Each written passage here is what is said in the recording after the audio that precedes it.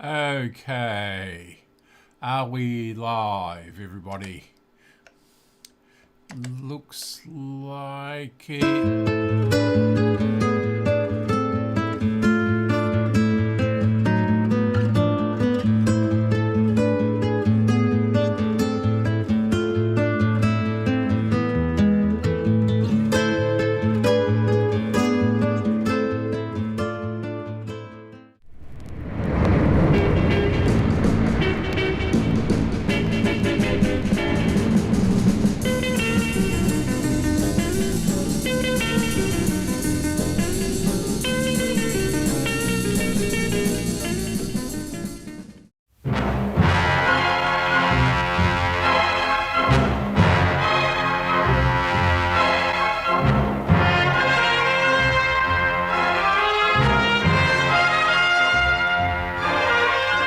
Victoria's famed Golden City, Ballarat, a part of the national network of ABC television.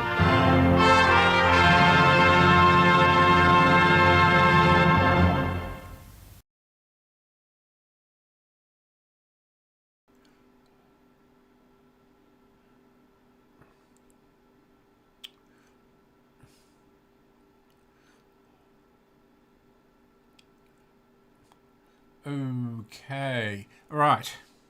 So, I think everything should be working. Let's turn that off. Yeah. Yep. So, I installed a new PDF reader about 3 o'clock here, which is about 3 hours ago, and it's been working fine.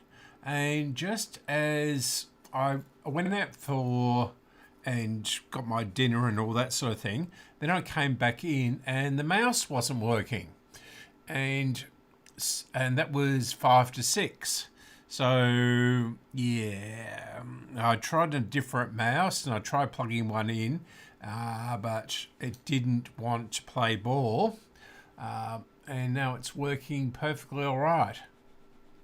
So I don't know what happened. Okay, so let's get on to what I was going to talk about today. We'll do our site of the week, and this week it's the Historical Radio Society, and I've done this website, so disclaimer. Yeah, and yeah, you can see our upcoming meetings, etc. Someone else does these things, and someone else did that, and I don't want to take that off. But everything else is mine. We've got a calendar here, and we've got all the events for the rest of the year. The interstate ones come in occasionally, but they keep on forgetting to tell me. So these are all the Melbourne events. And then we've got our auctions, all this detail, and I think we've got our results there. Yep. So you can look back on the results since 2019. You can see there's a couple of gaps there.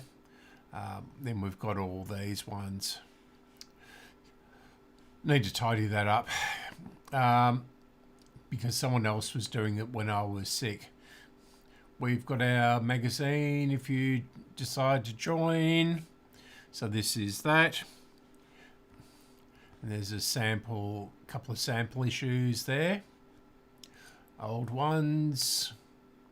And yeah, so what I wanted to show it was this book, and this has just been uploaded.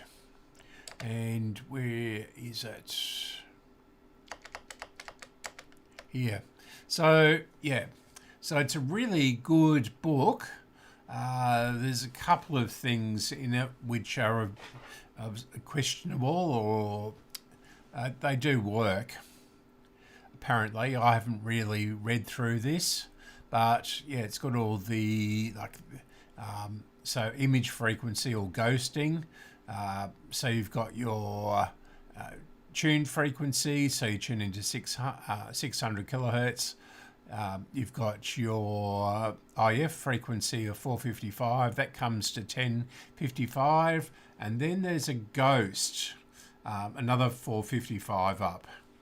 So that's why, well, all the countries, I believe, have gone to the... Oh, okay. What have I done? Oh, I see. No, I see. Sorry, I'll start again. I did that last week, didn't I? At the very end when I was talking about stuff. Okay, so let's start again.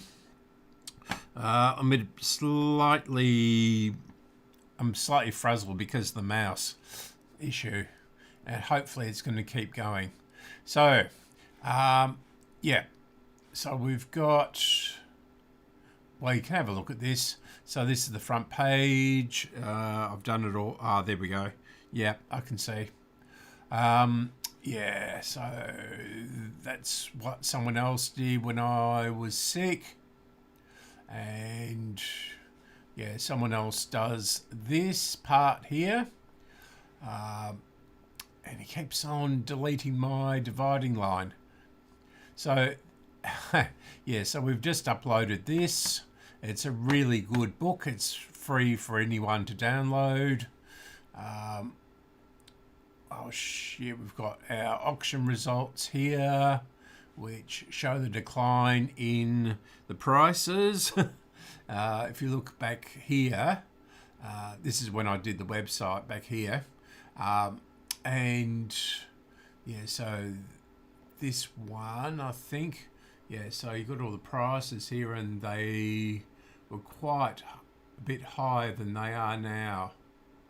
So an ESR meter, ESO mantle, these are across most 99% Australian radios.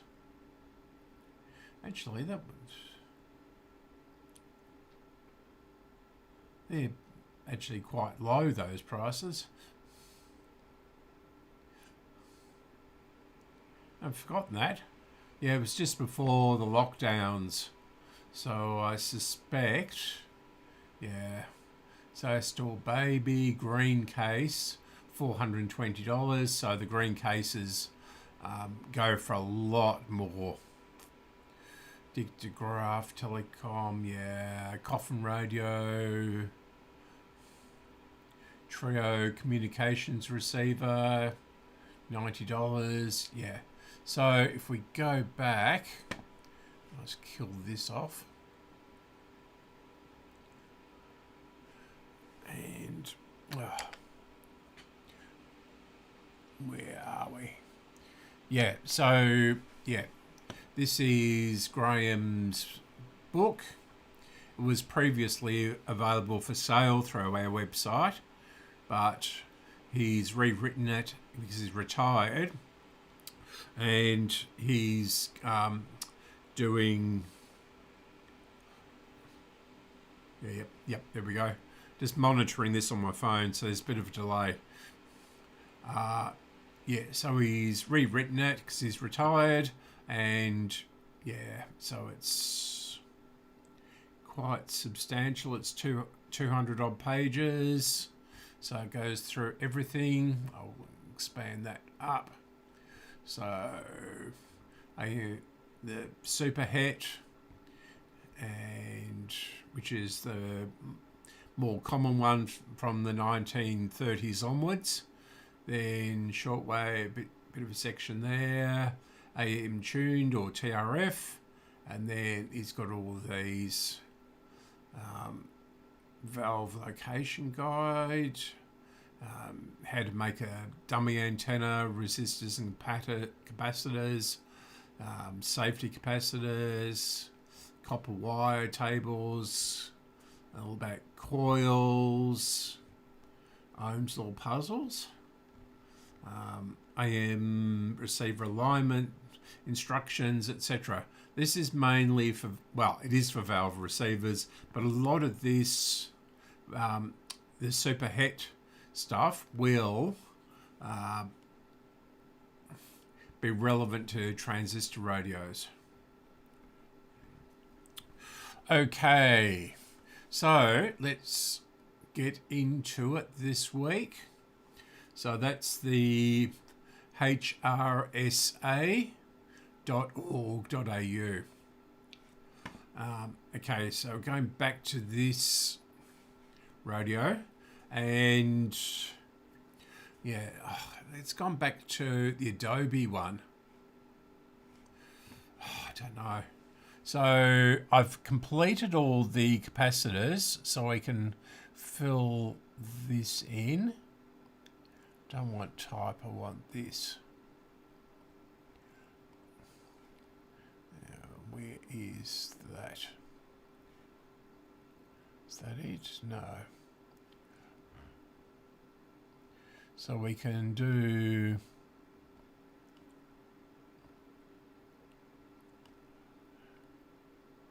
this one. That's been done. This one has been done. This one has been done.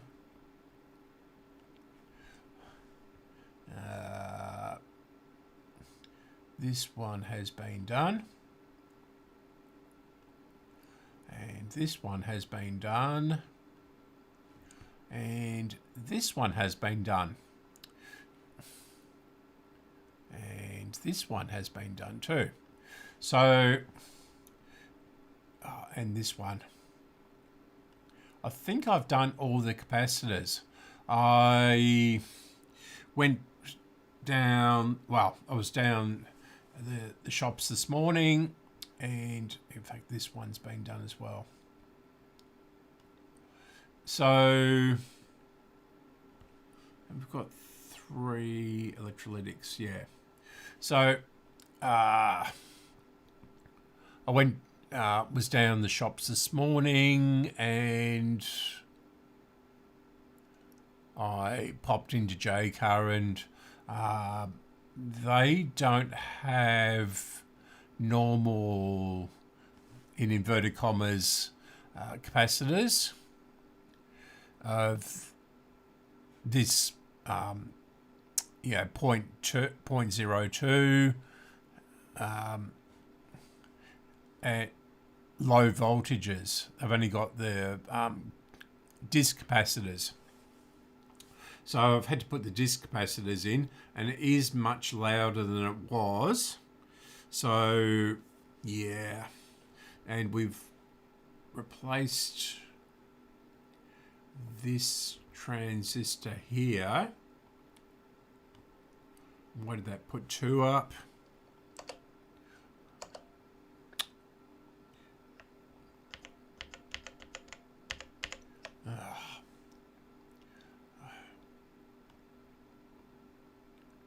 So we've changed that one. I don't know why that changed. That's better. And I don't want that one up there. Yeah. So I'm inclined to leave these till last. It is thumping much louder than it was. Okay, Dave, yep, we'll catch you later. Now, what the? Yeah, so we are going to, yeah, so I'm in 2 minds, because I think this is the positive up rail up here, and this is the negative, but it could be the other way round.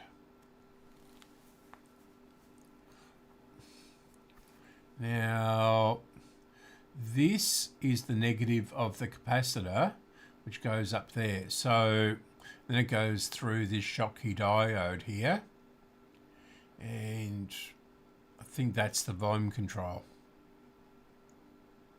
And it can, yeah, it goes down to this transformer, and then the center tap of this transformer, and then it controls the OC81s. So my understanding is all of this across here to the right of this transformer here is going to be a fixed output, and then you control the volume with this. What is this mouse doing?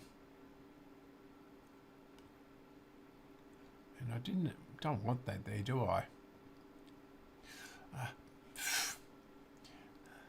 So we'll just go back to that. Yeah, that's better. And then we won't get boxes everywhere. Yeah, so everything this side is controlled from the volume control. Everything this side will be a fixed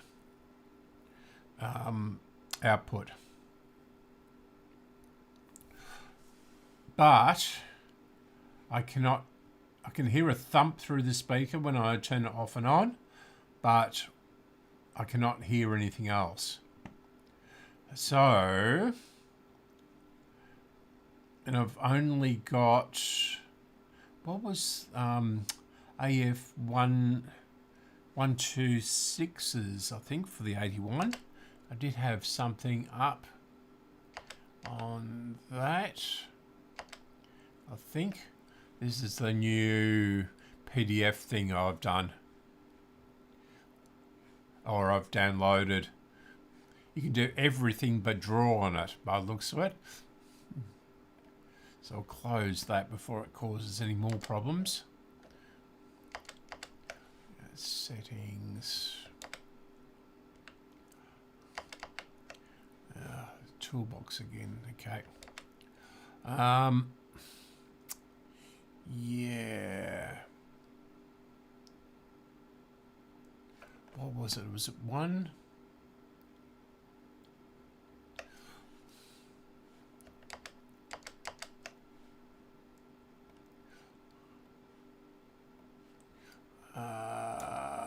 OC81. Try that one. Is this it? No.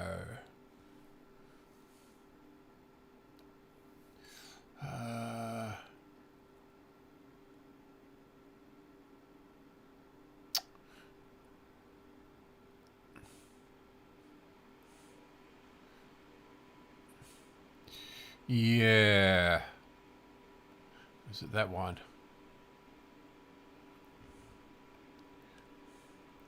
There was a list of modern, in inverted commas, equivalents.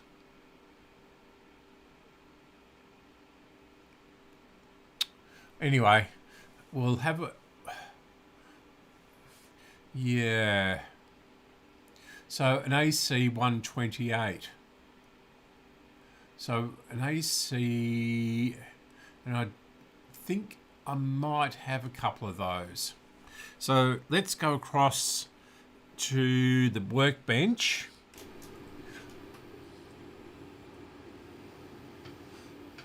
And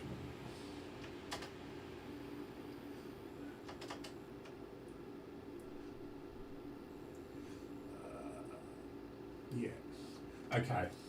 So I'll go across to the workbench and we'll have a look at it. At this.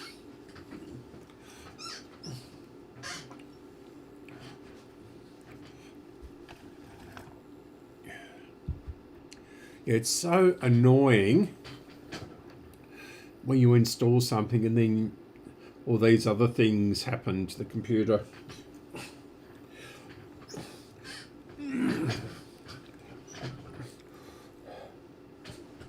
I shouldn't, well, I had 3 hours to sort it out, and it was working perfectly up until 10 to 6.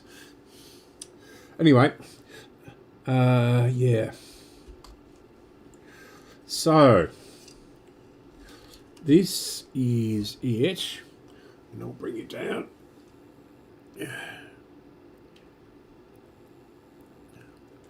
And adjust the other camera.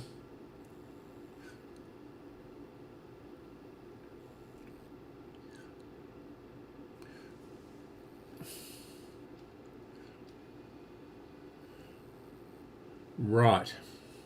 Okay. So, what we have the 3 AF117s. I don't think there's any more capacitors in here. As you can see, maybe they're quite small. Go to the other camera.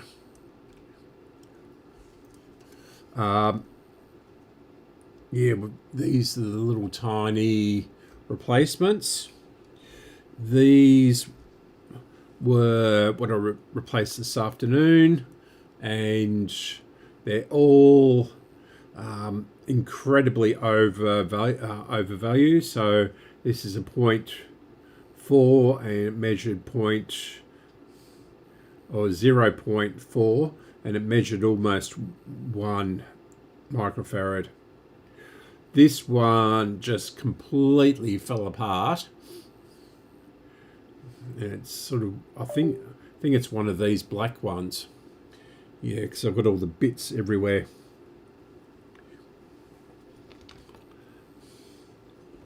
So yeah, as you can see down here, as it fell apart.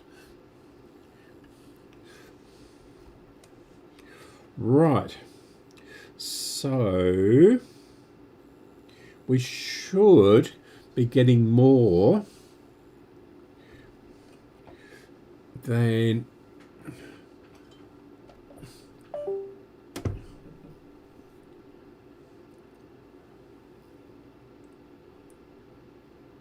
.1,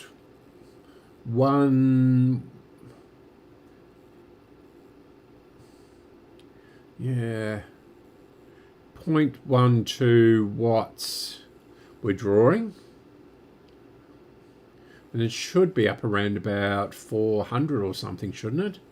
500, and we're only drawing 1 milliamp. And that's not right. So if Graham is about, I don't know whether he's dropping in today or not, but yeah, I'm a bit, although it does have a diode on the input, this one.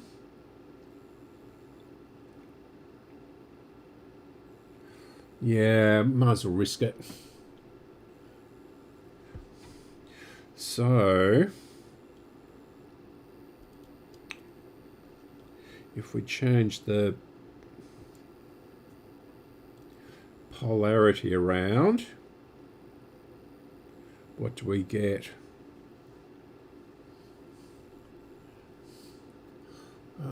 Actually, 3.3 watts, almost 500 milliamps.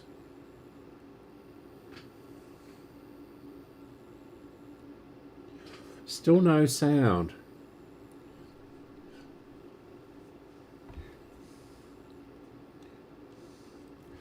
So we'll put this back.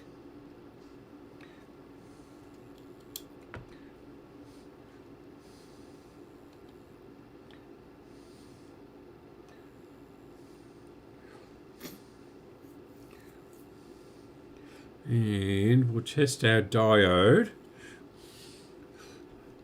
just to make sure we haven't done anything nasty to it.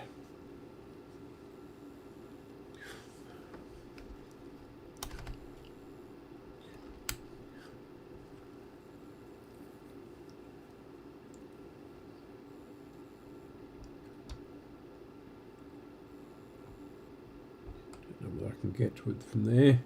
There's another diode up here. 0.2 volts. 0.89.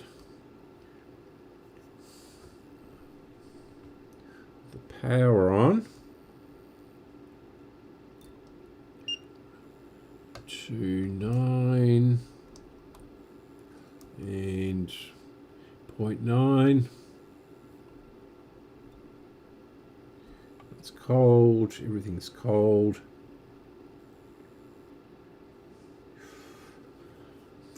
Can I get to the connections? This is just the quiescent current adjustment, I think.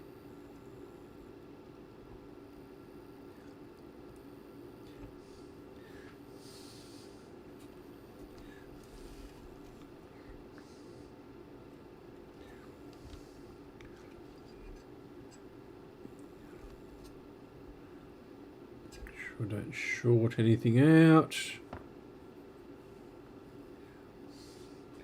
So that is there. That is going to be the diode.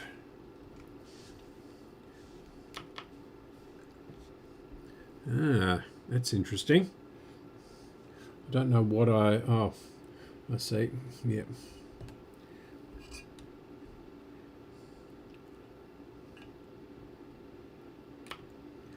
Ooh, getting a spark off of that. So there's definitely power coming into it.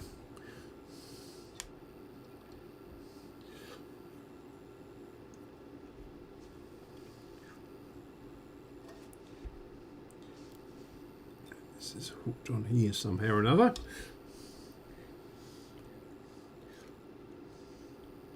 Come on, off you come. There we go. And stop shorting.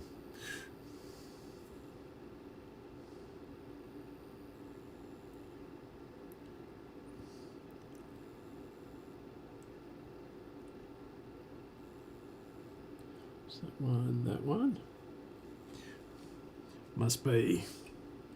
So 3. Yeah.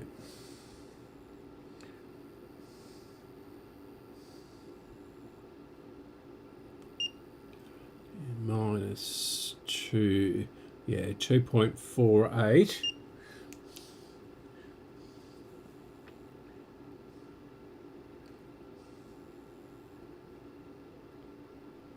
And nothing, so that is good.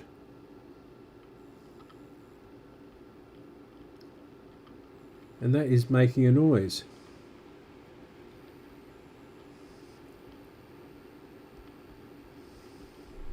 Very slight crackle from the speaker as I attach the meter to it.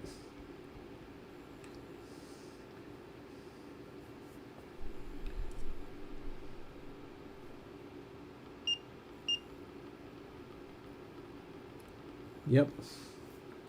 Right, so are we getting anything through the volume control?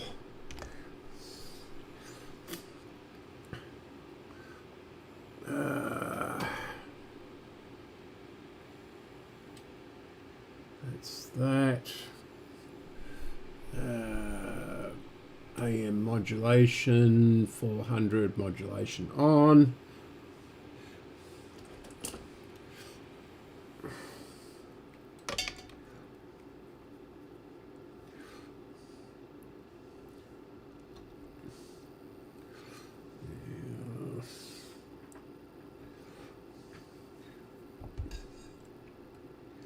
And our speaker is shorted.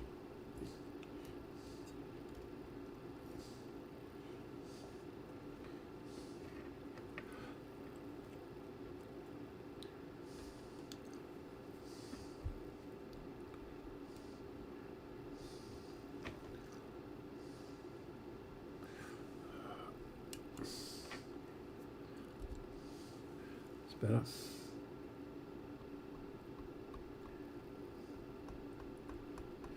Nothing.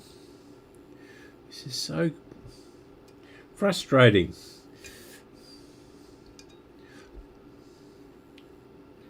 Yeah, how can I do this?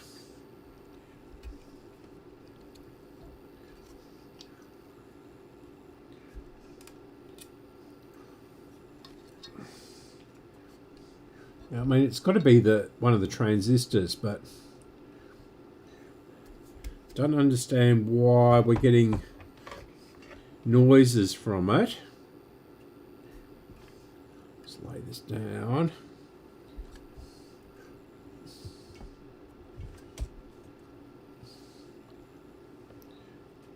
And pull those apart.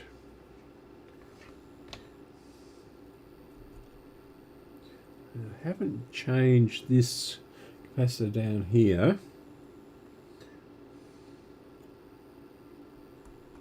Nothing.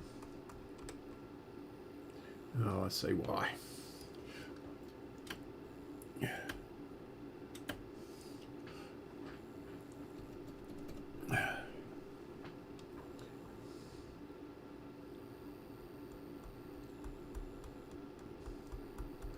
The volume control dead or something.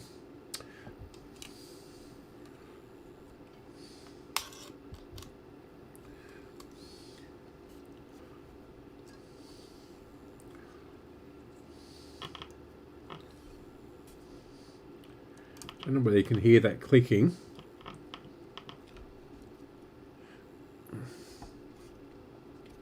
That's power getting into the speaker directly. Oops.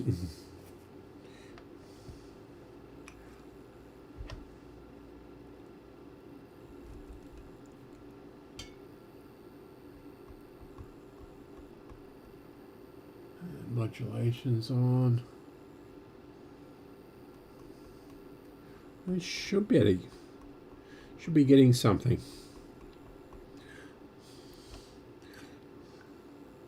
Hi.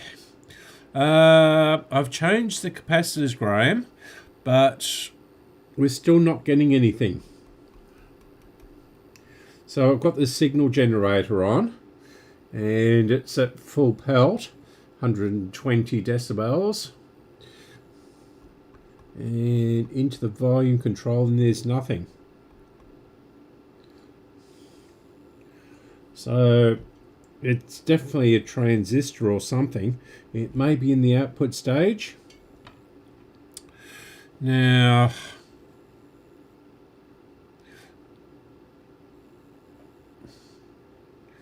yeah, I did a couple of weeks, a couple of times ago.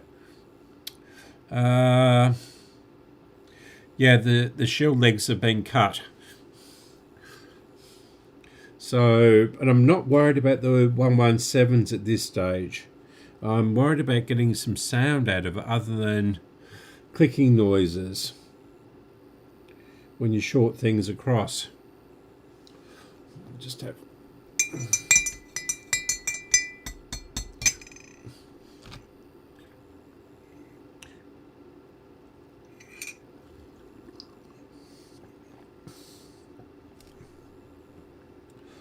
Yeah, this has really got me stumped. I can normally just do transistor radios. There's nothing much to them. But this one, I don't know. You know, I've done a couple of hackers and everything, so I'll turn the power off. So I don't know whether have I got the power connection the right way round, Graham. So I'm positive into the red wire and negative into the black wire.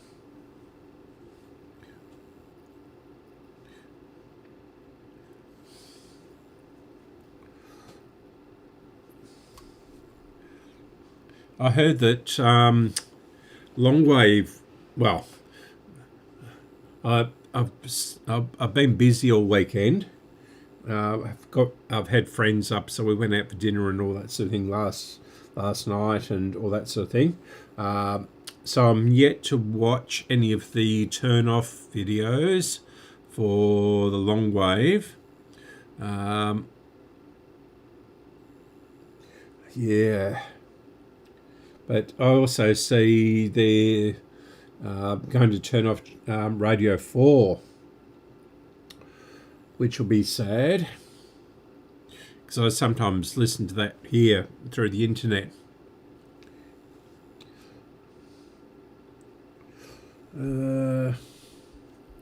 And nothing is touching down there.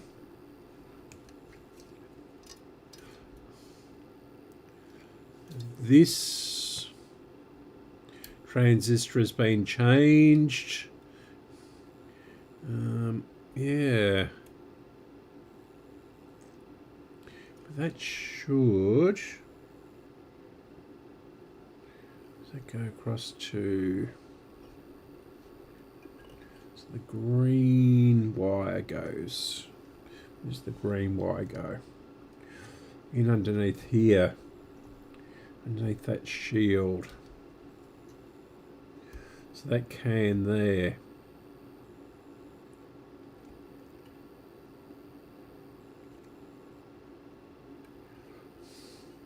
So it could be this couplet, it could be, I mean, all the resistors have continuity through them.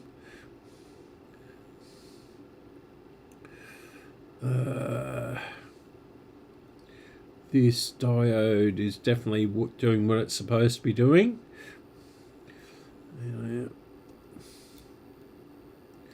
This is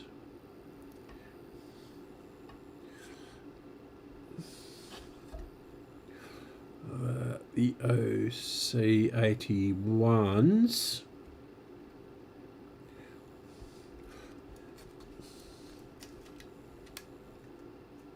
I think, is it? No, these are OC... Yeah, these are OC81s. So I could change those. I found a couple of... I think they're OC 125s.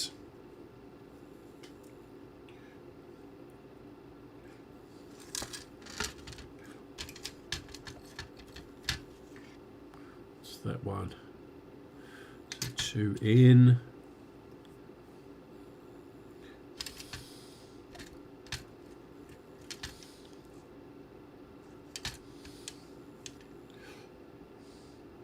I've got a matched pair of OC 125s.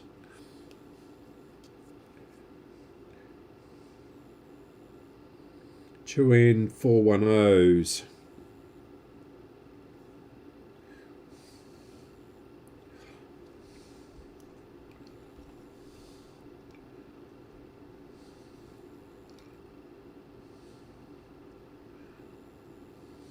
Right, let's try changing them. Got nothing to lose. So I'm not worried about the IF stage at the moment, just the output stage. But the output stage seems to be doing something because we're hearing the clicks. Anyway, turn the power off completely. It's all disconnected.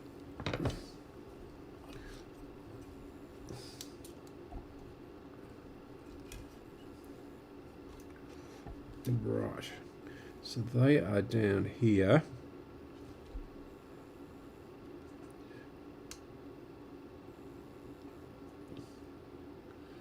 So we've got our white insulation on the red dot. White on the red dot, which is crazy.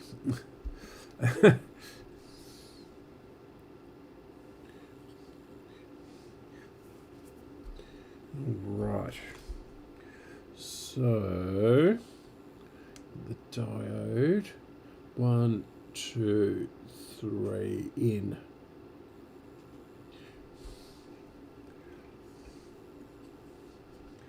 So we've got that. 1, 2, 3 in. So that'll be it there, I suspect.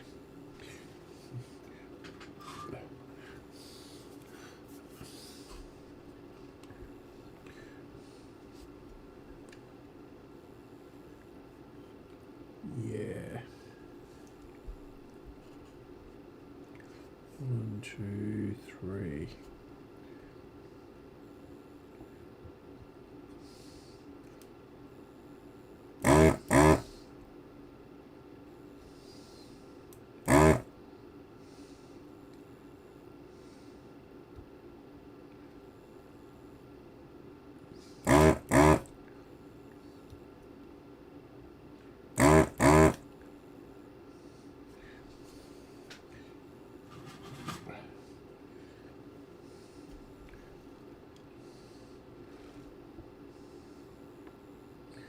Right.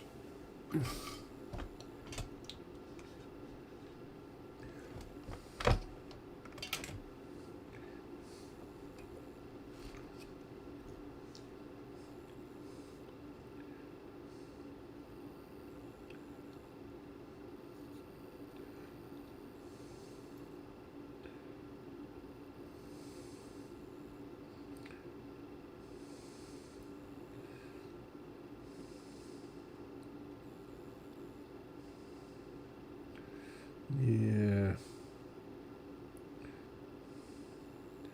Is that it? Or is it connected down here? I suspect it's down here. Yeah, it's down there.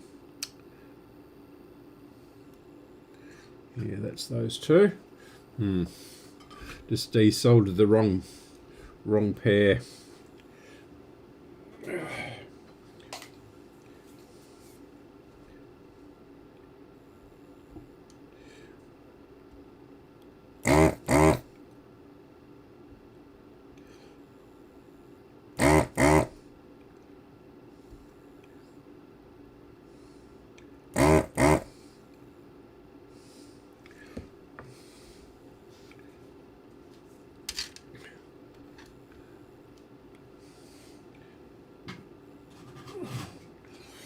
Right.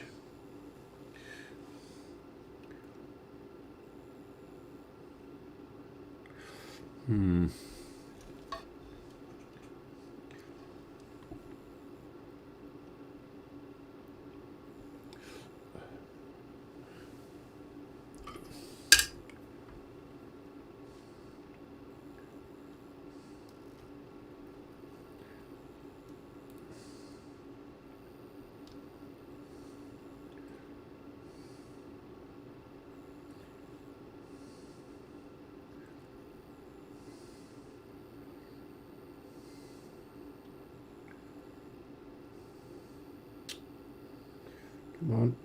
Out you come.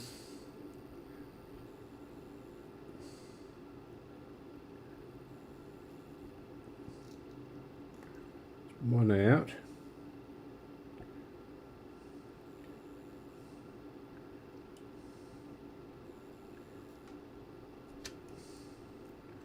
Come on. They're all loose, but because they're bent over.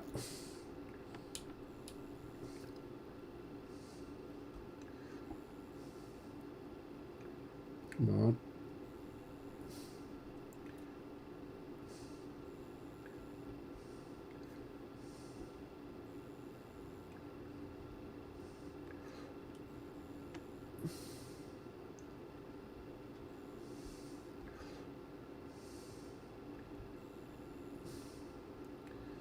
One's fully out. I'd have to try and bend the leads up a bit without snipping them. They're really tiny leads too.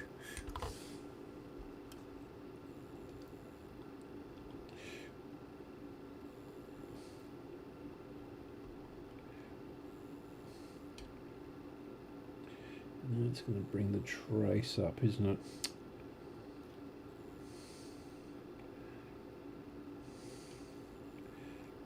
Come on.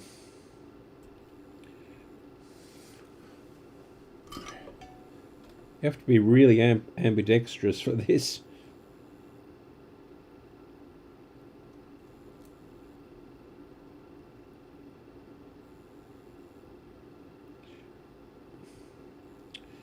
This is the one that's stuck. I know what I'll do. I know what I'll do.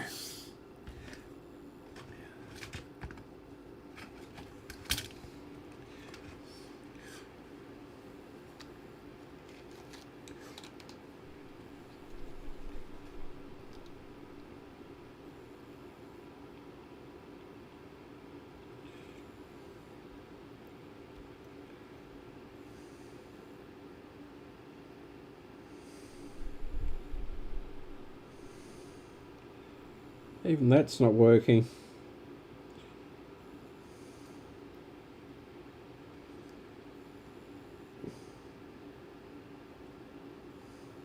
I don't want to lift the trace, that's the thing. That's why I'm taking lots of care with it.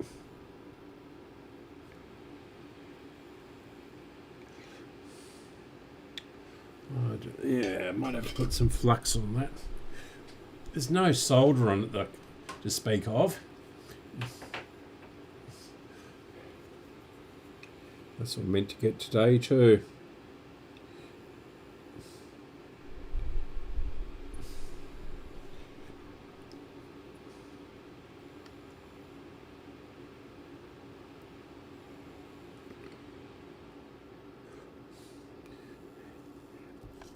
I've got the heater on too. Not that you guys would need it.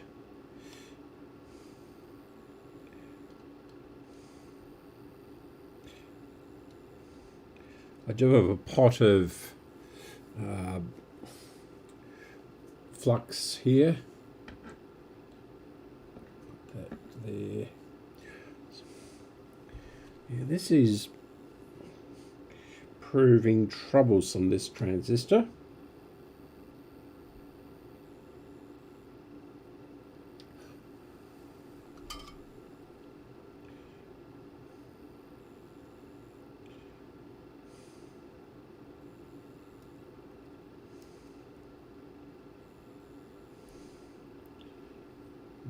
There's definitely no solder on it now.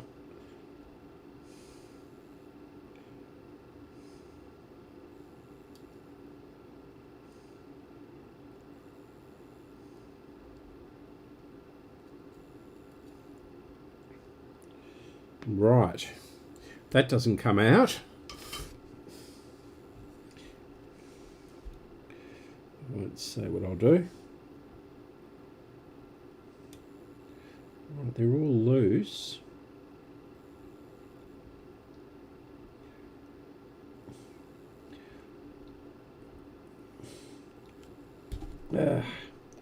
Geez, that took a lot of force. Okay. Right, so we'll see if this is dead or alive.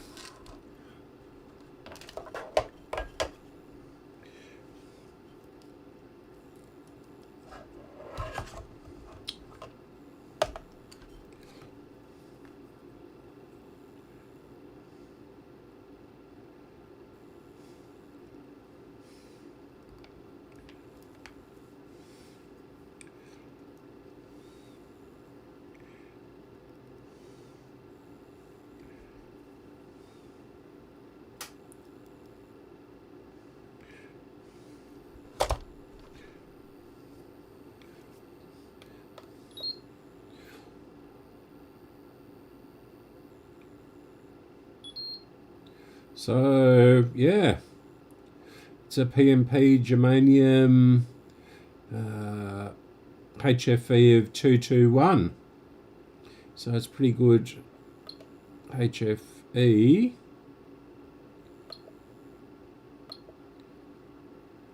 IB of 5 milliamps, yeah. So that one's good. Nothing wrong with that transistor. So we'll put that aside. We'll test the other one. Yeah, that one is over here, right next to that. So we've got that. Okay, so no great loss before pulling the wrong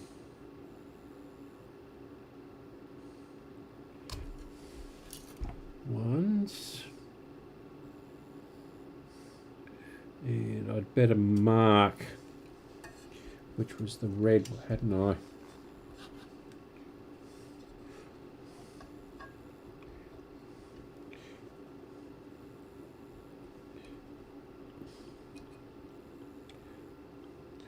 Okay.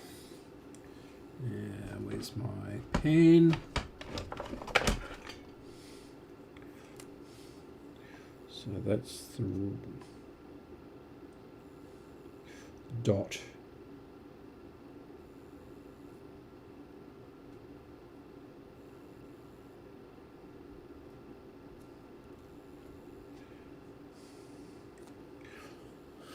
Okay.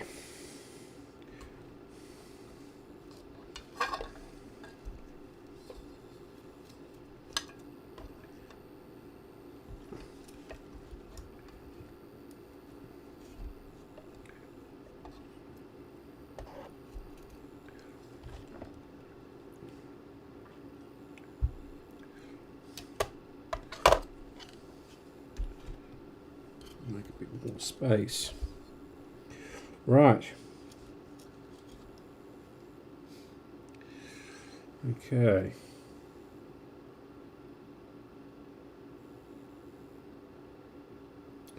Yep.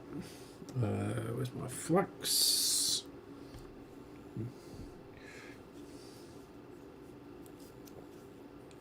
You'll note that the nozzle is blocked, but it's coming out the side. So we've got a company here called Chem Tools, and they're slowly taking over the market, all the electronic shops, and I think it's part of JCar, but the other mob, which is Ultronics, they are beginning to sell the stuff as well.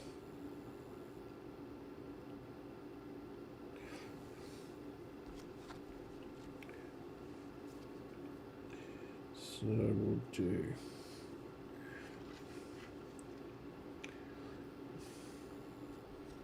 And this stuff has suddenly become cheap. It used to be quite expensive. Perhaps they're recycling copper or something.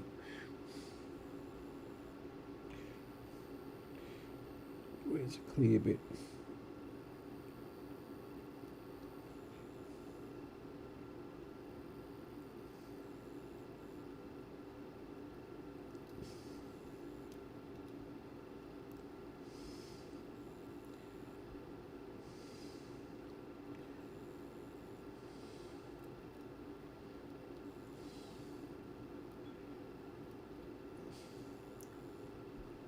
And this one should be the other part of it.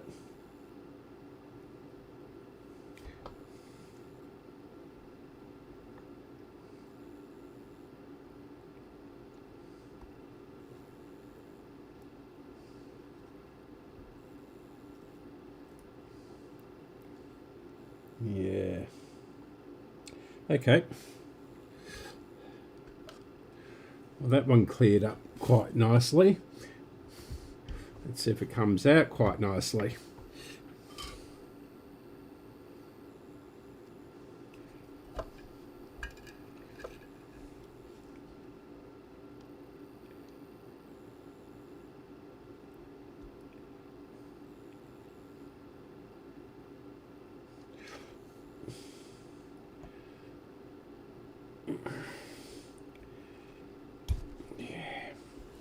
That was easier than the other one.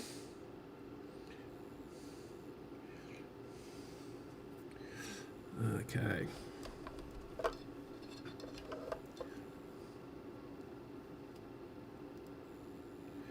We're still going? Yeah. You're all very quiet. Speak to me. I'm getting worried.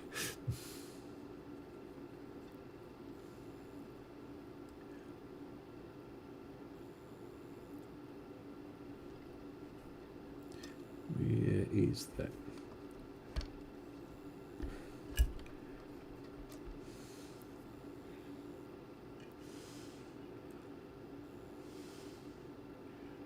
Right.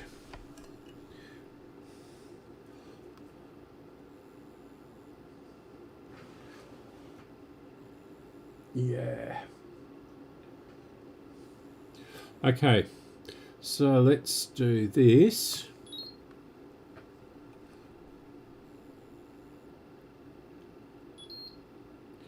Oh, okay. So the other one was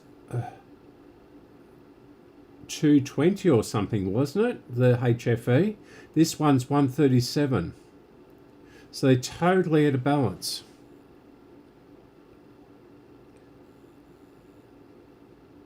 Yeah. Interesting. Just gonna focus. Yeah.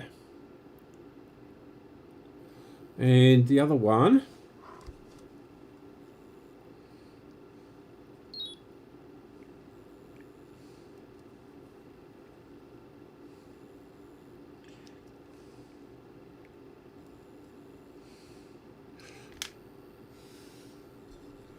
Wherever I put it, I'm going to put it up there.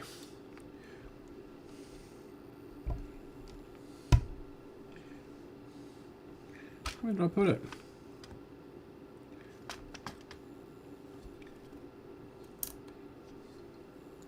It's gone. Oh, there it is. How did it get under there?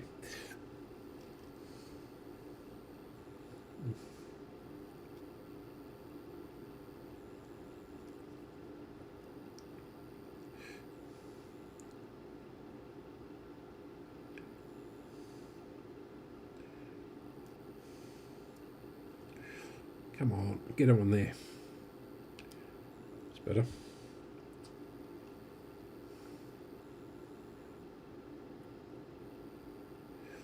Right. So that one was what 130 something?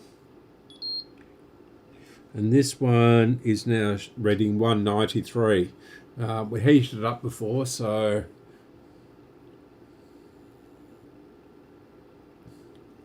yeah. But they're totally off balance.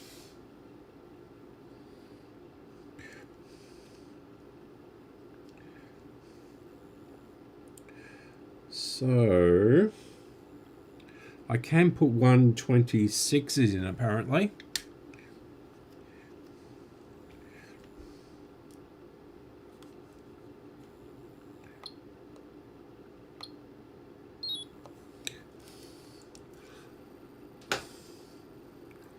Um, 125s. I don't know whether they'll.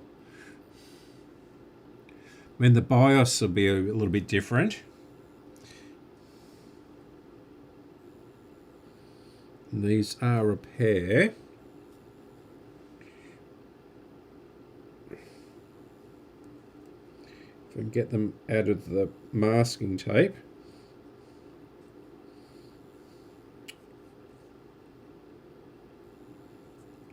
Oh dear.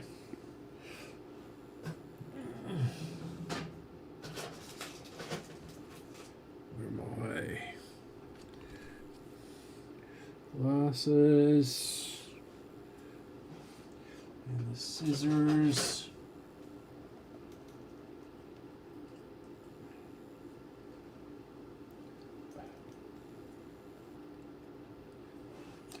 Okay, I'm just going It's a computer and changing something.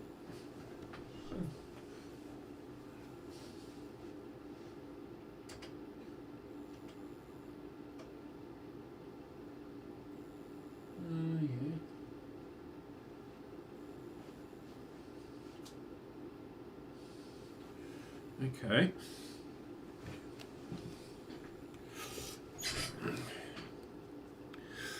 Oh, that hurt.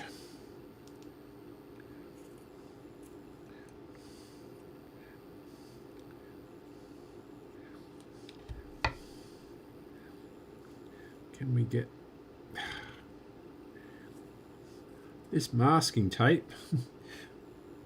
Okay. Right.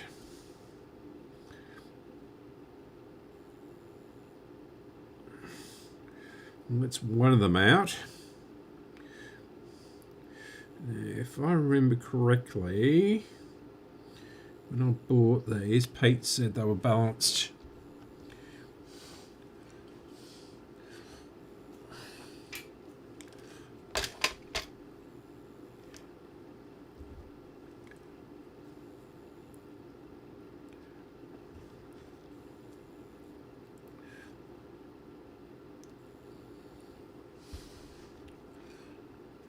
Or a match pair or whatever.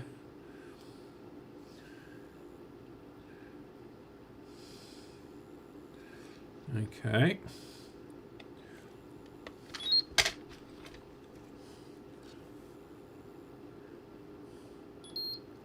So yeah, these are much lower HFE 127.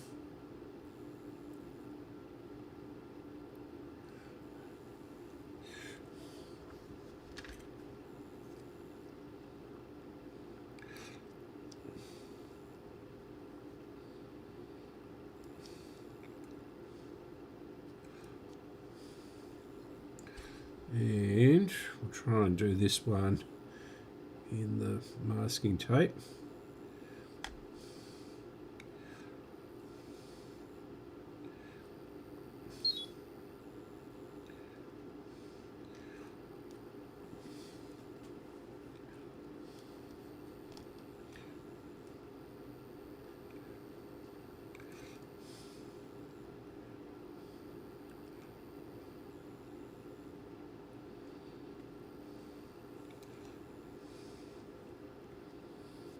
What we really need is Bob Anderson. He seems to be the miracle worker at the moment. Watching Don's old radio shed on Friday night. Okay.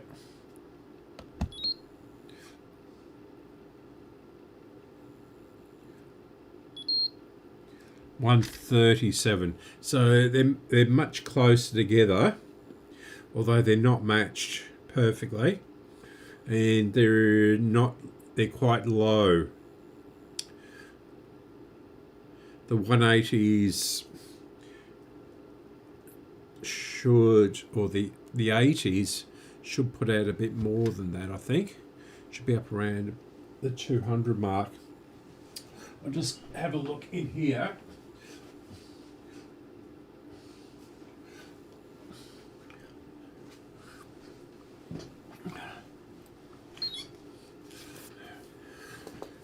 Yeah, my technical book from 1967, I think this one is.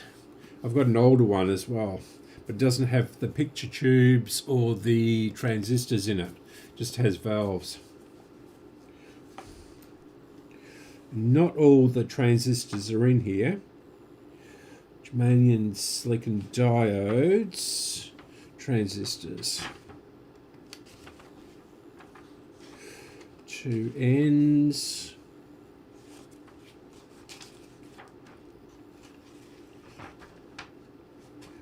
AF117. OC. It was OC80, isn't it? 78, 80. So, yeah.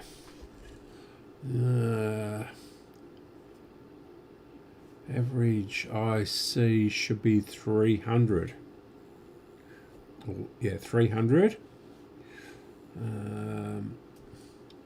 Our peak should be 600.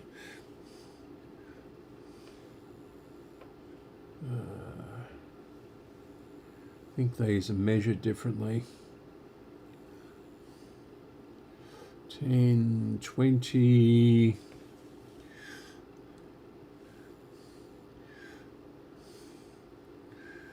Yeah.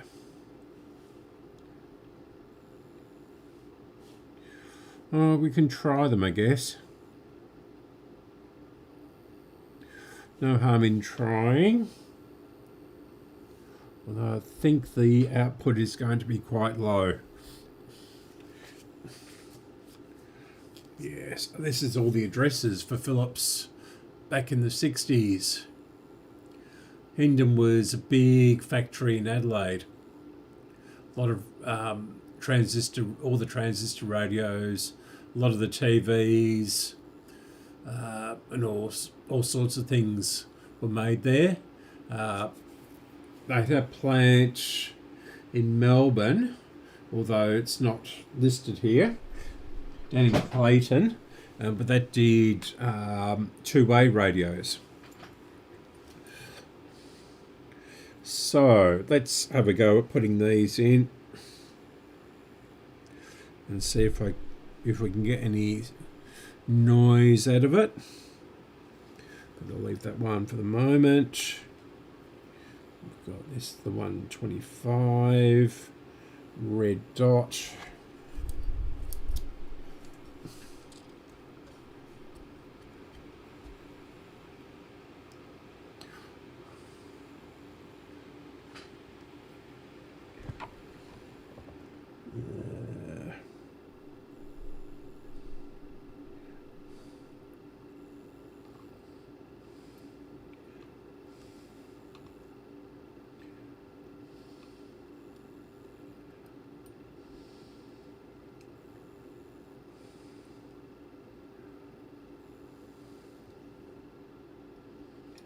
I'm not putting the insulators on the moment. We'll just have it quite high. Go in there. Okay.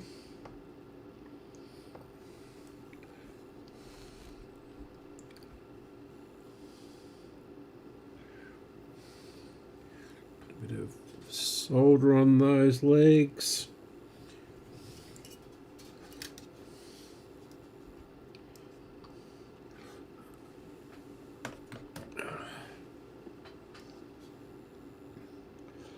And yeah, it's been down around about freezing each night for the last 4 nights. And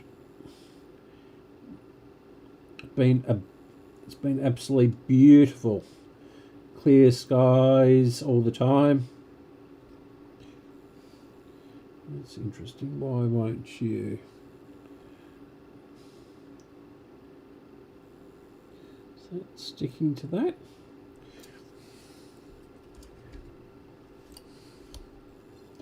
No. Soldiers is running down. It's better.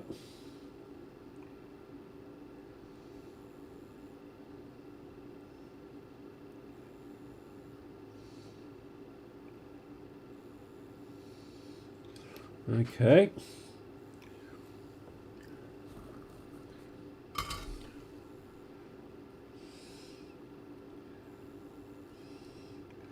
Keep those well apart.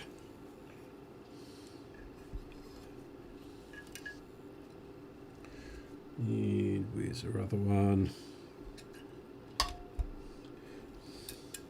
Oh no, it's on the thing, isn't it?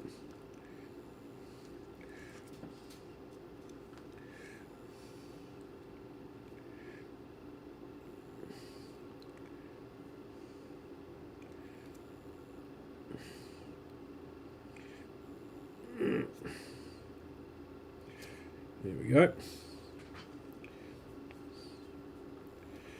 Now the bin is on the other side. Just dump that on the floor.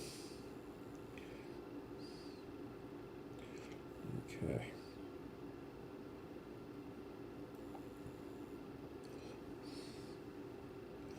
So a red dot.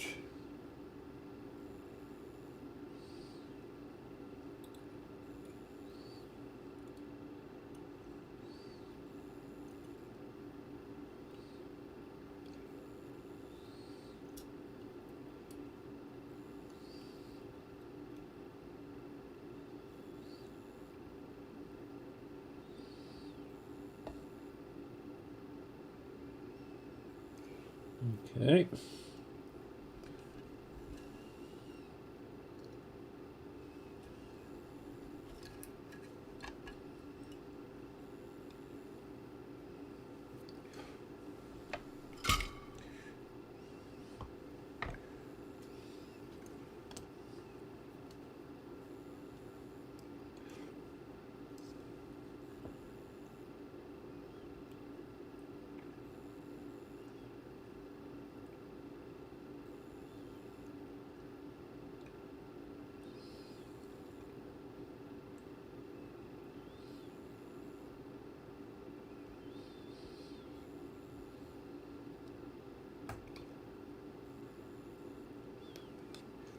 Okay, they're in, like Flynn.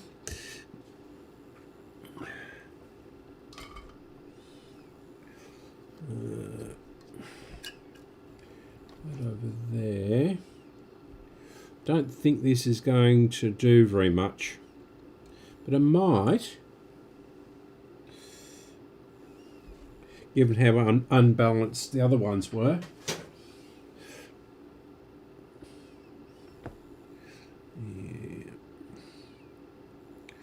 The car aerial, so keep those apart. They're not touching anything or each other. They're not touching, and they're not touching, so I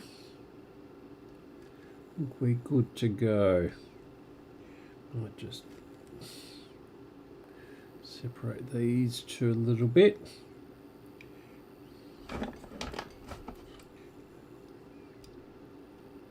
Not touching, but they're very close.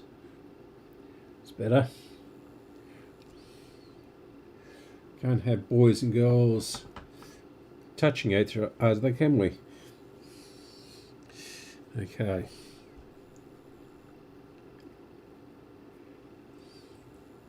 Has the chat died or something?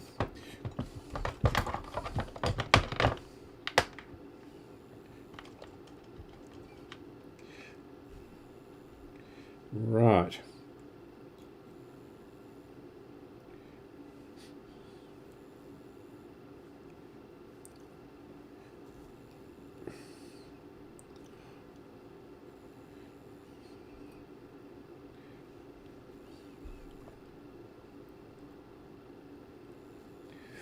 Okay. Oh, I fixed the switch too, so that is not an issue. And the capacitors are not an issue.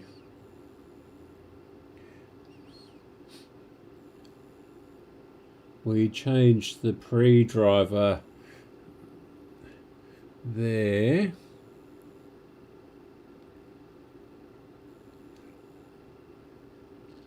So that's not an issue. Okay.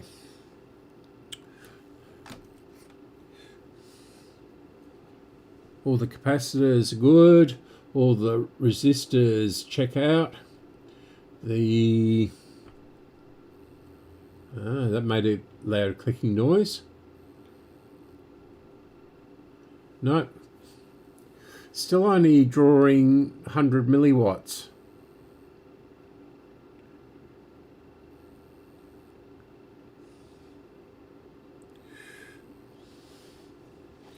I can't hear anything.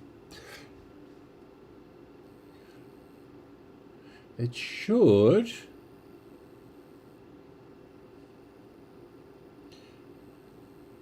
Yeah, where's the schematic?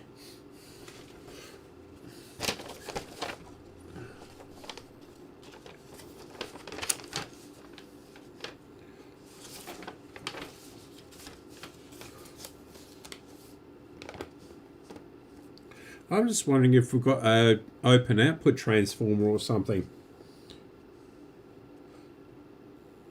Because if you have a look, but I'll go to the computer and bring it up on the computer. Graham, are you still there? Are you listening or are you just watching? I need your help.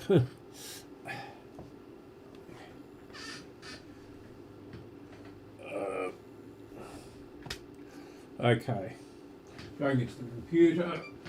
Let's hope the mouse works.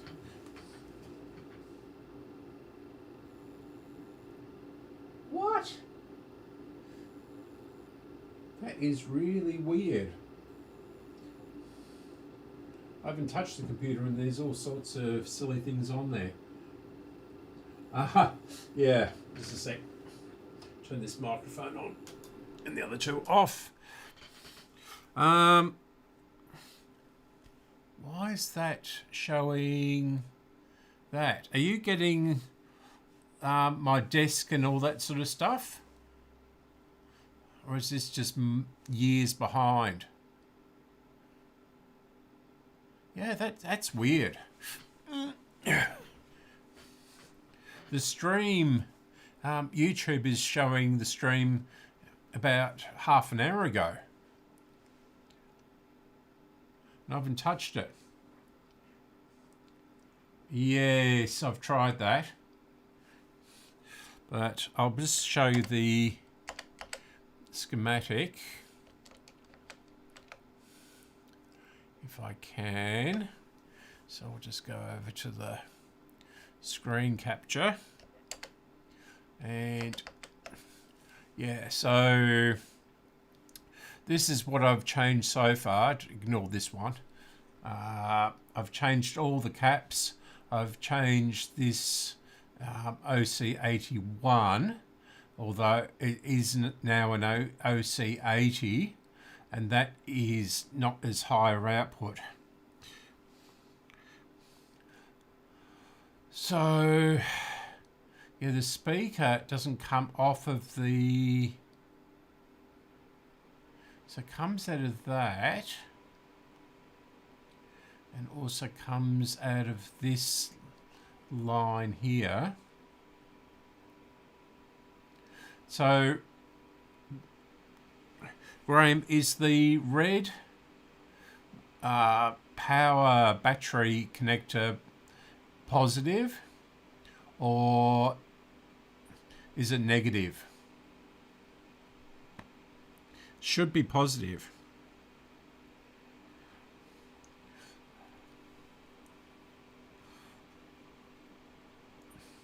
It's down there.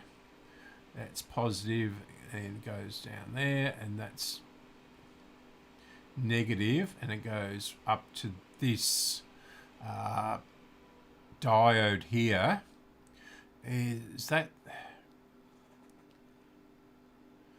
the volume control there? Hi, Farm Tech. Or Kim. What do you like to be called, Kim or Farm Tech?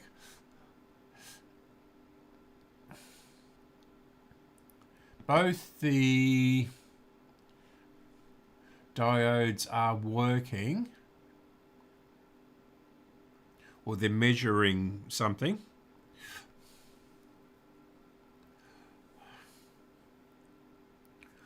Yeah, if I can get from here across working, or an output through the speaker. So this got 3 connections. So that's a the output transformer. It's got power coming from there. Actually, what I might do...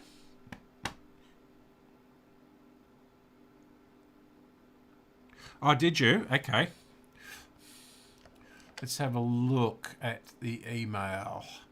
I'll have to put you on to something else. I'll put you back to the desk. And I'll have a look in the email.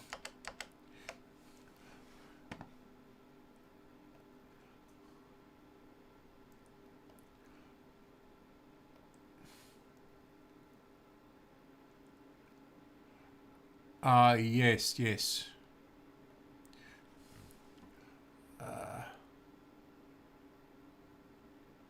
What? I have a new old stock 1956 F100 Bendix model 66BT in the original box. Also have the same converter to a 4-channel. Ah, yep. Yeah, okay.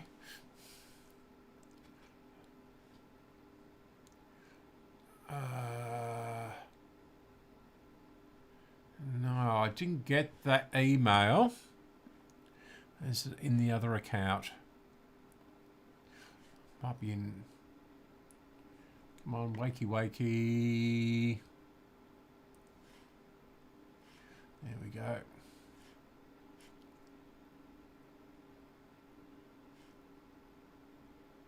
No, I didn't get the email, Graham. Why am I shouting when the microphone's right in front of me?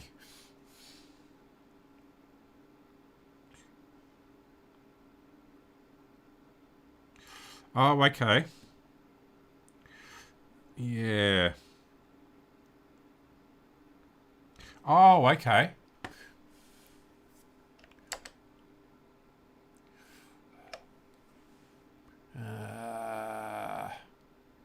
Where are we? Graham. Oh, yeah.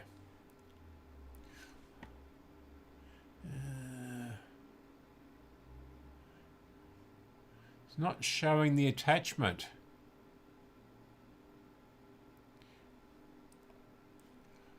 Oh, yes, it is. Okay.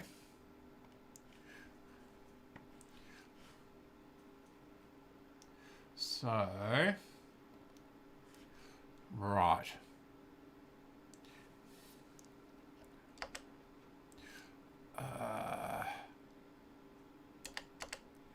Right.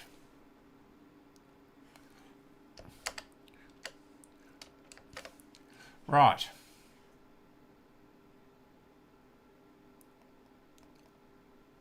Yeah, this is much clearer. Oh, yeah. Let's see, 1D. So that is positive. Yeah, it's 9 volts there. That is the positive up there. And this is the negative. Printed circuit, blah, blah, blah. Output stage. 4 milliamps. That's interesting. So this says quiescent current of 4 milliamps at 20 degrees. C. And this one says total quiescent current of 12 milliamps.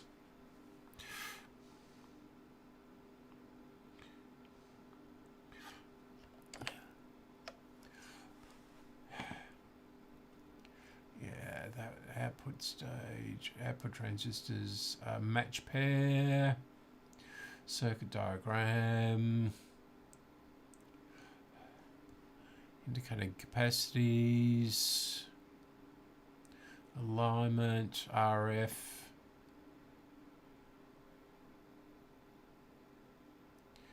yellow, green, black. So the aerial connections. And the switch is all good. Not up to alignment yet. Oh, Hunts. That's what I've... Yeah. One of those completely fell apart as I touched it. Totally disintegrated.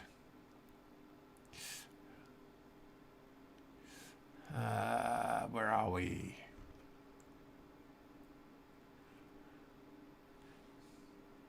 So, how much current should it draw, Graham?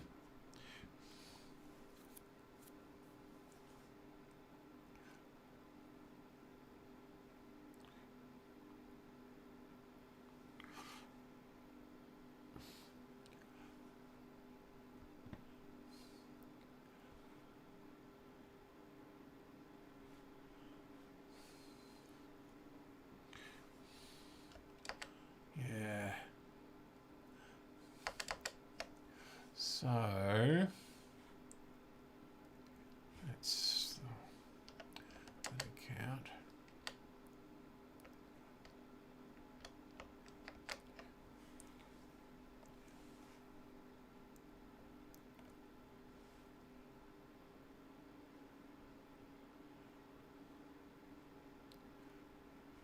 I'm not getting the emails, Graham. 10 to 20, yeah, 20.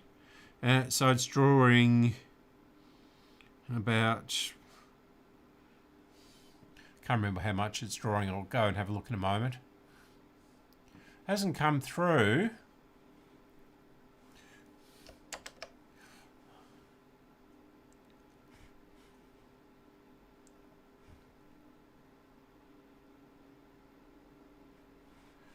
On either account.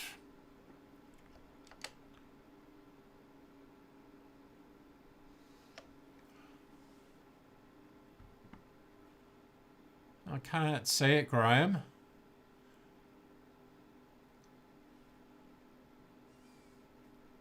Oh, there it is. Okay. Yep.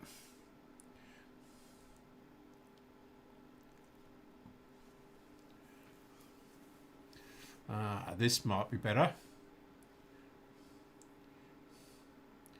9-volt battery, 2-volt, yeah. Aerial coils. We've got the speaker there, 9-volt minus rail. We've got positive rail.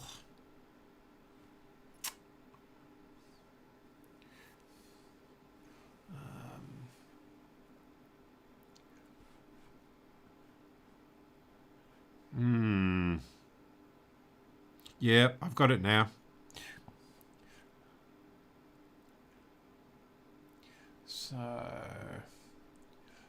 red is the positive. So, and the negative is the black.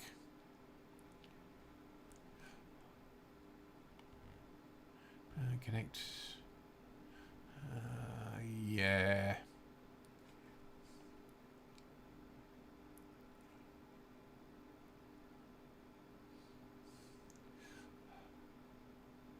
It's a little bit different. So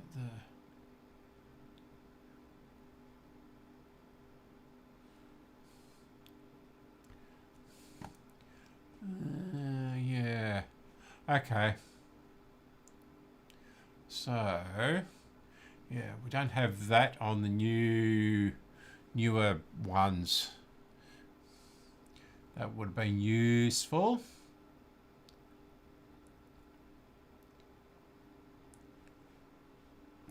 Okay, let's go back to the desk and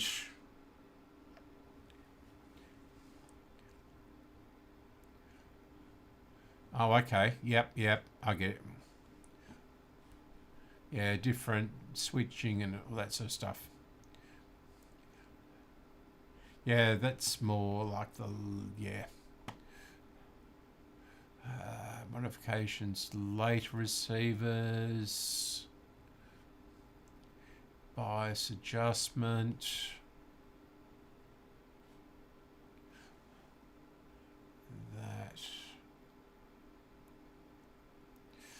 coils, transformers, transformer 1, ABC, yeah.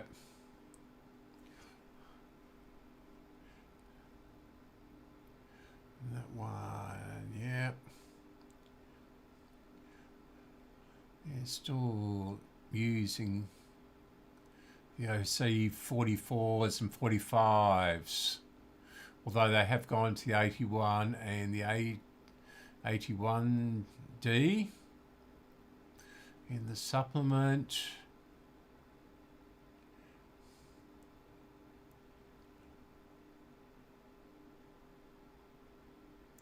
Yeah. Thanks for that, Graham. Okay. Thank you. Right, let's go across to the other the bench. Those microphones should be on.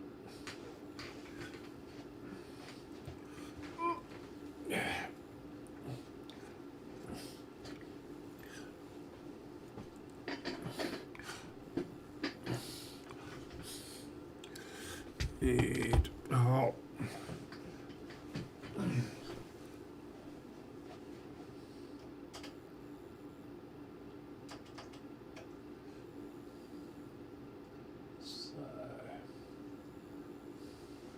Right.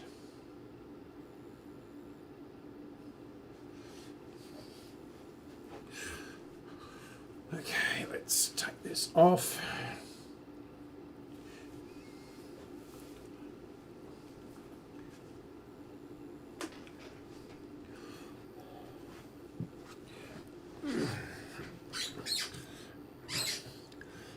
Yeah.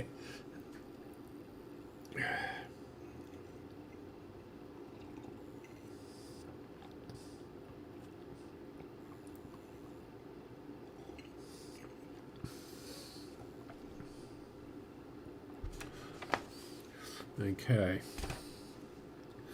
so I'll put you onto the other camera. I think that's better.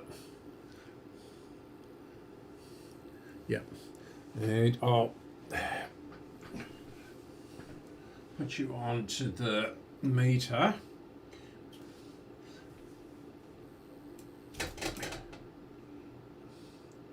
It's still going to wobble. It's got a very strong spring on it.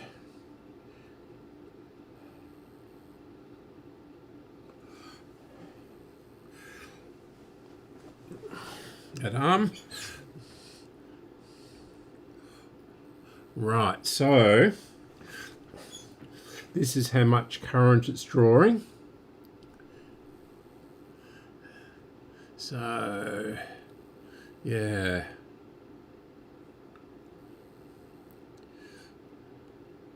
So 14 milliamps, which looks right.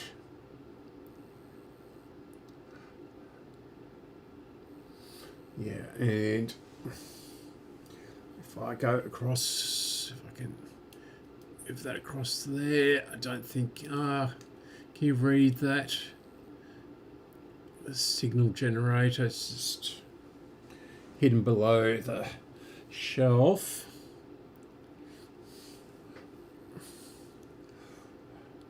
So it's on 1400, it's all,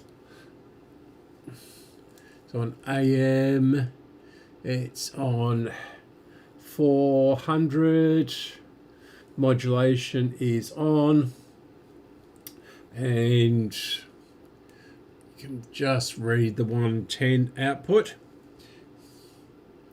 So I'll move this back over onto the radio.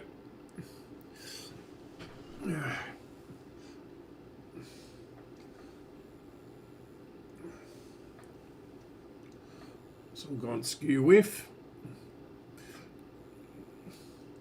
Is that better? Yeah. So I'm going to shake it again. So I lock this.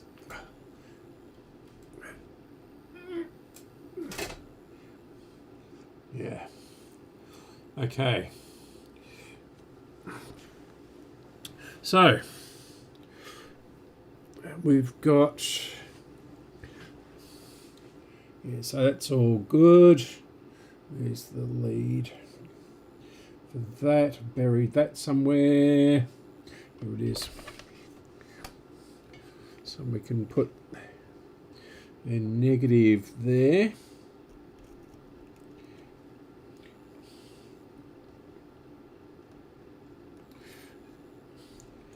If we come around the other side, as the meter falls over,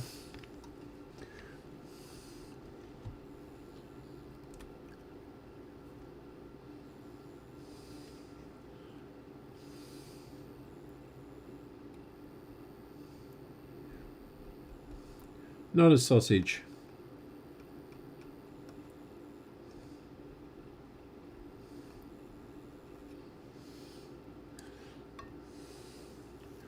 And it is working, pretty sure. Actually feed that into the car one.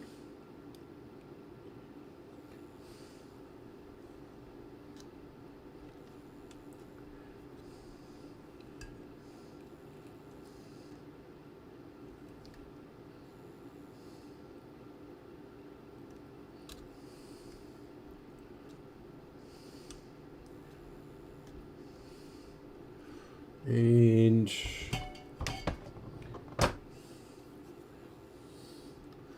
I change the band over to long wave,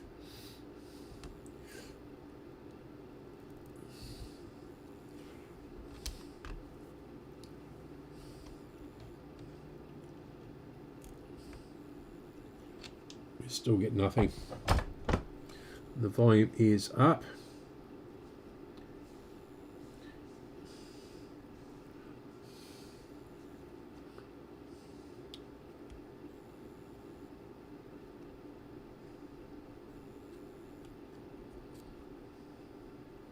We should get something.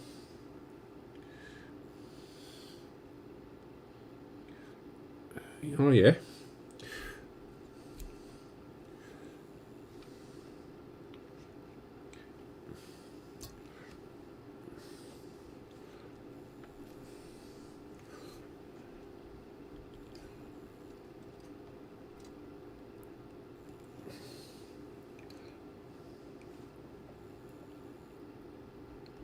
No,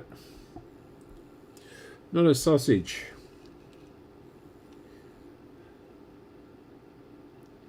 Dead as a doornail, dead as Queen Anne. What I might do is try the actual radio speaker. I don't think it's going to actually make a difference, but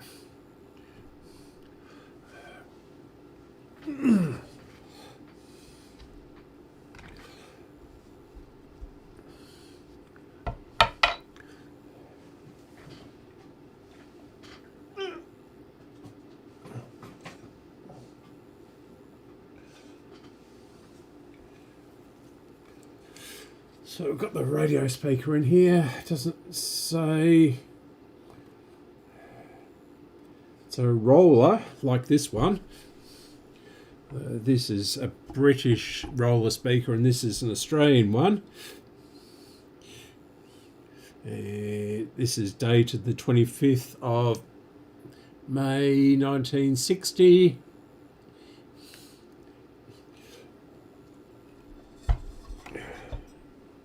So we'll just desolder those. In fact, I'll trim those off. They're pretty ratty anyway.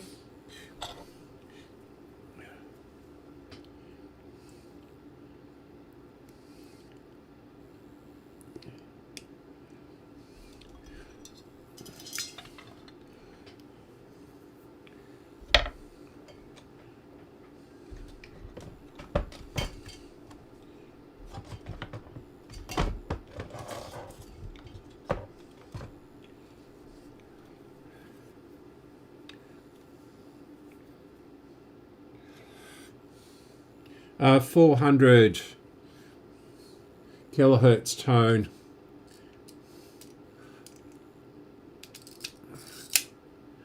At 1400 kilohertz.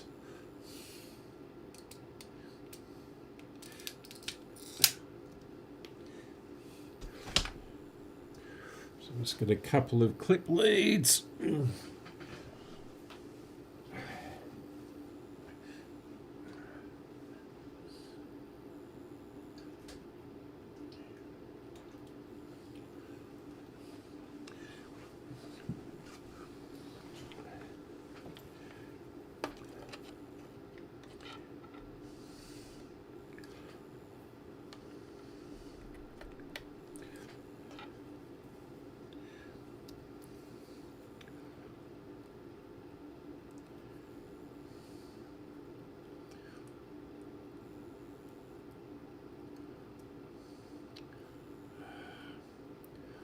These cheap Chinese leads.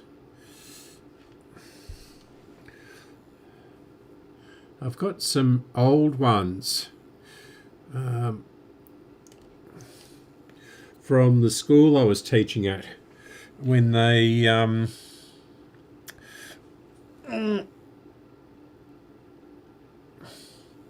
okay, it's on 1 kilohertz now. Right. So and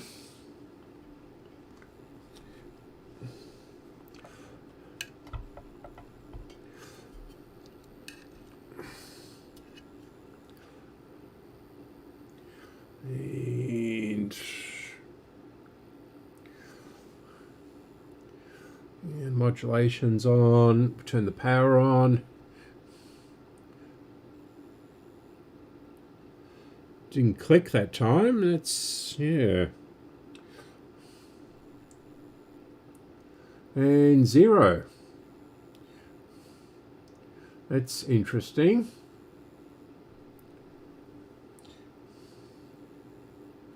Interesting.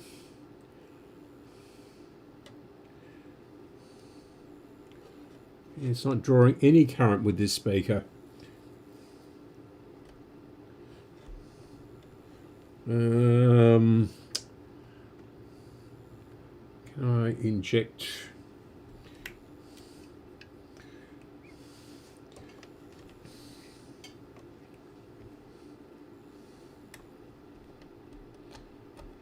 Turn into this? No.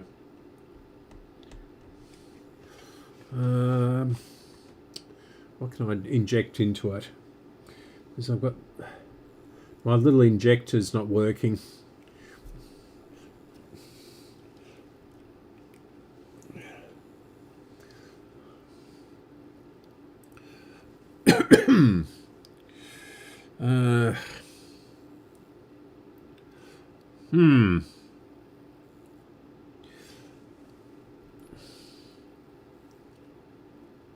That is very interesting.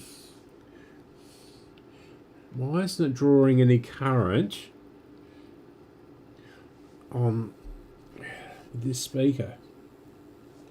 Let's try going back to a medium wave. It's not bolted in.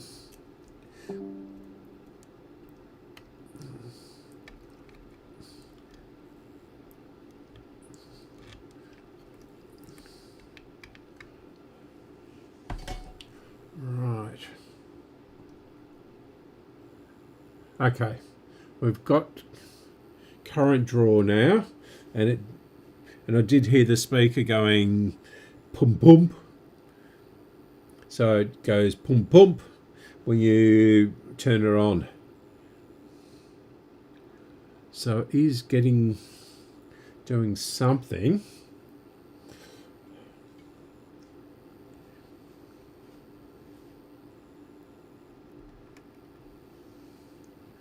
Nothing on the volume control.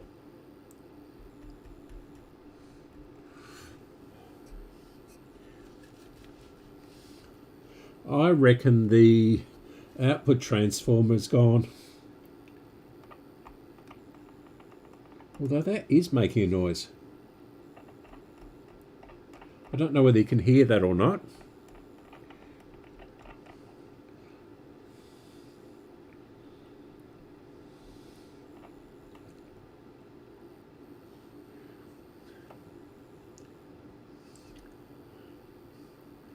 Ah, okay.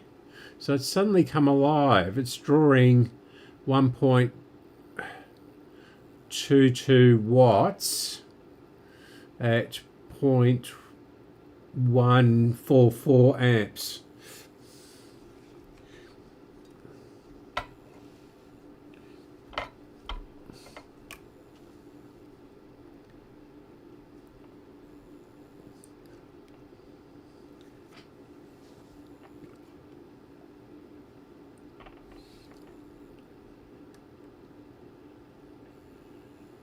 But no tone.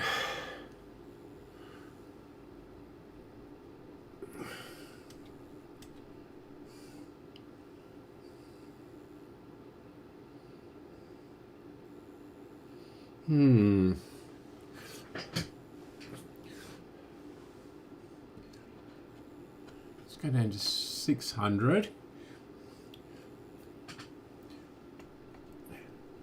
Okay.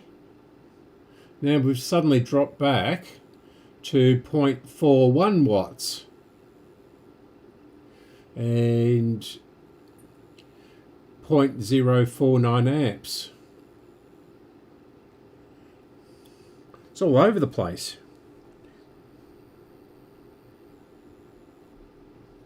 And we're not going to get anything on the tuning gang. But we should get a tone through the volume control. Okay.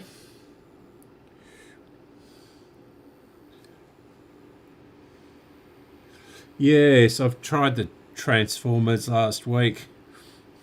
They checked out for continuity and resistance. Yeah, my soldering iron's gone to sleep again. Okay. So, that is progress.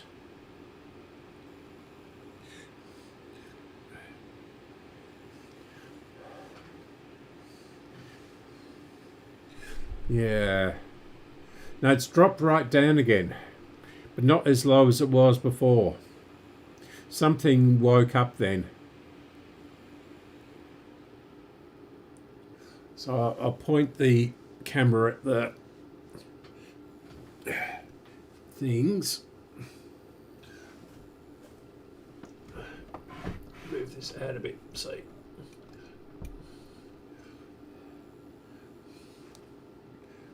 I'm unlocking the camera. So sorry about making people seasick.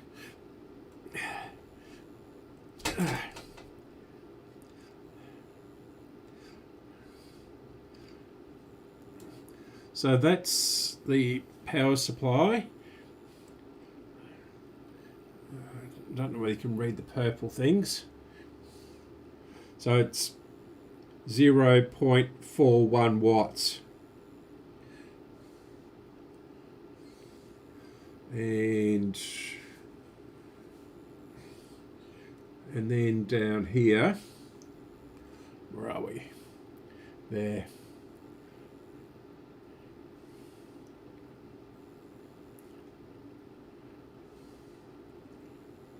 So we've got modulation on, actually we're gone to FM. So we're on AM modulation, 1 kilohertz output, although 400, otherwise people complain, and modulation on. So it's at 600, where are we? 600 and 120 decibels. So it's outputting full power on the signal generator. Back to the radio. And here we go again with the bouncing around as I lock it.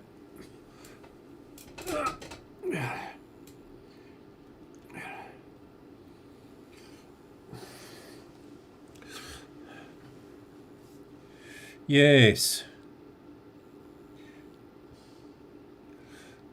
Okay.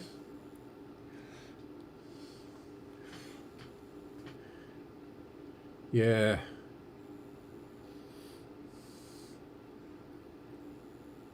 Uh,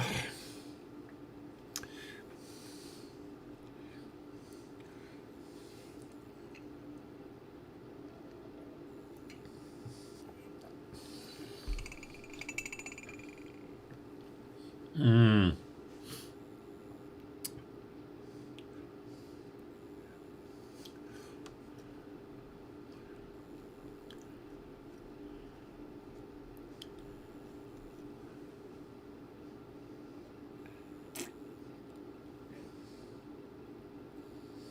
Yeah, it's either very quiet amplifier or there's not much coming out. Okay, let's turn off and we'll change the AF117s.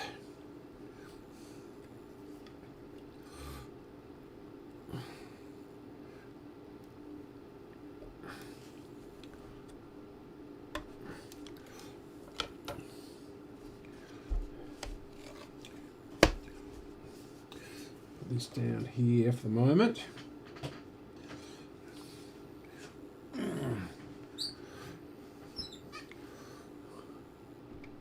Modulation is off. Power supply is off.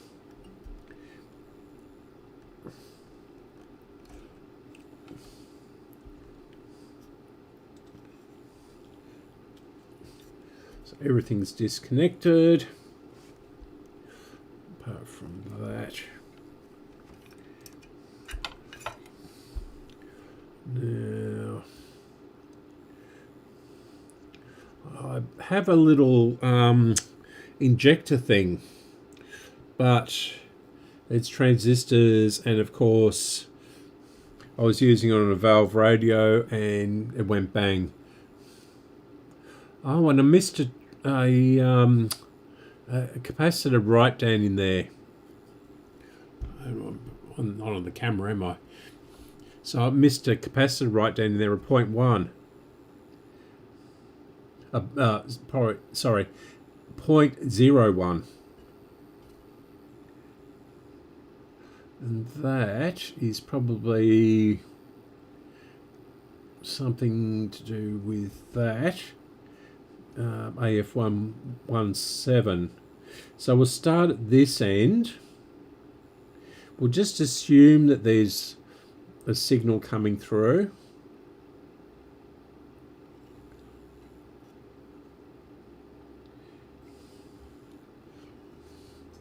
So that one is the body. And that's been chopped off. So our red goes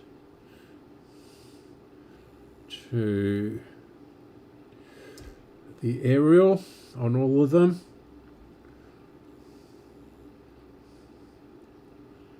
Yeah, okay. And is that underneath that bracket?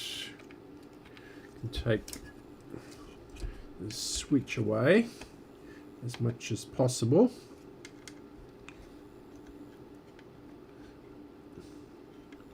But we'll leave that in there, I think.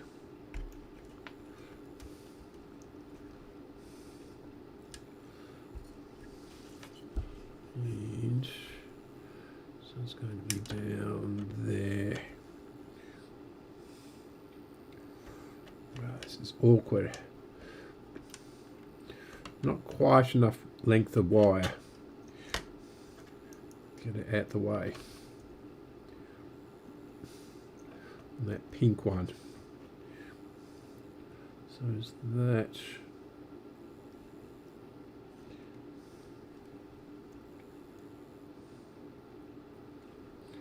Looks like the white one. we'll just heat these up and then we'll wiggle it around and see which terminal it is.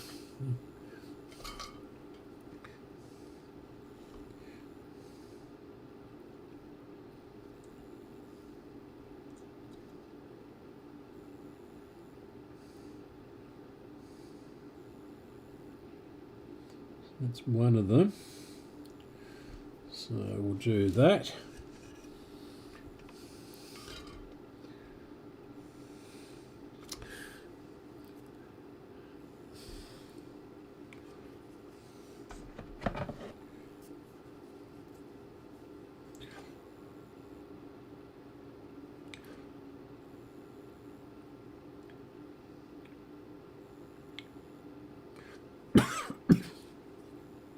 Excuse me.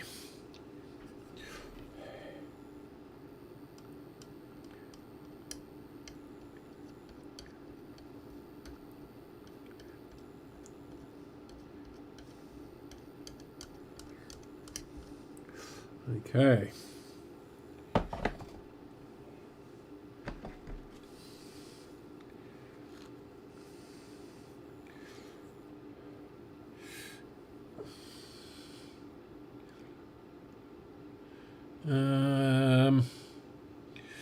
Yeah, I'll have to look on the computer. I can't quite read that, Graham. Got a great big heart above the end of the sentence. Where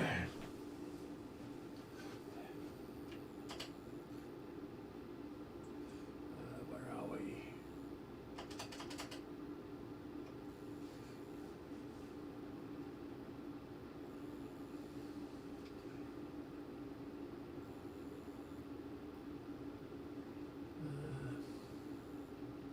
If you can cut the wrong... oh. No, I don't think I did. I'm pretty sure I cut the shield on all three of them.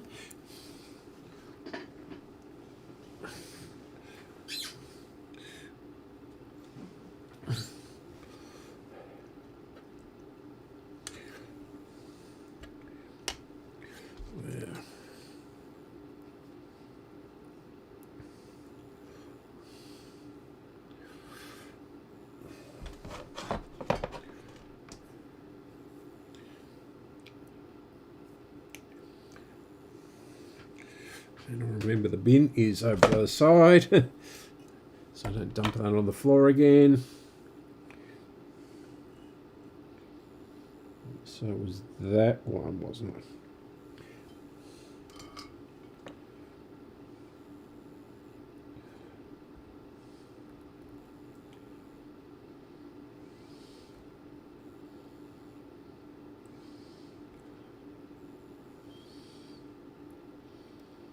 Has fuel dropped over there in price?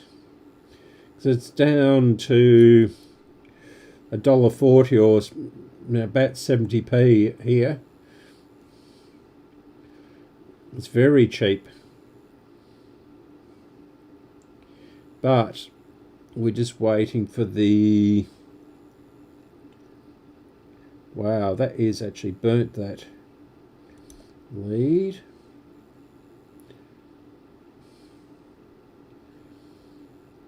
I wonder if that's the problem. Yeah, the board's all burnt down there.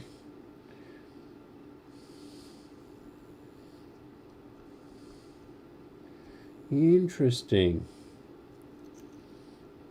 I don't think you better see it. So I don't have a microscope.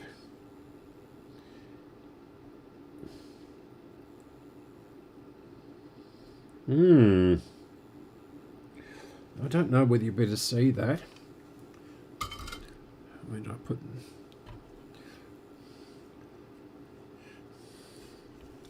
So I've cleaned up about half of it, but down there there's some light. I don't know where you can see that. You see that there? It's all been burnt. any closer? No, that's as close as I can get. There we go. Yeah. That was completely blackened. Wonder what happened there.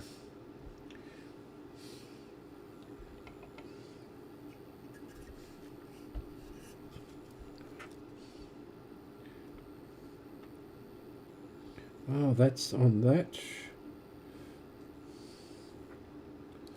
Yeah. So I've just discovered another Hunt's capacitor. Must have missed that one.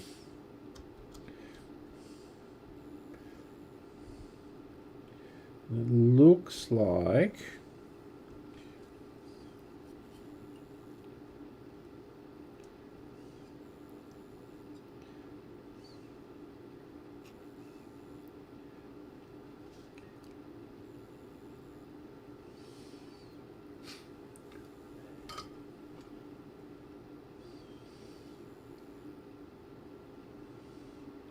yeah, that's that capacitor,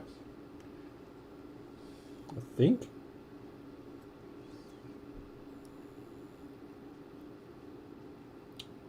Trying not to burn the wires here.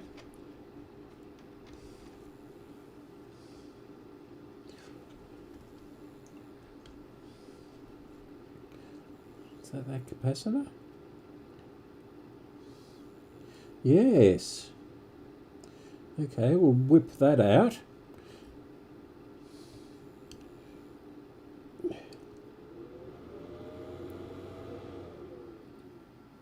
Okay, why did that suddenly make that noise? That was the fans in the power supply. So whip that out. Yeah.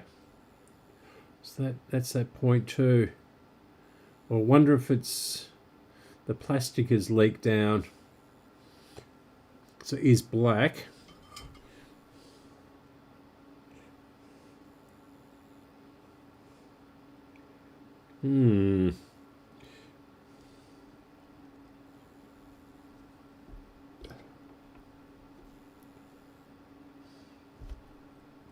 Okay. Change that then.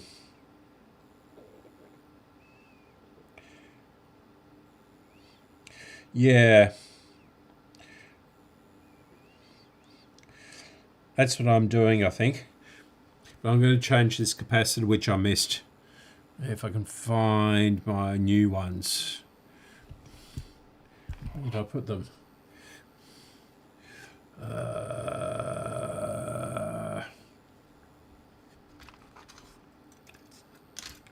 So I put them somewhere, thinking I wouldn't need them anymore.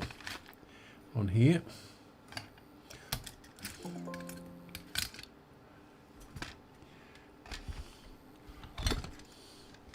Haven't put them away. That's that.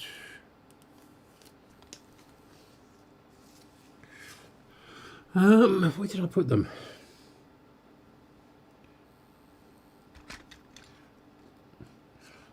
Put those transistors up there. It's not it. That's that diode. Where did I put the capacitors?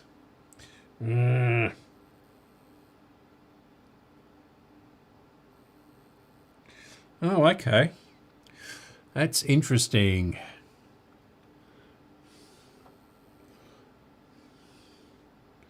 Yeah, what did I do with that? Didn't put them in there. What did I do with them? Get rid of that for the moment. Oh, here they are. Is that them? That's the 0.047s. There's the 20. Right.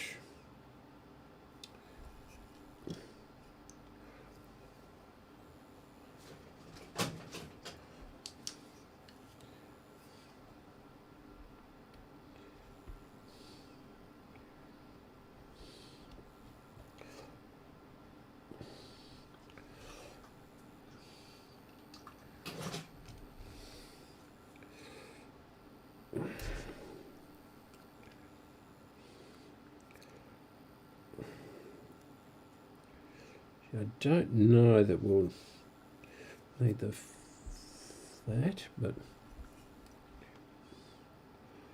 where was it?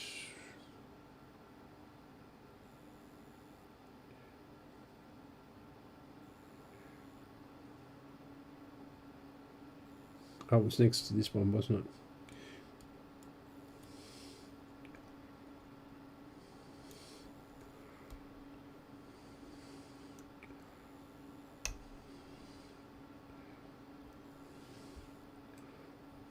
Right.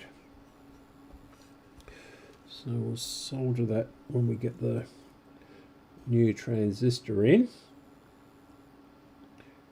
In fact, we'll solder that now.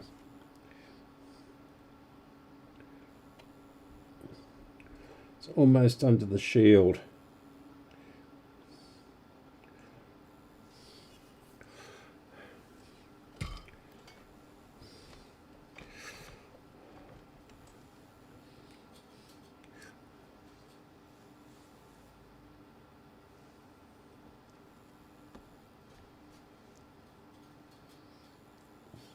Okay, I'll just check that in a moment.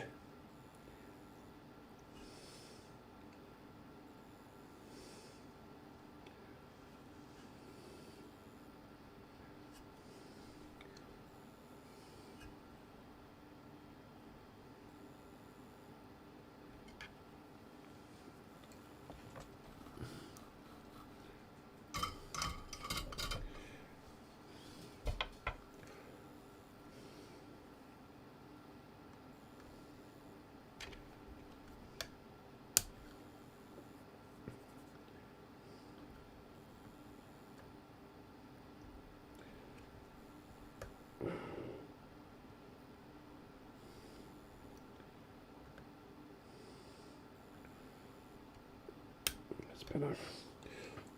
I don't want the leg to short out underneath that shield.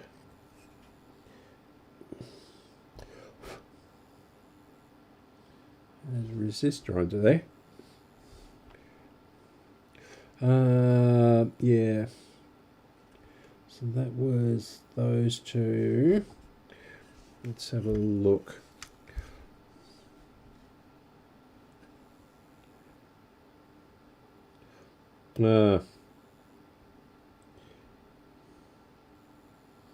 Next to the red,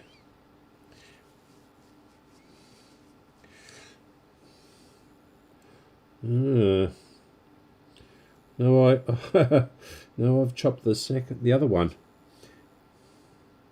All right.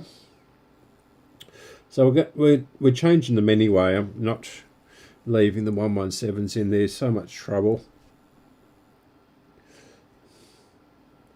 So that's that one.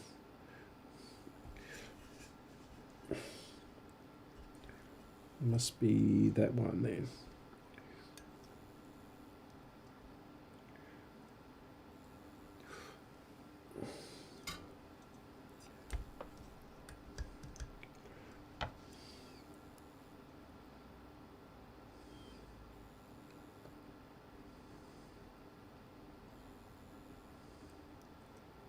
Must be the cut leg.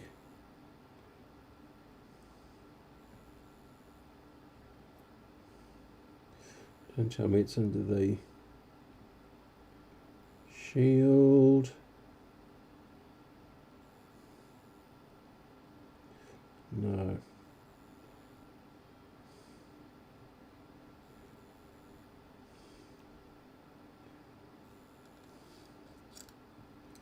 Okay. I've identified the leads. And of course they're just about, one of them is underneath the shield, but not by very much.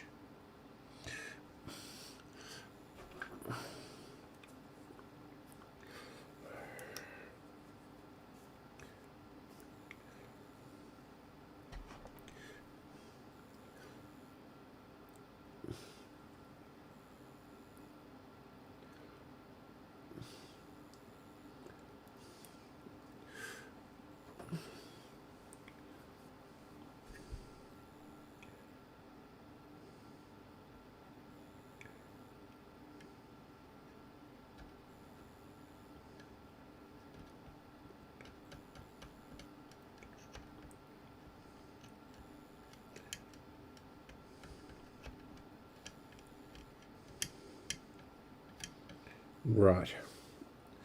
Lots of smoke time.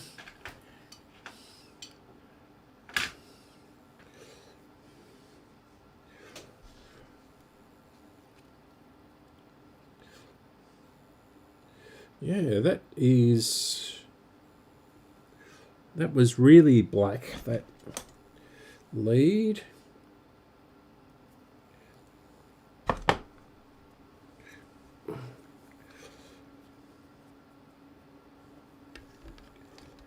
On that capacitor.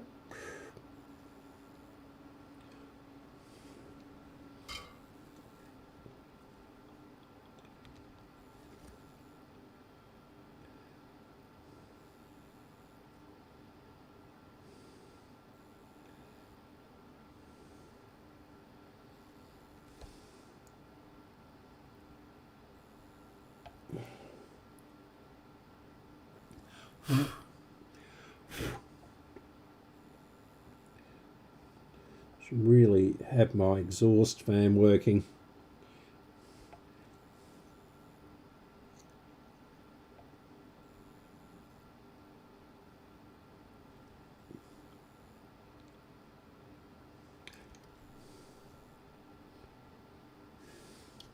Okay. Is that going to fall out?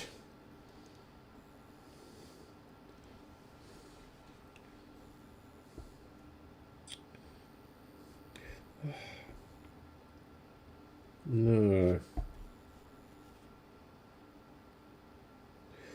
Well, two of them are.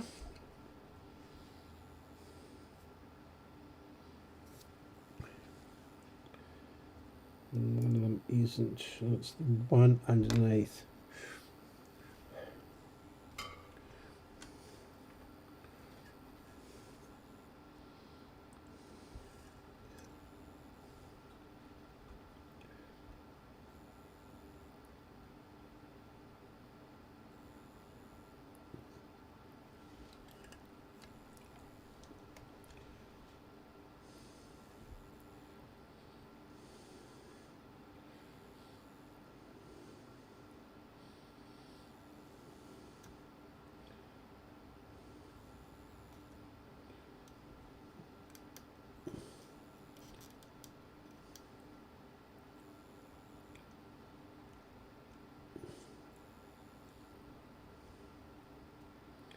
Bend that up slightly if I can see through the smoke.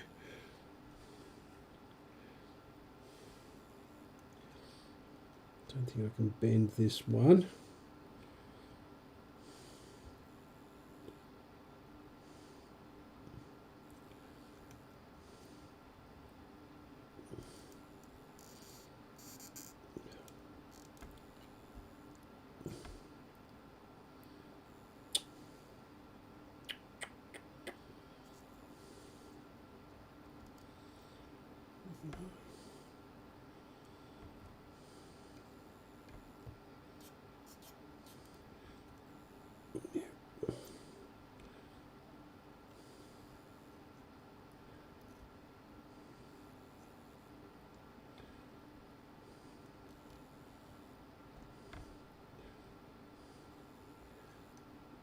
You know what I'm going to do? Chop the legs off.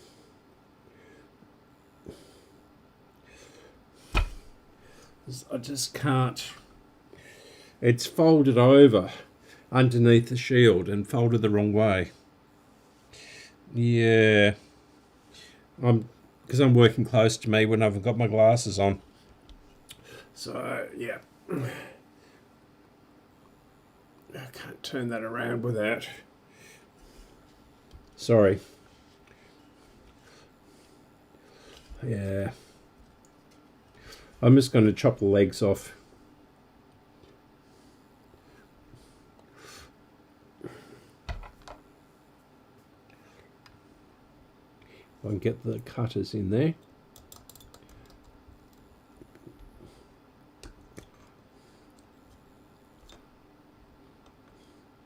That one's out.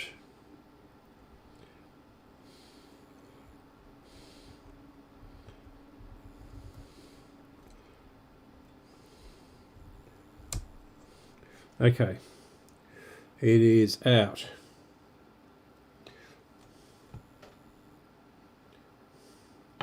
So we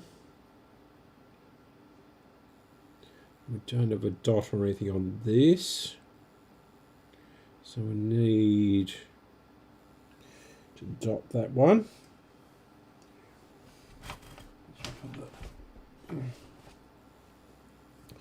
So the black dot is on the white thing.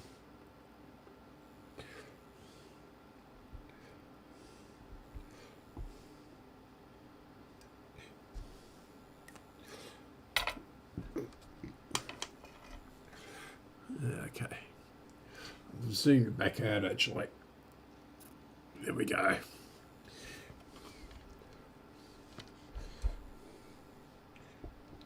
All these little bits of this, that Hunt's cap from earlier, which just totally disintegrated. It's a big lump of it here. So yeah.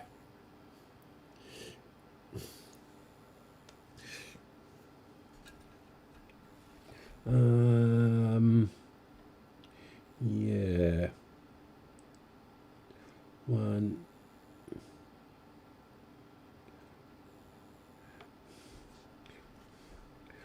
Okay.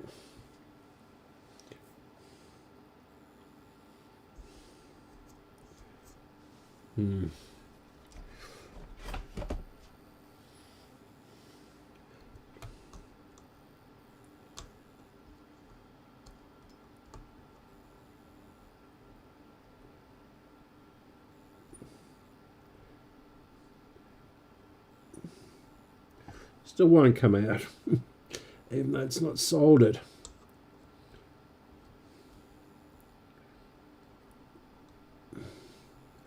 Gee, what are they? How do they do this?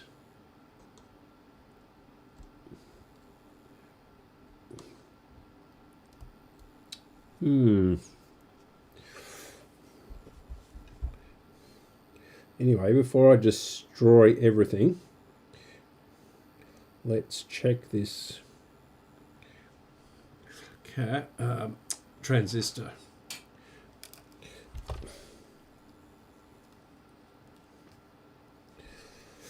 So we've got the red lead.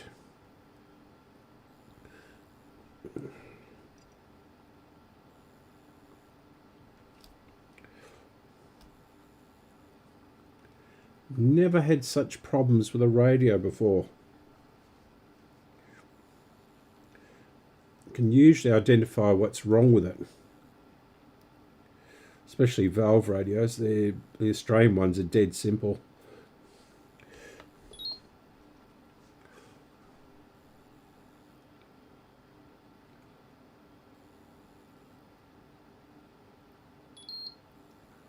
It says it's an LED.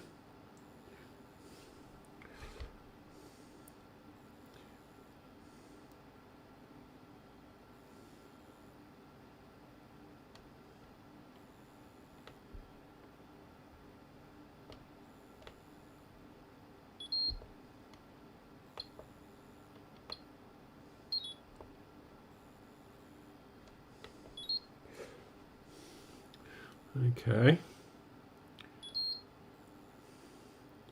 Oh, okay, so it is good. It's got an HFE of 246. Where's the light? I haven't got my glasses on, so I can't quite see the screen. Yeah. Okay, so that one was good.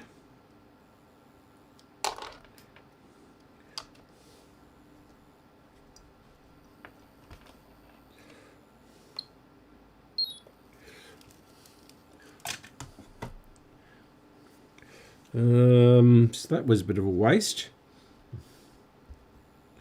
So put this, yeah.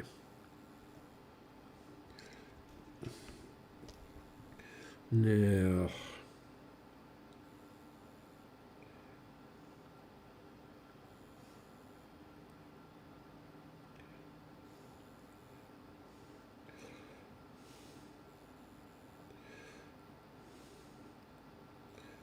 So we'll see. Someone's got that tab on it.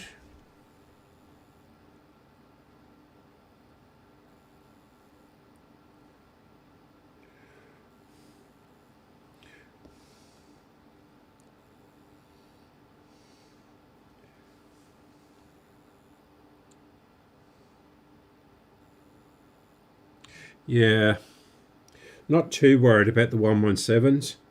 I'm going to test the 126 and identify the base collector and the emitter and the shield.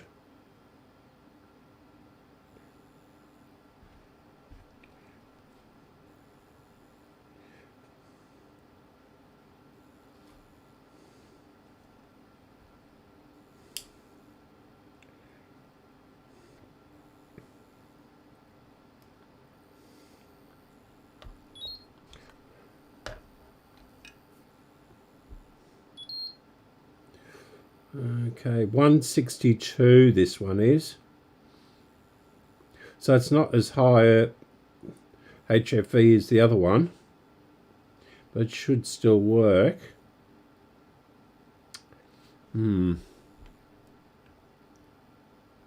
So red is the emitter.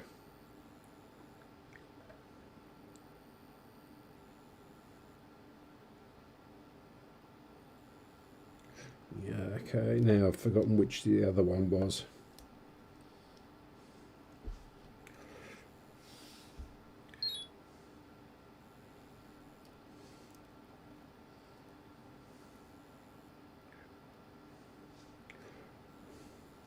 I'm hopeless with these 4-pin, 4-lead transistors.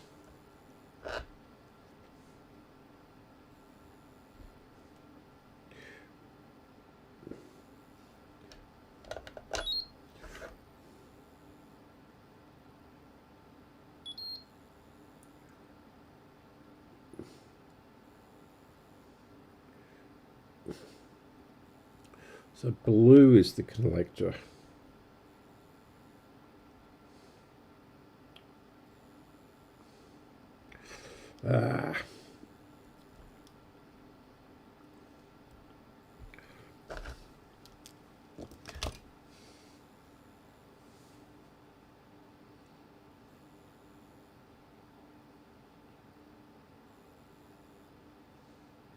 Yeah, but the spaces between the legs on the radio are quite close, so they're not going to be that difficult. Fingers crossed, touch wood. Now I'll try and get the leads out.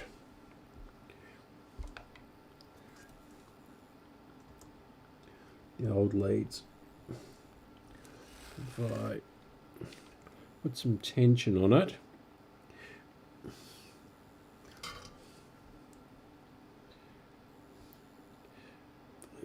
Which one was it? So this one.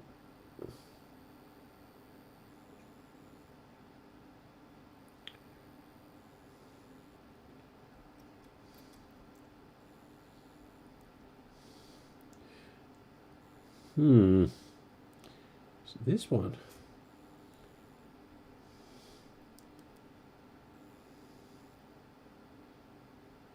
It's got to be one of them. It's not that one. That's the capacitor. That's the capacitor. It's got to be these around here.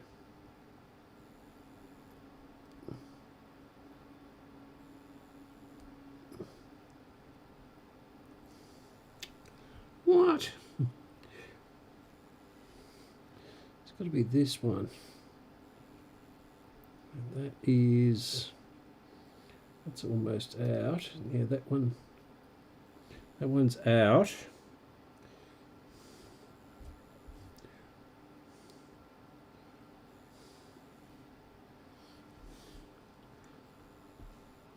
Okay, so it's further up. So it is that one. Come on, Hatch, come. Good boy.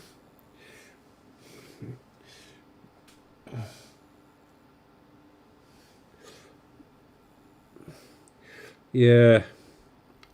So I should test the 81 again, 81D.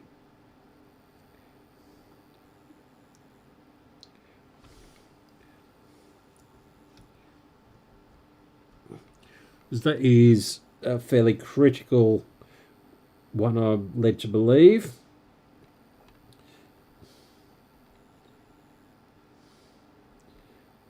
They're all empty.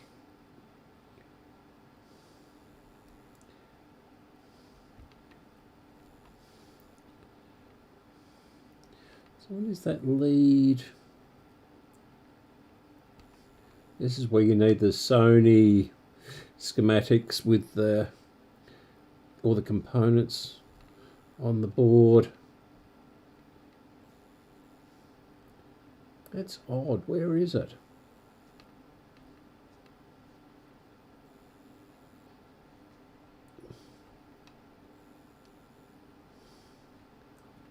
Is it that one down there?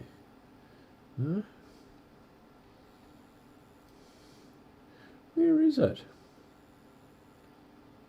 Can't be that one. That one I've just pulled out. That's the capacitor. Not there, is it? No. Not over there. Huh?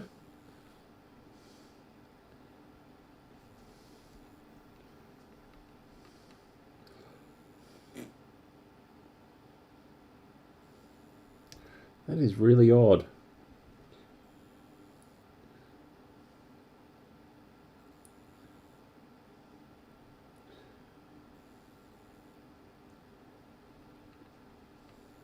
Heat it up from the other side, I guess, and see if it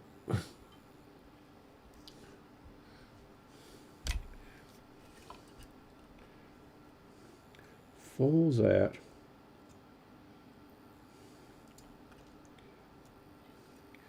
Where are the tweezers?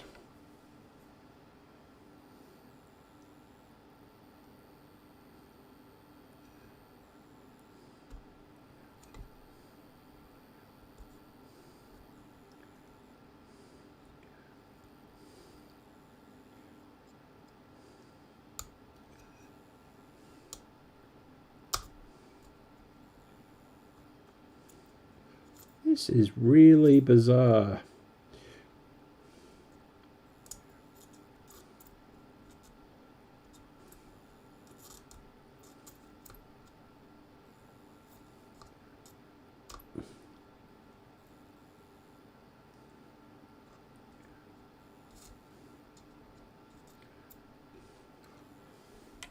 Yeah, even heating it up from the top, it's not coming loose.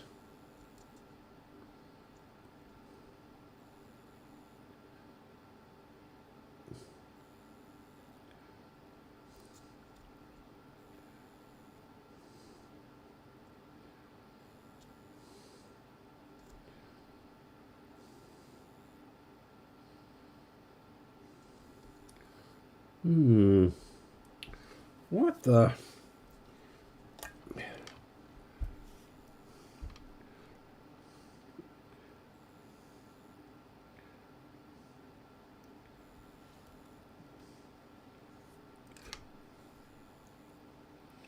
It's up this way. It must be. It's there.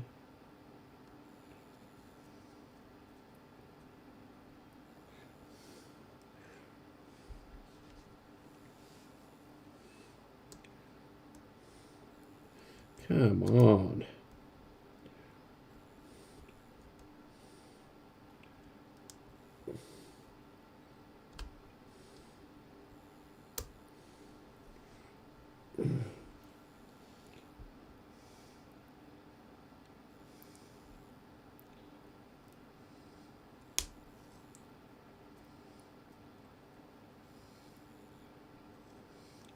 Is that it?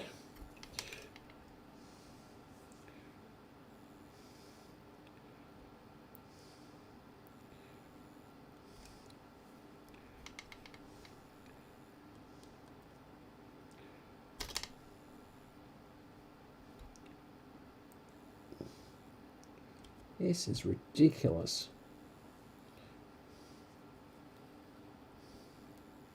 Come on.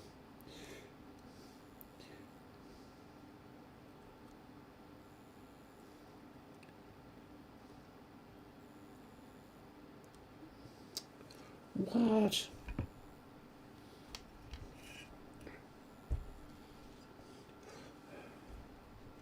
This has been sent to try me. This radio.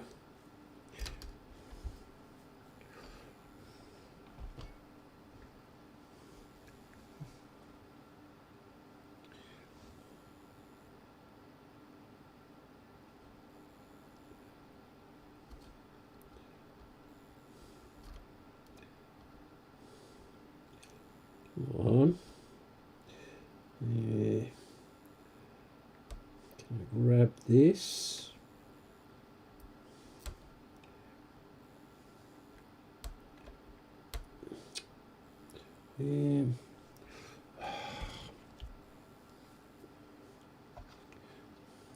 This is ridiculous.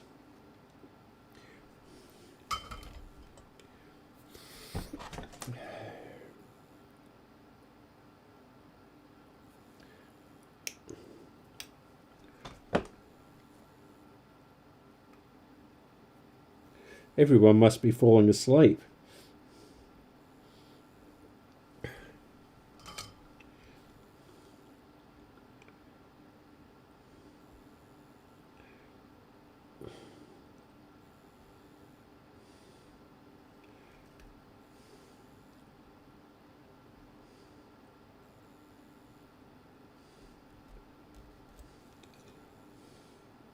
Right, so the whole trace is clean. And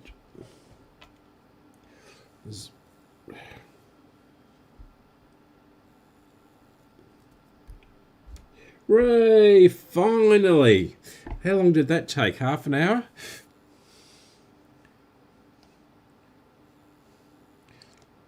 Oh, yep.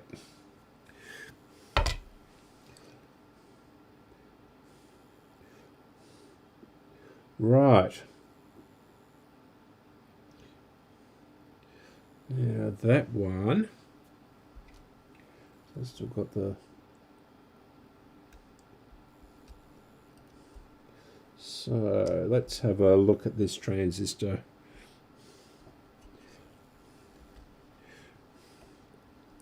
And get my book,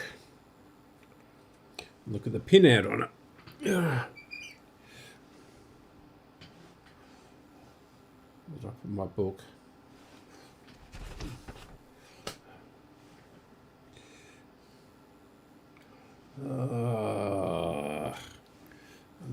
Yeah. Oh, there it is.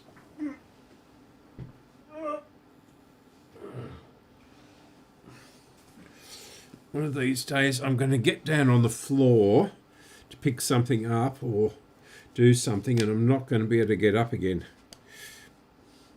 So, transistors, and it's an AF126, isn't it? And it won't be in here because it's too modern. Came out after 1967, obviously. Only goes up to AF118. The next one is AT784. So, yeah.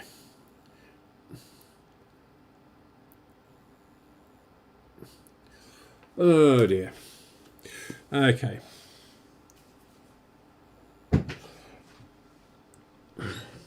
Right. So, let's write this down. Is that an AF117?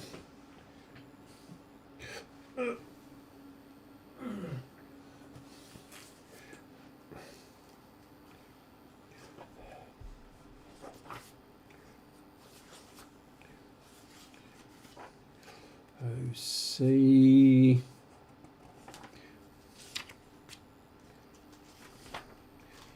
I can't find the page. AF117.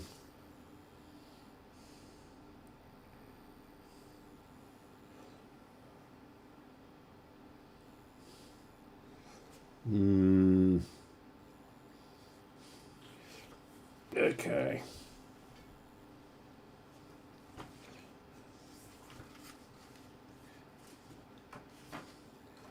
No, it doesn't have the transistor pin layout or lead layout. It's only got the base valve bases.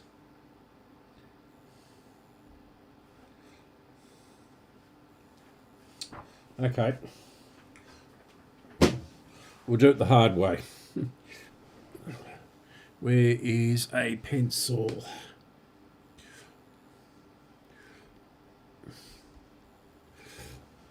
I should have done this before.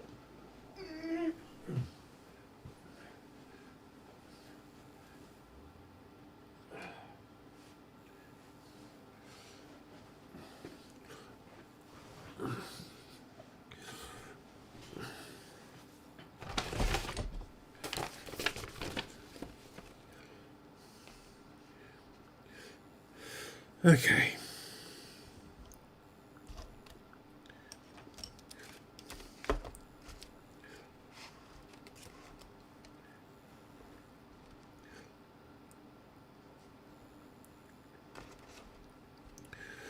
Actually, we'll do the red on the red.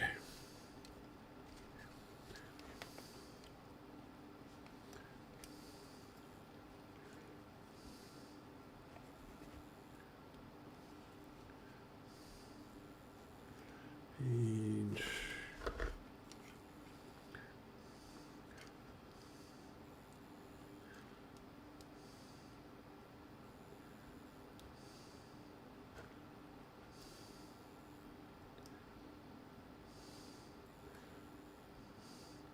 only one, not two, legs. Okay.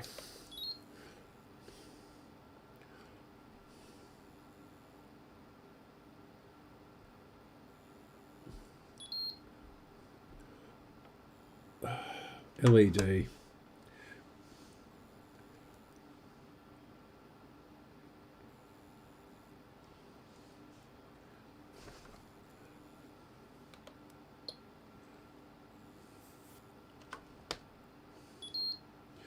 Okay, so red is the emitter.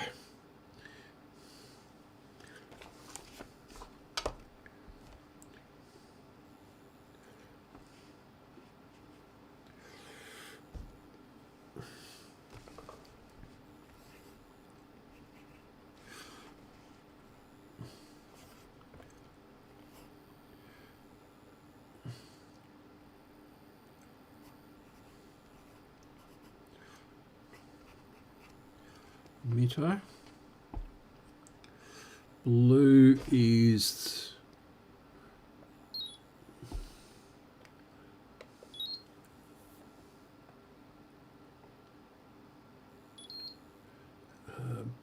our base.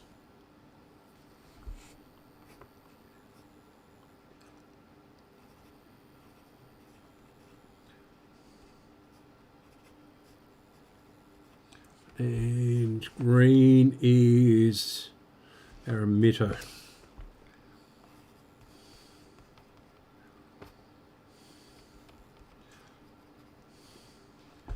Okay.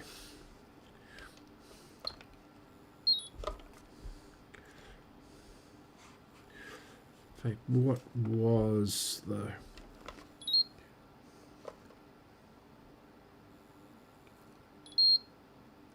HFE of 247?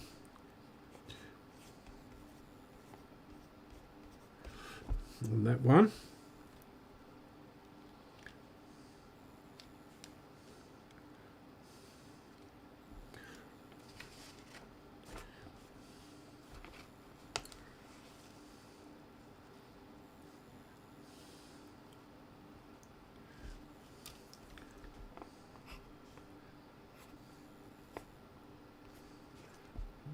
Perfect, yeah.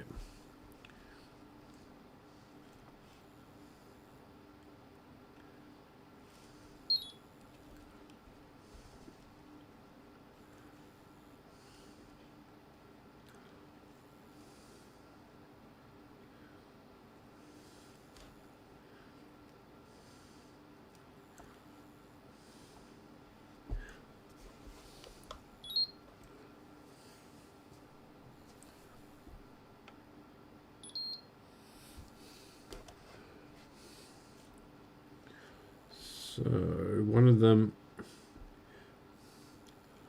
yeah.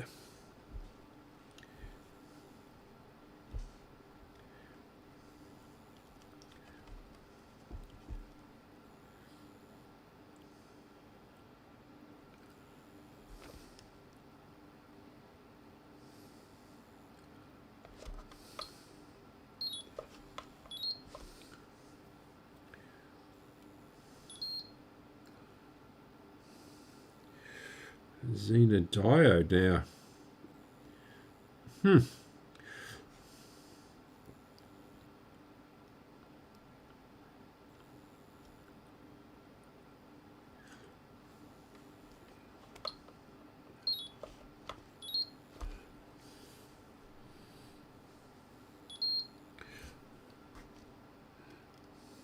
Diode again. But not a Xena this time.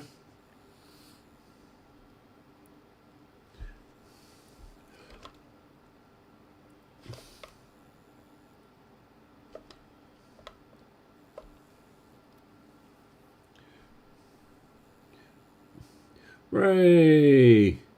Wow. Yeah, that's almost half of what the 117 is. I'm quite tempted to put the 117 back in again.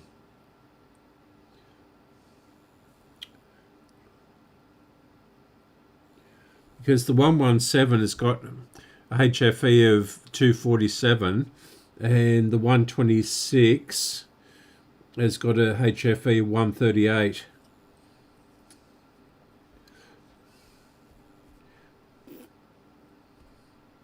Yeah, I'm going to put it back in again.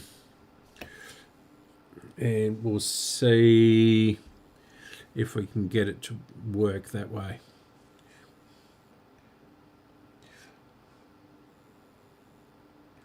Okay, thank you. Although it's getting late for me. So I've been up since 6 o'clock. Yeah. So let's work out the pinout on this.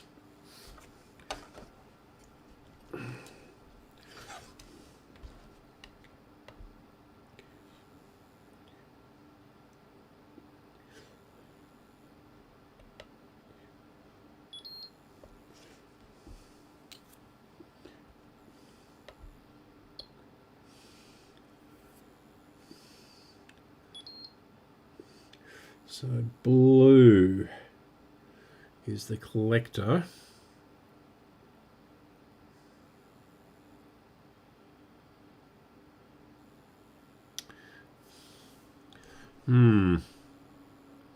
Got two emitters on the 117. Great. All right, we'll go with this one. So blue is the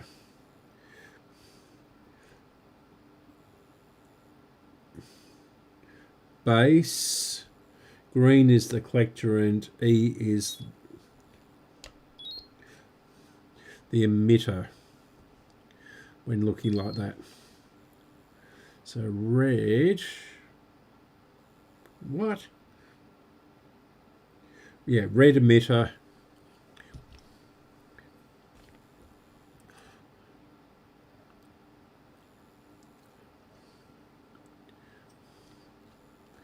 And that's the one behind. So this one, so that's the can.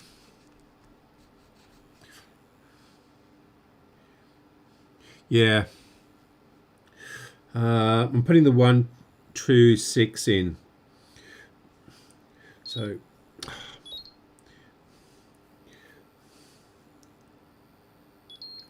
red is the emitter. And that is the middle one.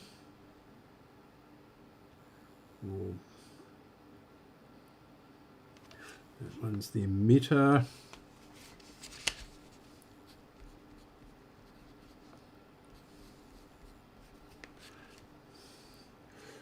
Green is the collector. And blue is the base. Right.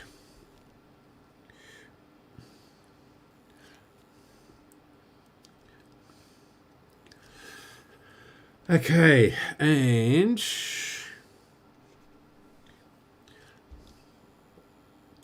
what was this one?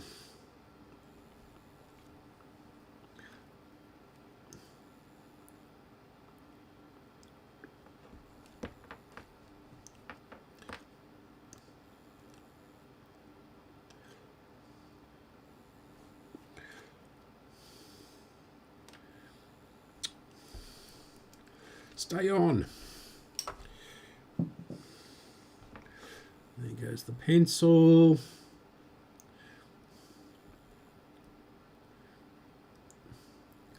That's better.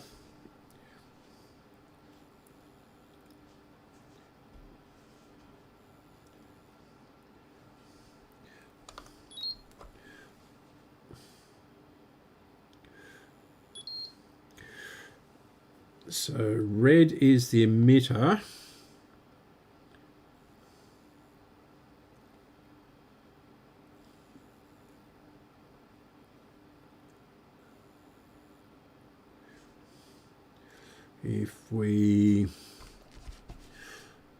Red is the emitter, blue is the base, and green is the collector.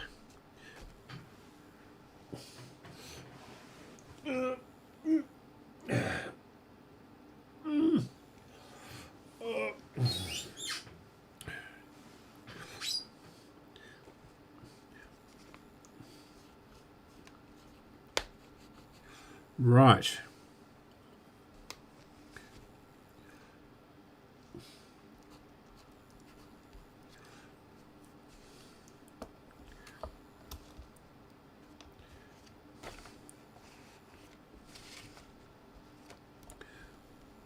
So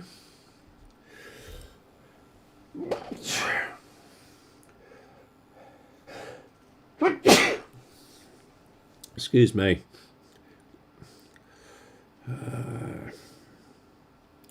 So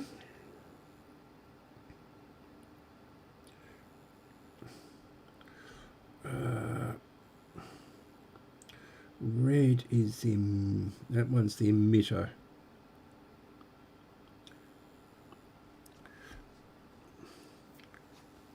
And that's when I had the red on. What did I do with the white? Oh, there we go. So that is the other end, which is the green, which is the collector. So this will be the second one around. So that one goes on there, and that's going to be way too long.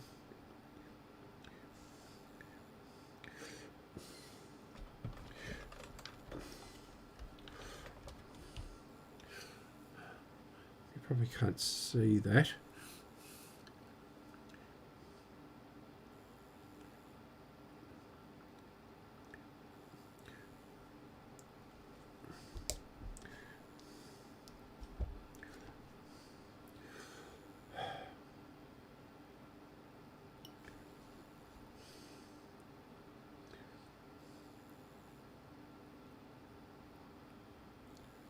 One, two, so that one's right.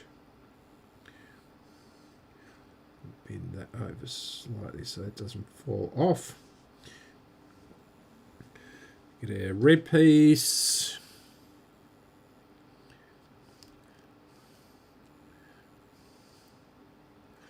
And we'll put our red back on it.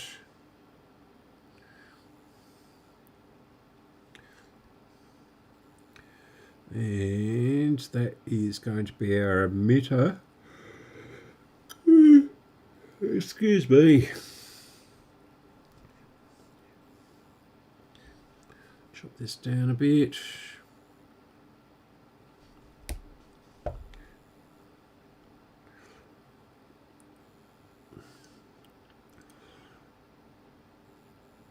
Emitter collector.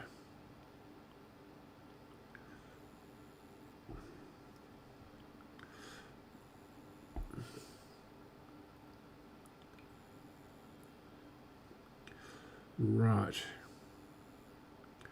And then the base and the can. So the base is up there.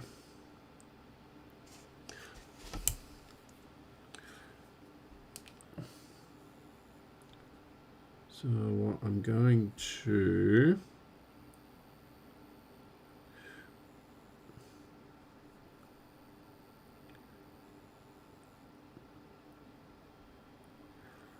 put that there.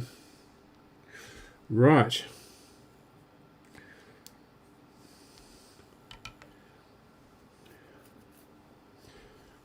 I said Fred.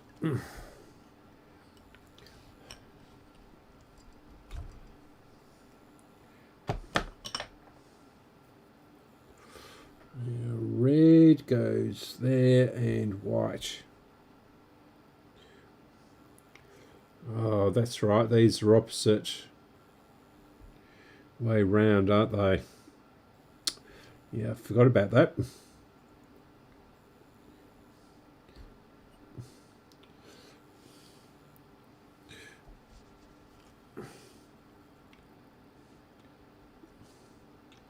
It didn't make it easy, that's for sure.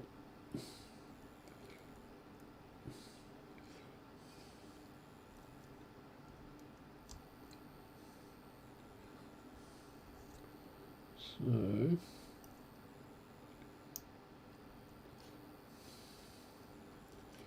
yeah.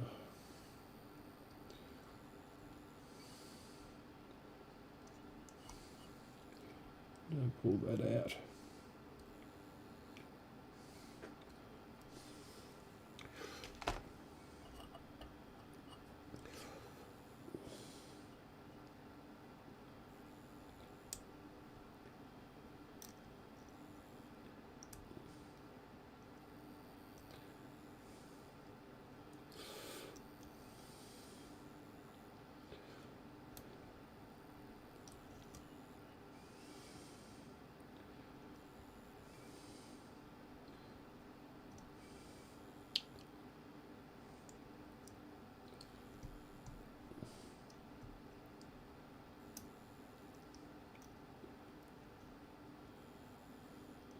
Come on, you were in there before.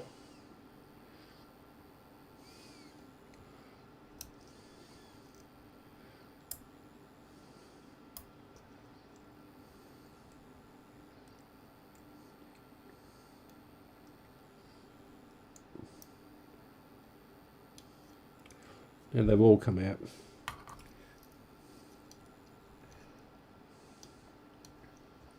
One.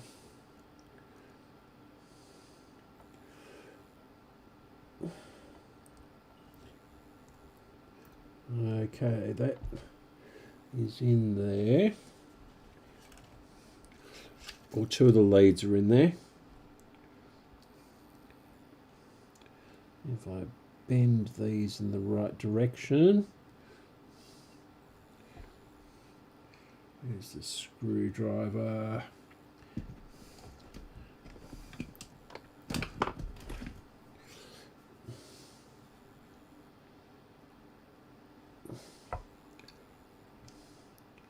If I solder these two in,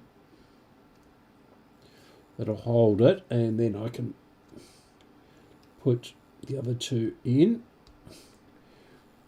Well, that's one way of bending it. Just bent the part of the trace over onto it. Okay, have we gone to sleep? No. Okay.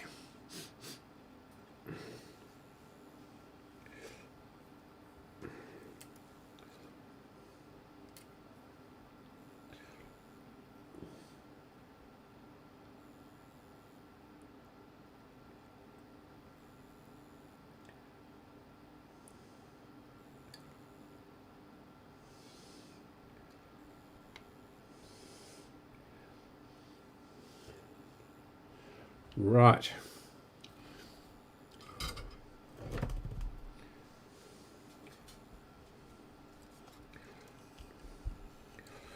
And somehow that's got to go.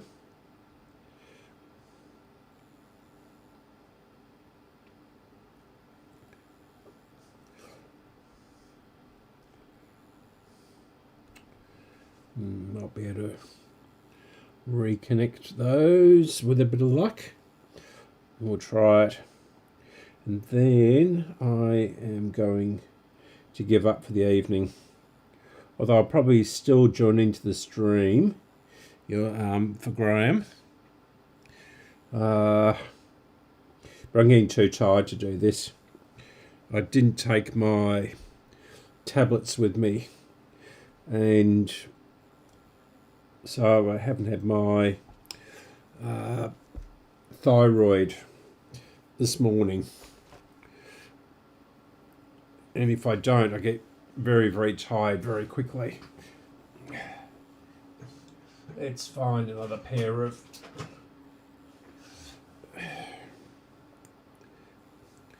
things to move this across.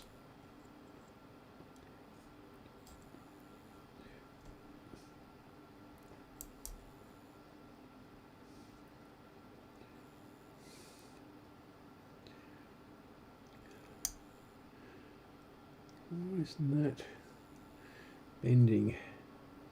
Oh, I see. Pushing against that capacitor.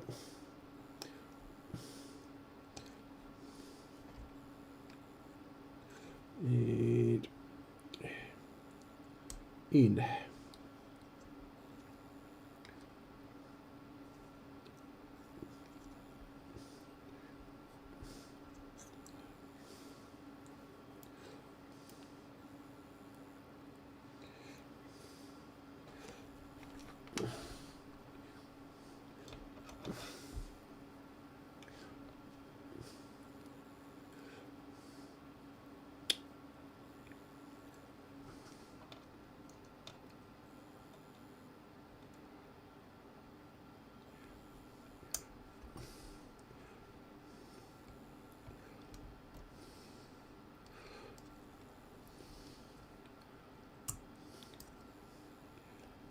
No.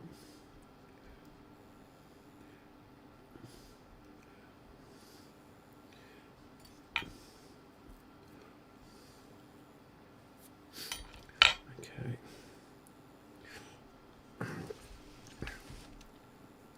Try it from this angle. I just realised I've only had half a cup of tea in the last 3 hours.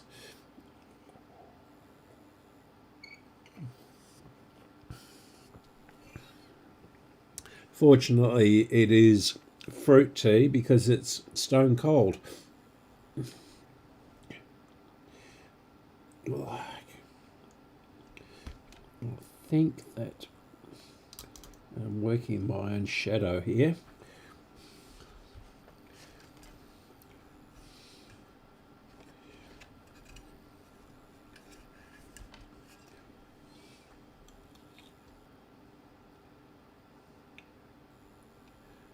That's it.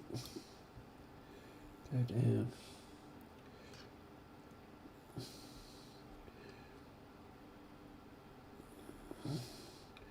Hitting something down there.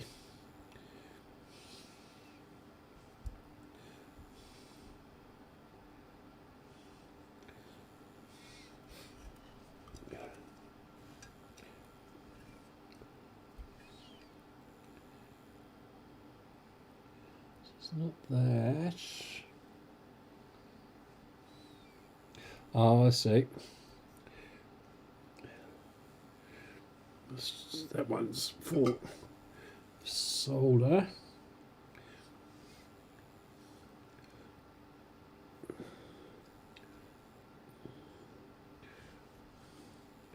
So if I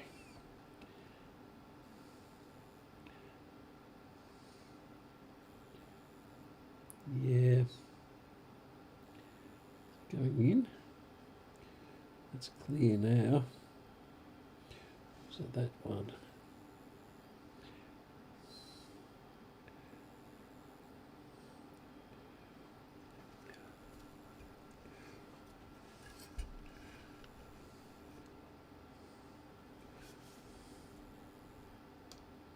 That's it. In like Flynn.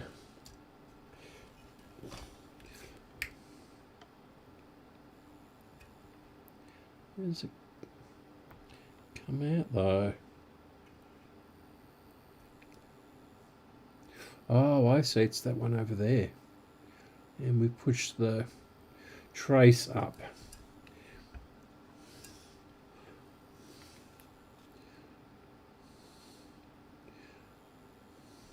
I'm going to pull it back out again.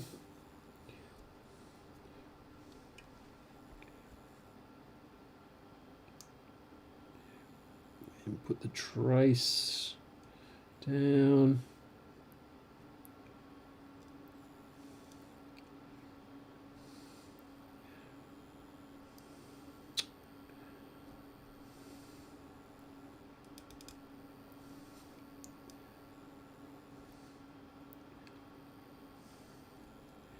What are you doing, Andrew? It's stuck to the...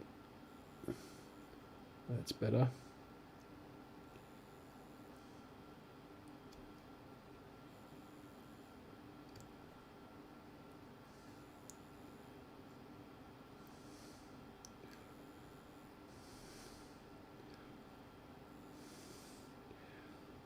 Okay. Let's solder that.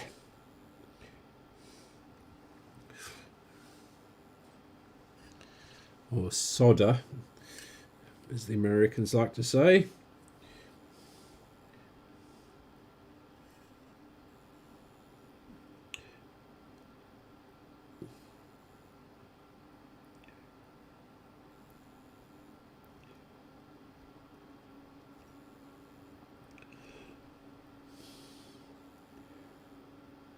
Okay.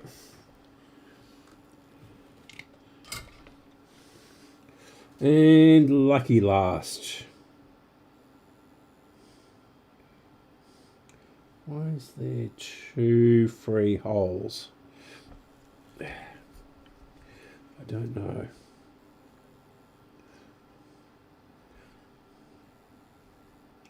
Because that one has come out. It's not in.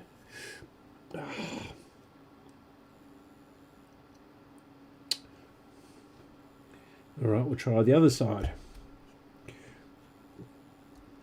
Okay.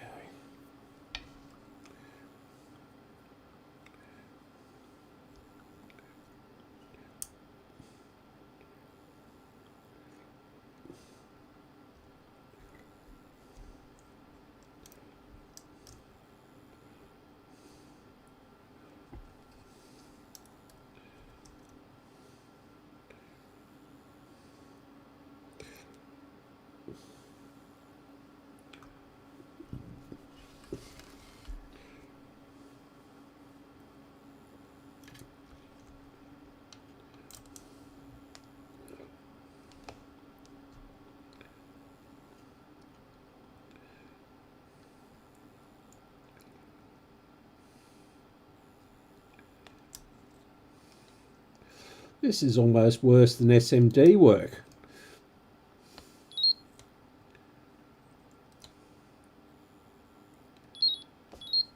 Oh, I'm leaning on it.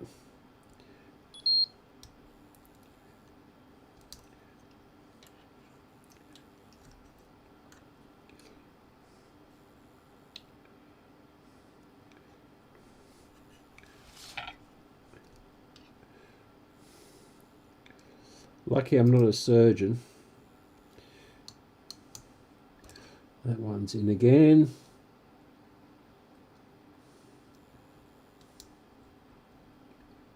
And this one's just not straight.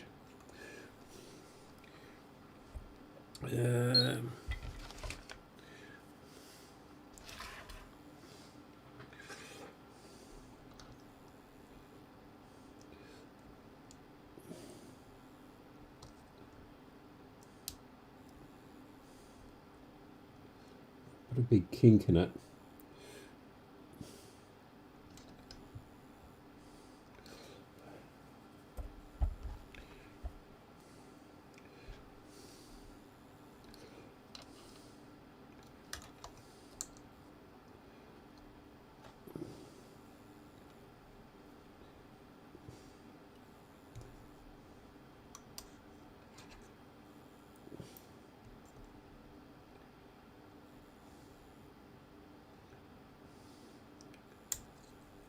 Come on.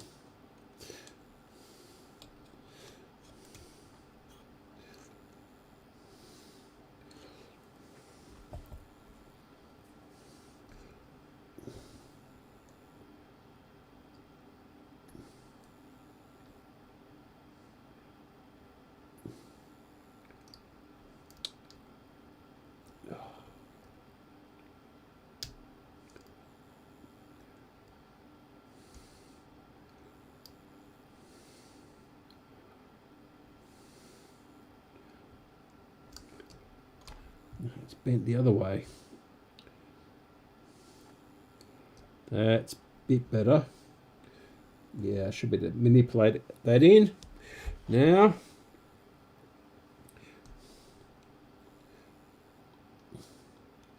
these,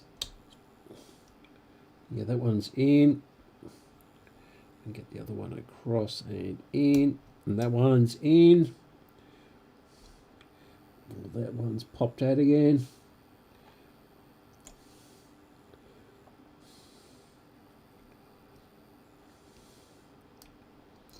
And just doesn't want to go in.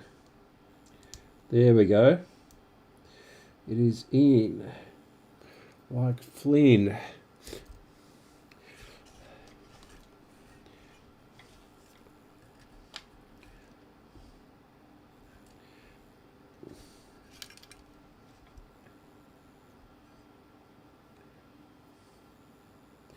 Yeah, just through. Long enough to solder that.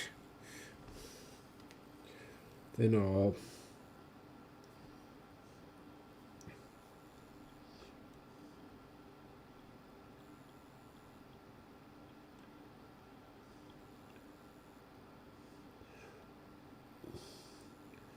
test it again.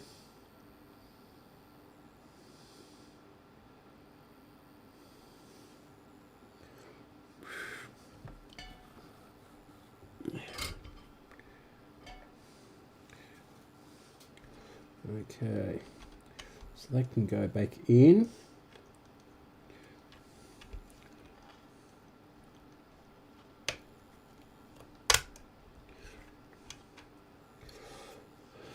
Okay, right. How long did that take? 2 hours just to get a transistor in.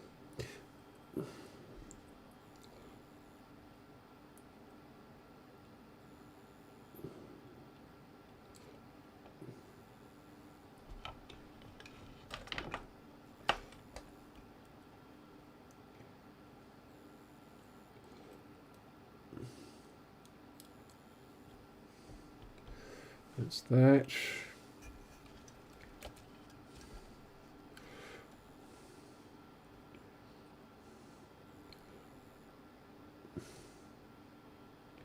Yeah, those two. No, they're AC 25, 125s. Okay.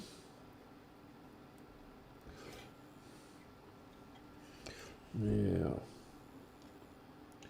that'll be the first. No, it'll be the third IF.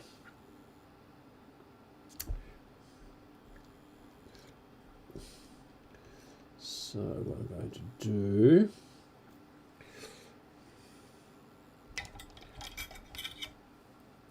is try and make these, the ones I've cut, touch each other.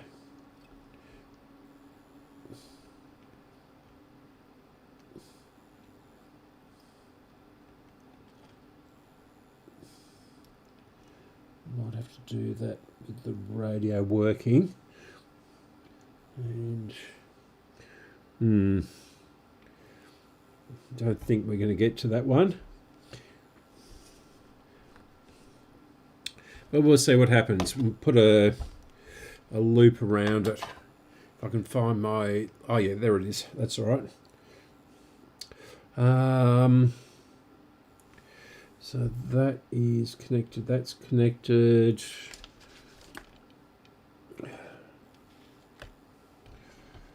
Need the speaker.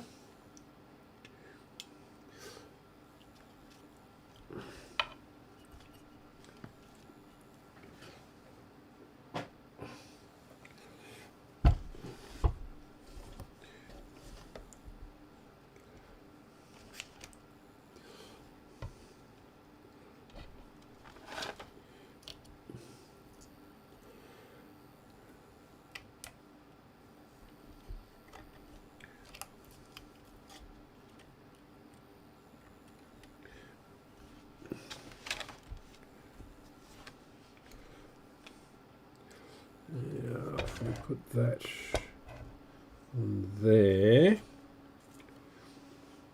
our volume is up.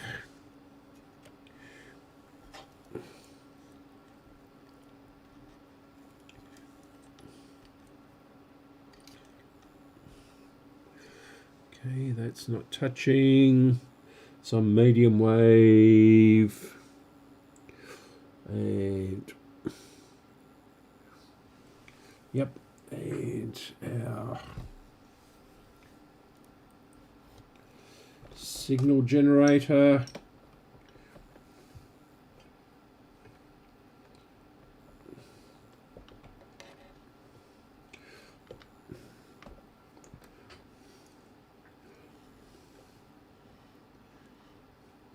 Connect that to our negative.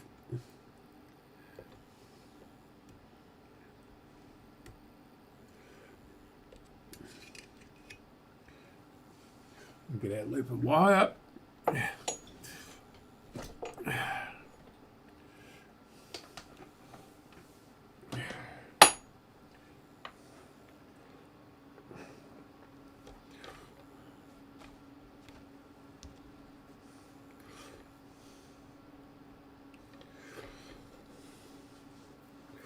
And we'll turn the power on.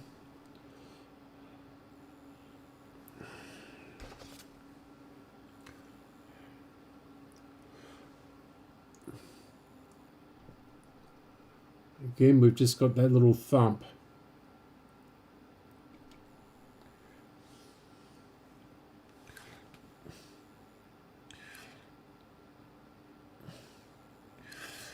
Yes, but it's sort of, yeah, they are tricky, but it's only because they're sort of in an awkward spot between the IF cans.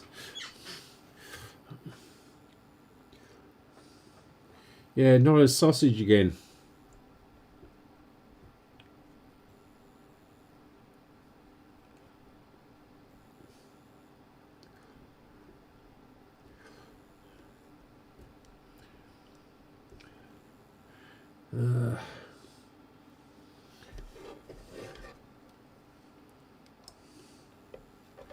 I wonder if the oscillator's running. Where did I put my little... Yeah, thank you, Kim. Where did I put that? There it is, right in front of my nose.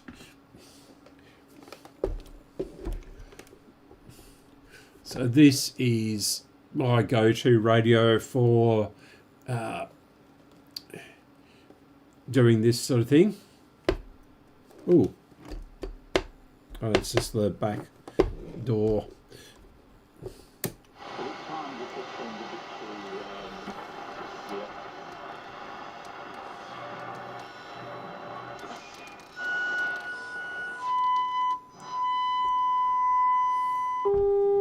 Yeah. So the signal generator is pumping out quite a bit.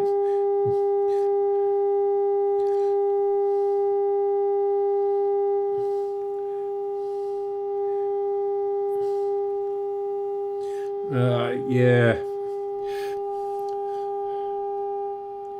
Right, so turn that off and we'll see if our oscillator's running. I suspect it's not. Well, maybe that's changed now. Maybe with... Sorry about all the interference. I've got everything on. Two cameras, two computers, the lights.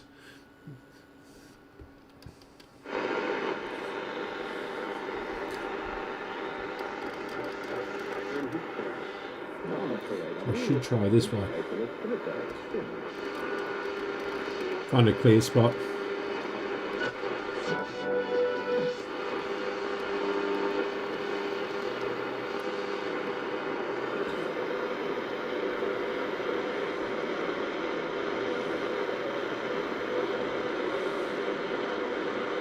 Yeah, no oscillator.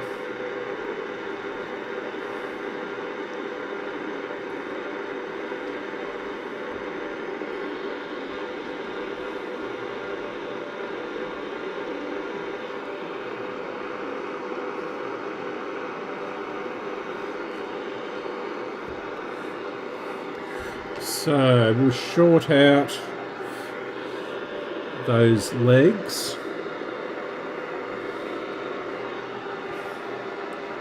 I can untangle this. I don't know how everything gets in such a knot just sitting there. And this has got a great big knot in it. And there's silicon leads, but how did that happen? Just, I don't know. I'm not even going to think about it. Right, so is it that one, or is it? Yeah, it's that one. Just about solder those, actually.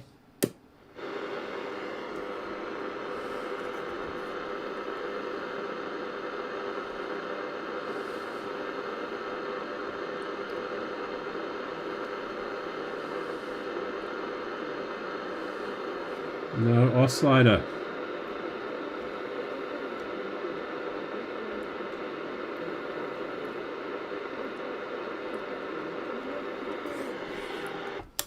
Yeah, something is really fishy here. Oh, hi, Don.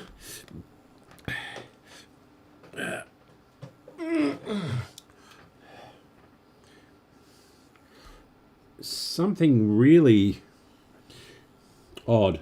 Because I can touch all these leads and not a sound comes out of it. I reckon the output transformer's gone.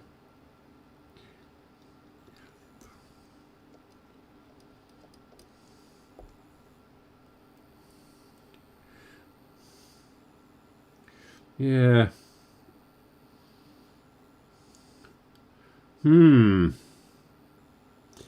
The old output transformer. We know all about those, don't we, Don?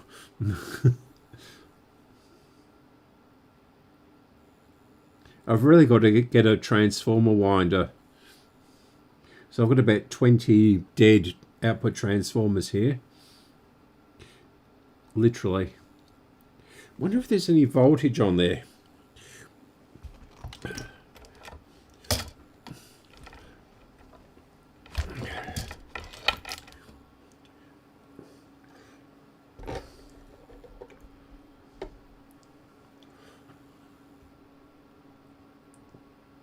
It's definitely on. I can hear the thump when I turn it on. Yeah. Would help if I put this on voltage. Let's maybe move this where you can see it. Try and work around it. Just doing this randomly.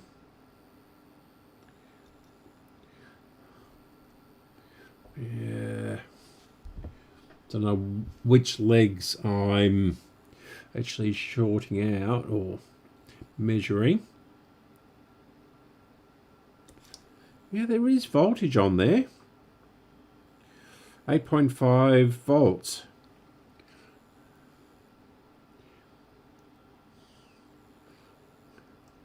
Yeah.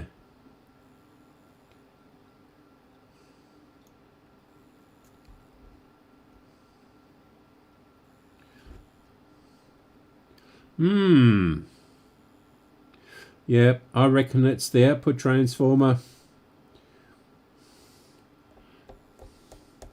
Going to be this one.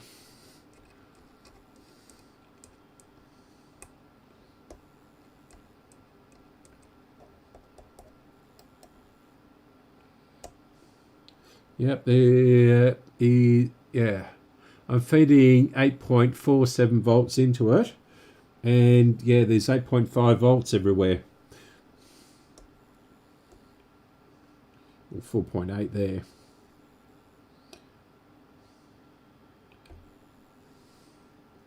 And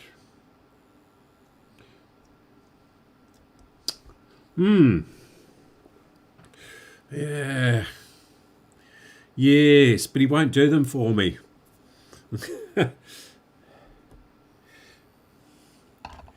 He says he gets far too many requests, so he's not doing anything for anybody else anymore. Got to get that. He's in the Southeast Queensland Radio Society or something like that, but he isn't, and they're sort of semi-associated with us. The power's off on that now. So we'll just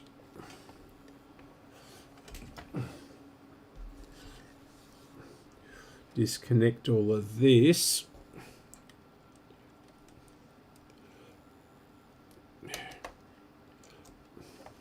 It's funny because that was one of the first things I checked. The output the transformers. I'm not put that near there. In fact, I'll unplug that. Oh. My painkillers are beginning to wear off too.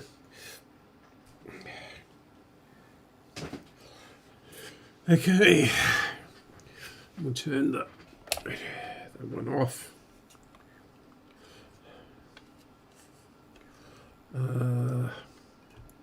None of those are actually shorting. Right. So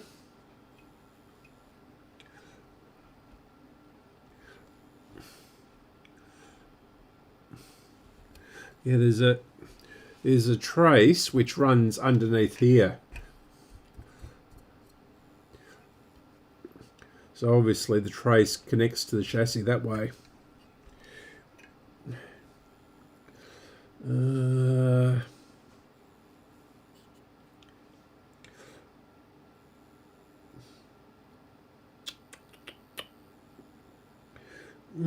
Okay, how are we going to get into there?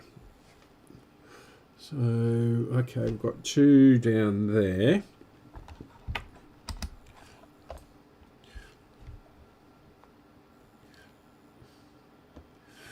Yeah, hint, hint, Graham. Can you send one over? Hint, hint.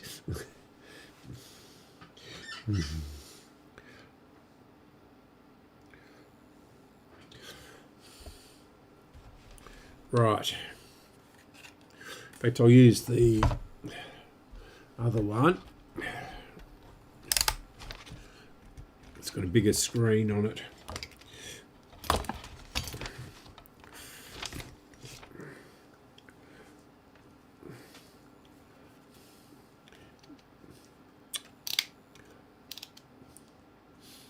Okay.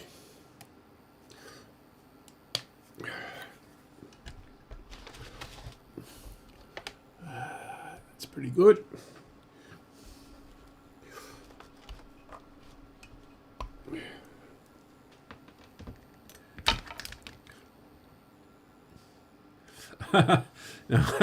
Well, yeah, I was sort of joking. The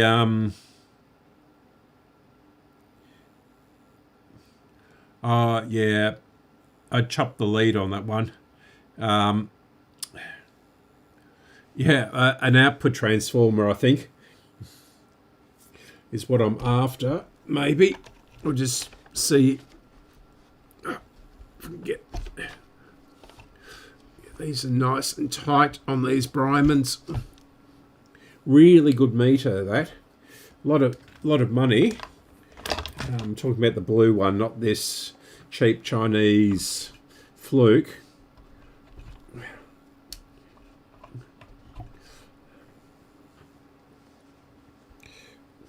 And Dave sends these really nice silicon leads with it too.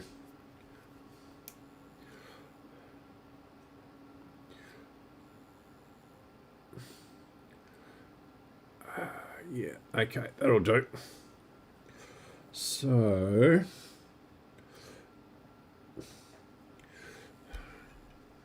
so we've got that coming into there.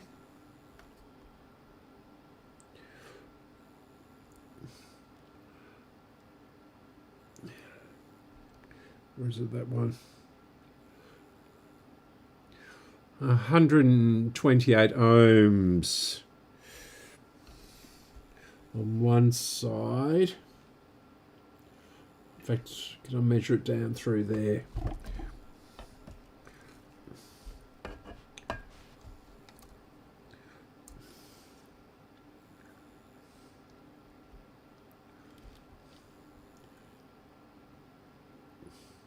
One ohm, and dropping.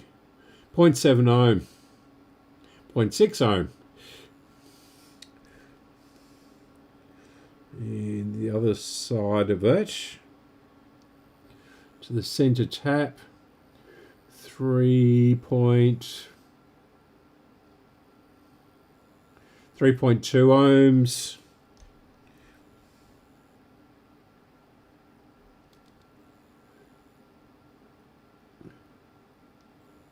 3.4 to the other side. That is 6 ohms.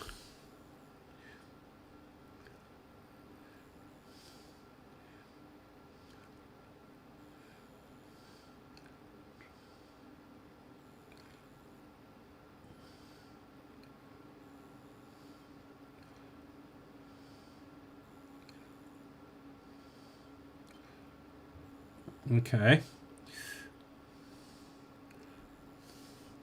Yeah, it's in the chassis, so it's probably not going to read 100% right, but at least we're getting some idea. And the other one,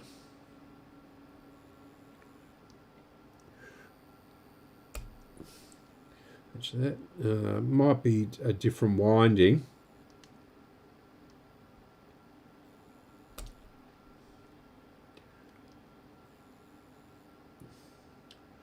$35 on one side.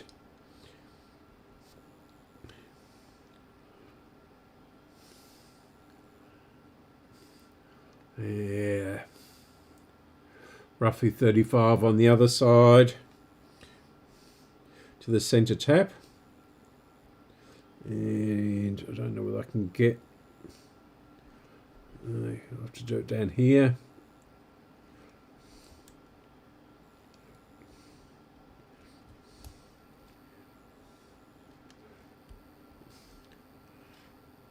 $160 odd ohms.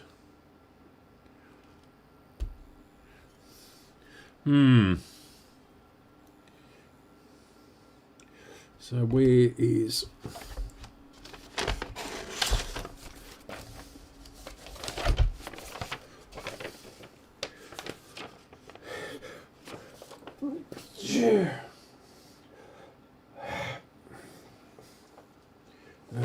excuse me. So we've got 160 across there. Now, where did my pencil go? There we go.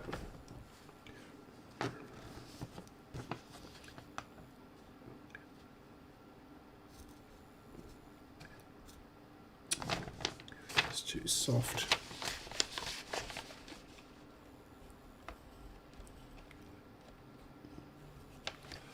Ohms.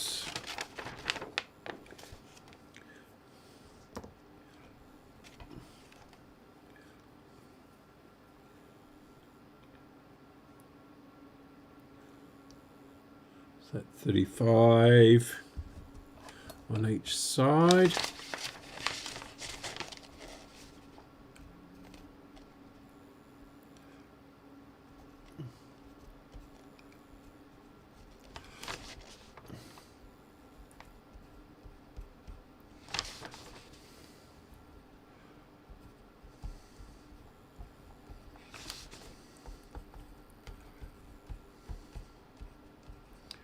Center.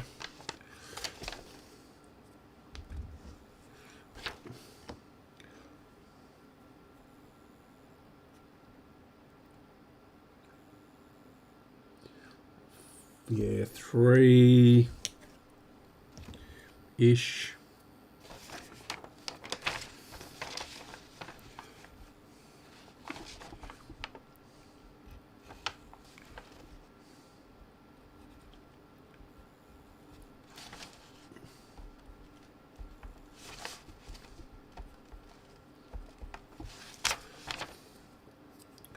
And hello, as always.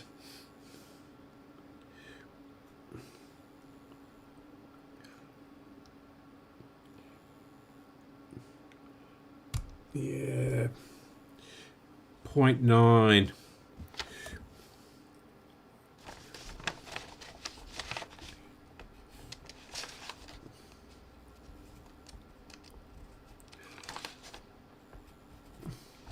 Okay.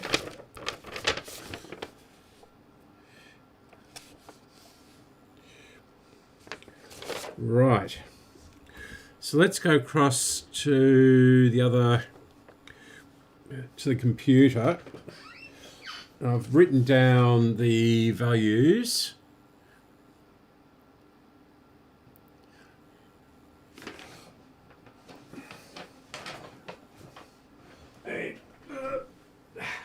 If I can stand up, that is. Oh. Yep. Oh.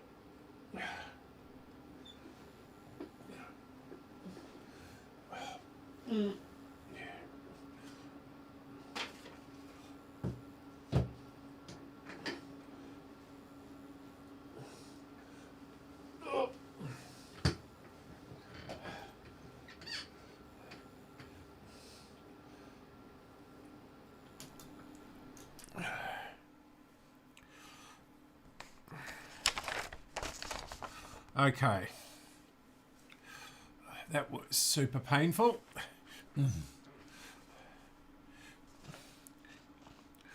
Now, where are we? Which one? This one.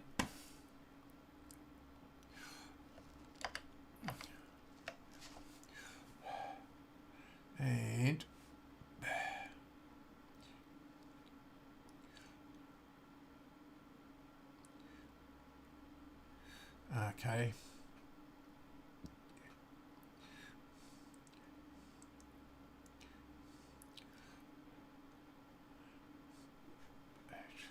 So, turn the light on over here. Yeah, that's better. So they're calling that T1 and T2, and on my drawing, that's T5 and 6.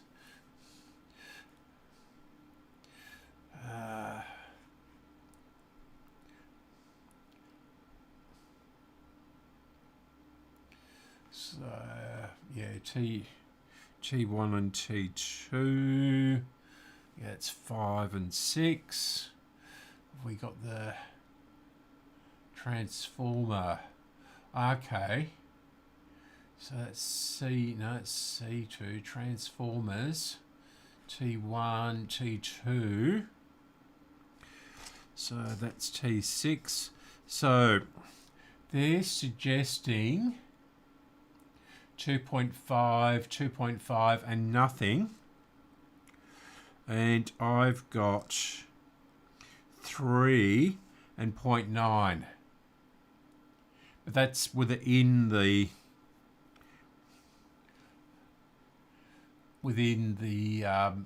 chassis. This is probably outside of the chassis or the circuit board.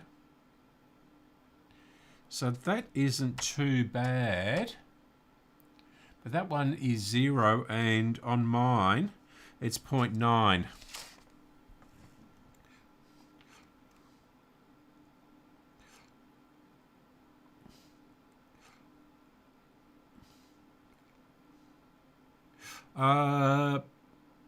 No, it's not connected.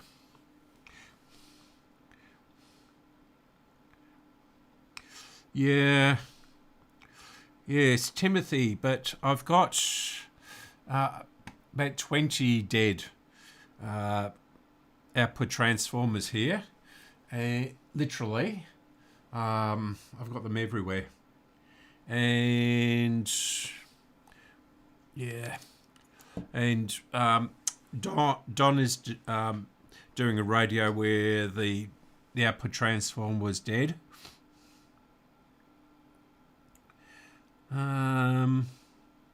Yeah, and the other one 200 30 30, and I've got 160 35-ish.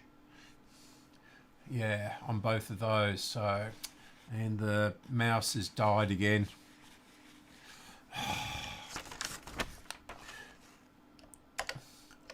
Do that. So that fixed it? Yep. Completely gave up before.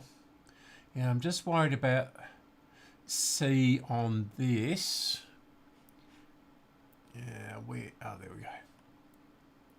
No, that's.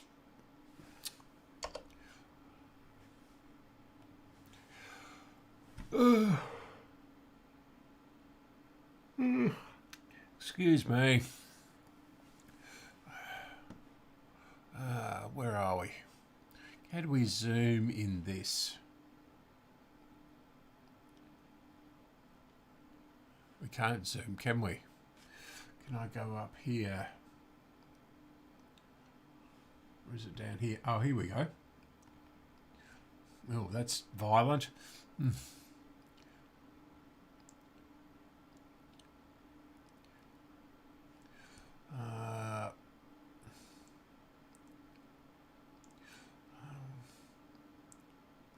Where was I? Oh, that's a different PDF, that's why. Come on, go away.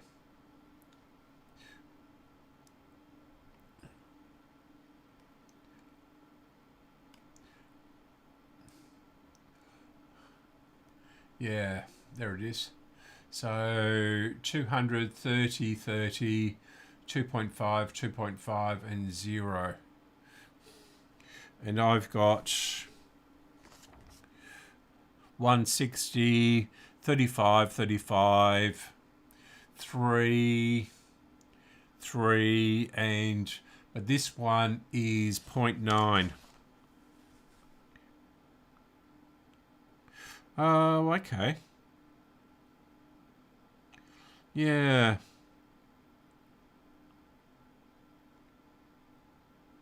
So, yeah, it looks good then, doesn't it?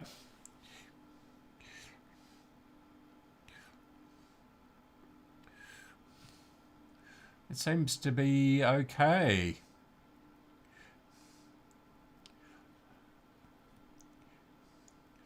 So, we've changed those two transistors. We've changed that one. Where is my schematic? This is the one I've marked up. So I've changed both of these.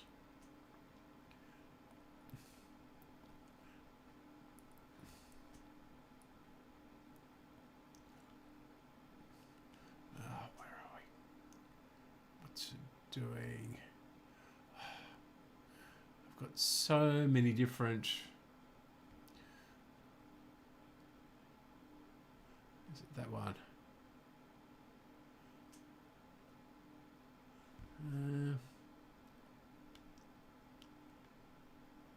No, that's not it.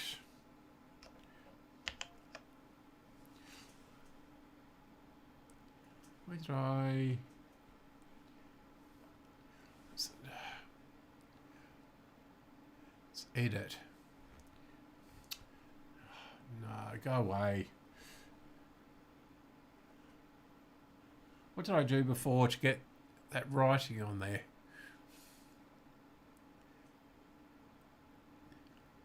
Oh, it was this one. Yeah, that's it.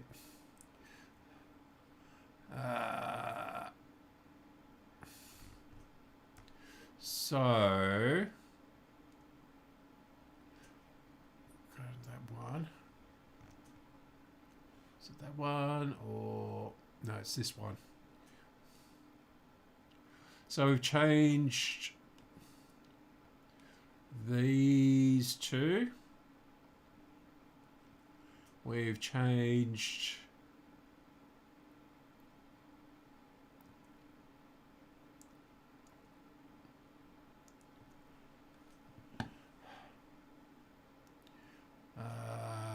where's the first one? I don't know whether I've changed the first one or the third one. So I don't know whether I've changed that one or this one. So now I've changed TR2. No, TR3. Is it? Yeah, it's TR3 on this drawing. And we'll go smaller. Where are the transistors, capacitors? That beep is just the multimeter. TR. Yeah, they're all 117s.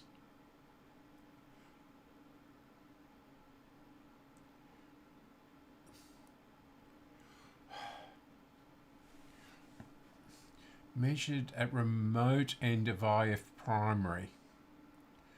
Okay. So we should check the voltages on the transistors next.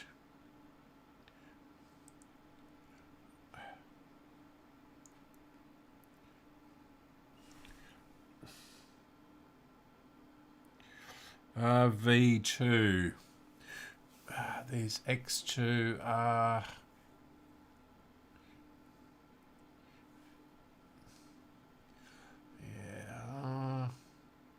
what's the volume controls there?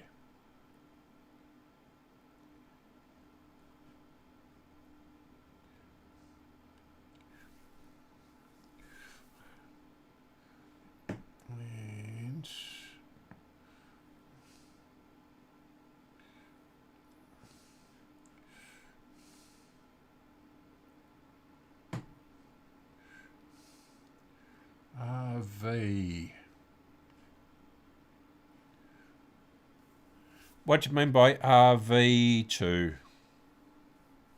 Where is that?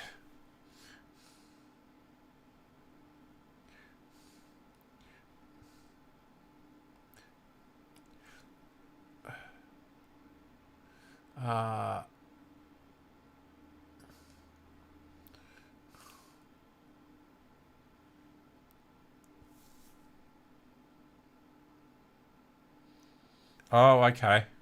Yep. There.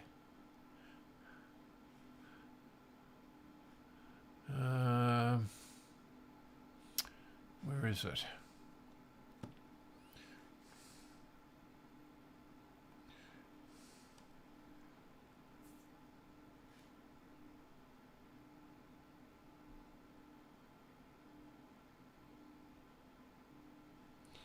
Yeah. Where?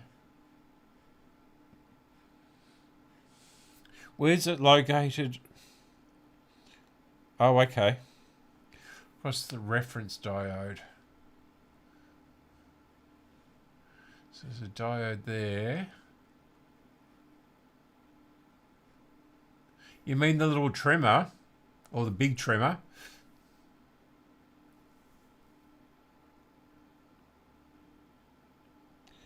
Yes, there are. So they're from different... This is the one I've marked up, and it's from... what's it from? Where's the...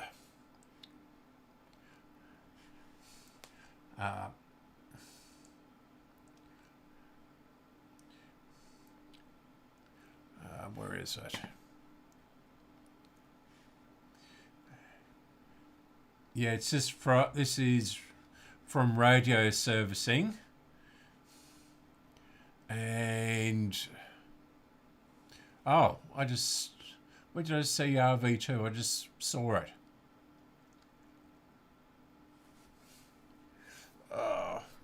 VR1. VR1. So that's the volume control. Where is RV2?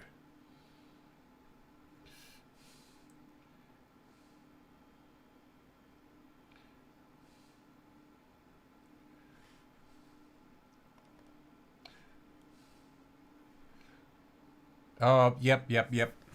That's what I thought you meant.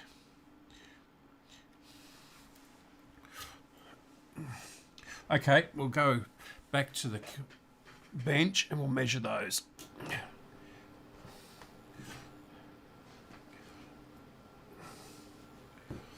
Oh, if I can stand up, that is. I'm going to have to give up in a minute, and Graham will want to finish this to start his stream. I'm not going to go into his time.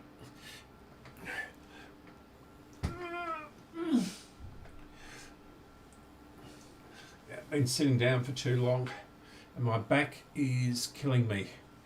It's all moved up from my hip.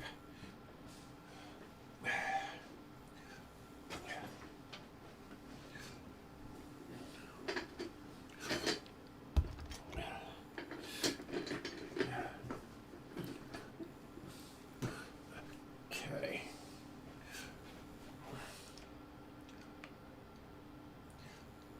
Where are we?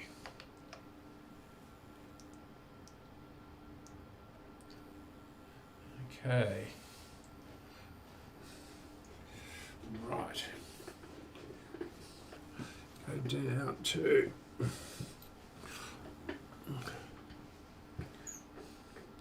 Yep, I worked it out, Tim. That's what I thought you meant in the first place. So... You mean this thing here? The trimmer. Yeah,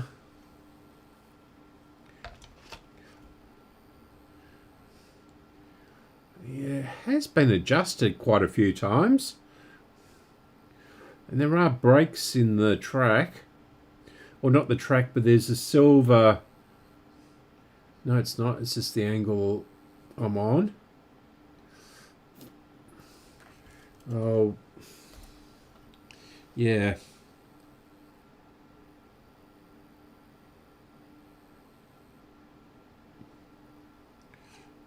Oh, yep. Yeah. Don't encourage me to keep going. I'm really tired. I've been up since 5 o'clock this morning, and it's gone 10 o'clock. And I'm just not up to it at the moment. Right. So let's use this one. That's really annoying with this multimeter, is that you have to reset everything when it turns itself off. You just can't press the one of the buttons and it'll come back. Yeah. It was only £50 or $100. Which one is it? Is this one? Yeah. Don't know whether you can hear the beeper. It's not very loud.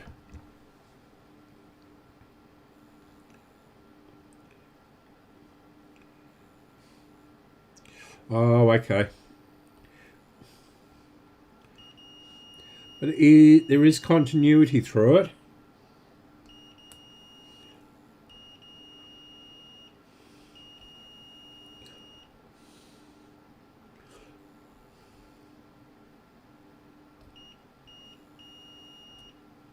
Yeah, there's definitely continuity through it.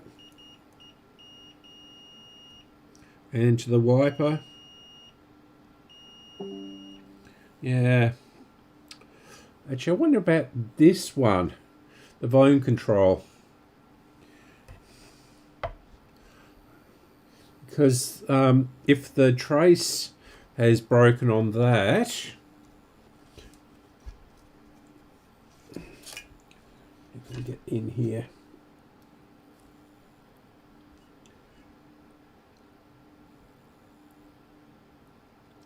Well, 156 ohms.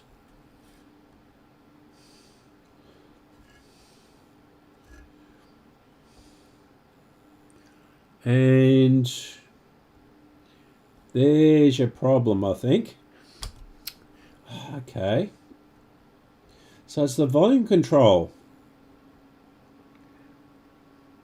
I don't believe it.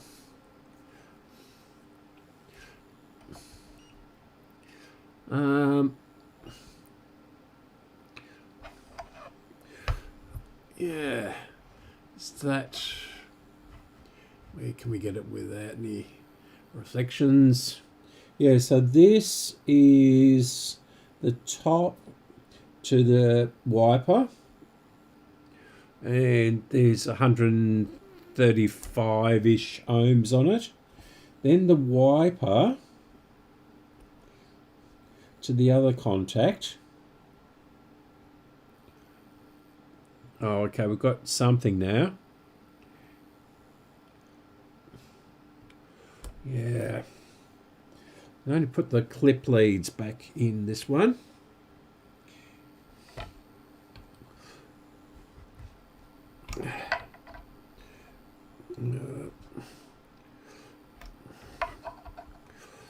And where did I put those clip leads?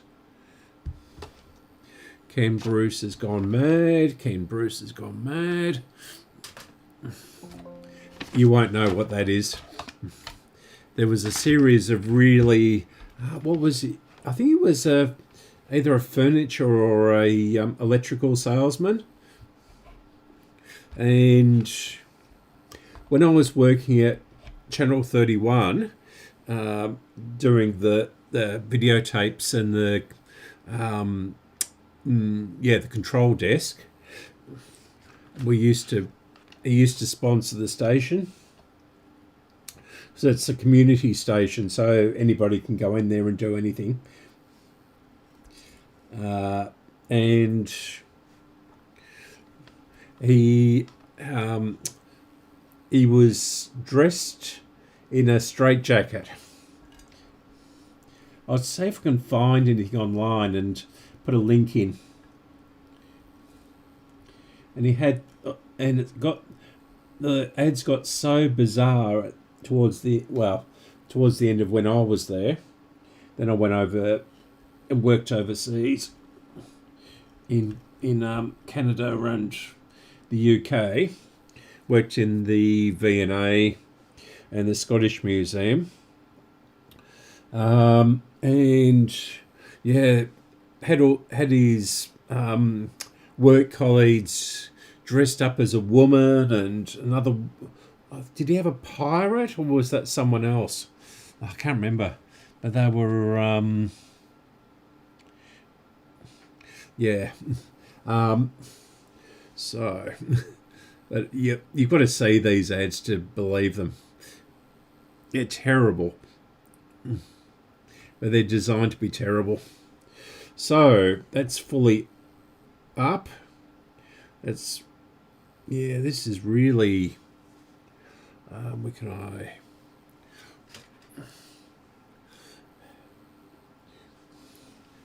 That was sort of a late night commercial TV ad, but they had quite a cult following. Yeah, this is jumping around like a what were those? Oh, jumping beans. When you stick them on the,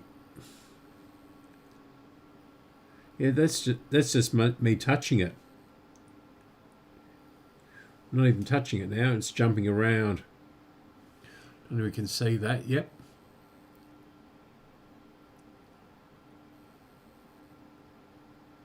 Yeah, that's terrible.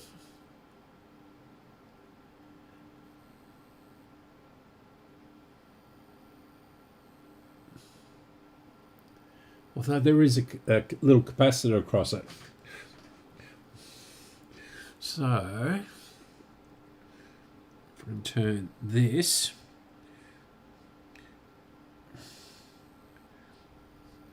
Yeah. Yeah.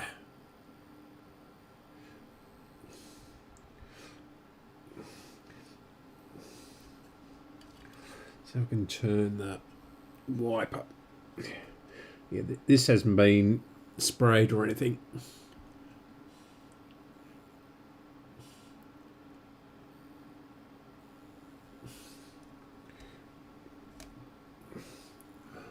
And that's 0.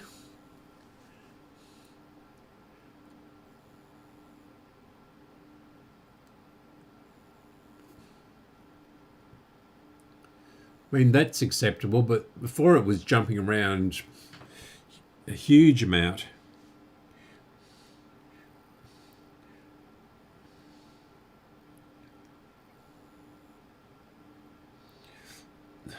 And the rest, Tim, it's $60 here. It's hugely expensive.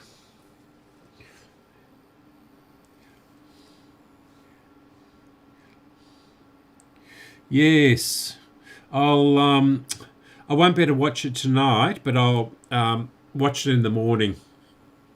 I'll get it straight to bed after this now, and then I'll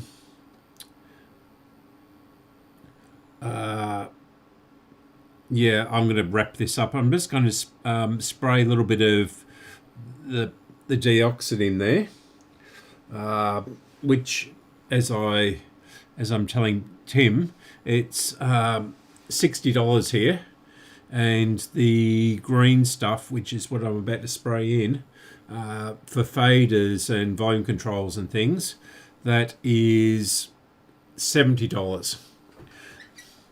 So £35 for the D5 in the green can, and £30 for the red stuff. This is, hate these spray things. Yeah, this, where are we? Oh, this one, yep. So, yeah. So that is now £30 or $60. And I'll just run and get the other one if I can stand up. We're back in about 2 seconds.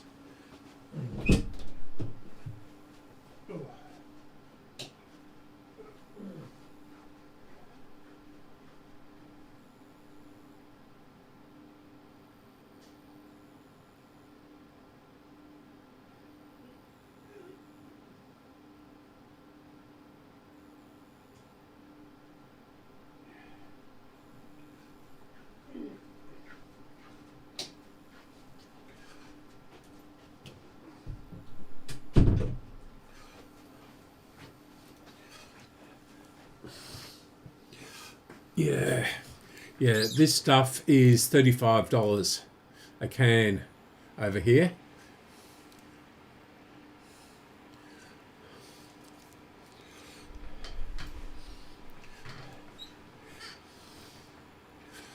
Okay.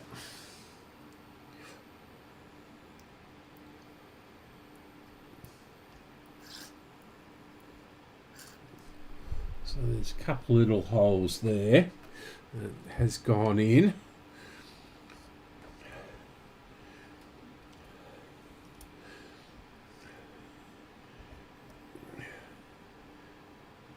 Yeah. And that's full volume, but it's jumped down to 0 ohms or 0.5 ohm. And just move a little bit further down. And it goes to 2 to 3 ohms. And then right down. So this is the other direction, the other end of it. And it's 2 ohms again. Definitely something wrong with this.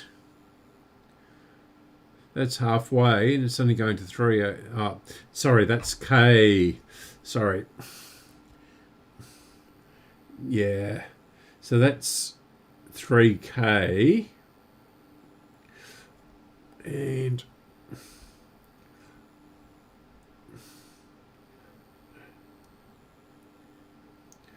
yeah, so that's 1K. And it went up to meg before. Yeah, so that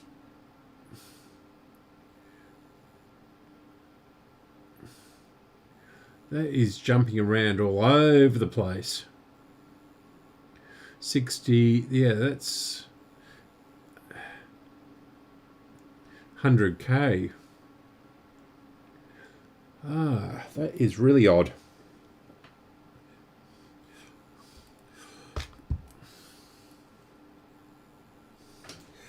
Right.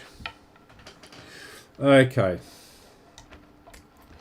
So I'm going to leave it here.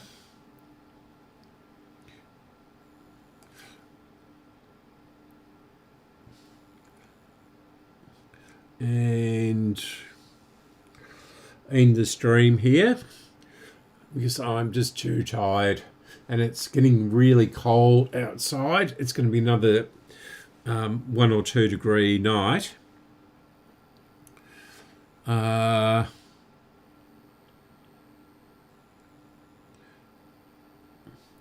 Yes, that's a good idea. I'm not setting up the scope at the moment. I'm too tired and I'm actually going to go to bed. As I said earlier, I didn't take my tablets because I was down in Melbourne and I didn't take any with me. Thought I was coming home last night, but I stayed with friends. And yeah, so yeah, okay. I'm going to try the signal generator just once more. Yeah, I don't like this meter. I mean, it was only as I say, £50 or $100, but yeah. But it does have a nice big display on it, that's why. So I just use that for can't get this out now.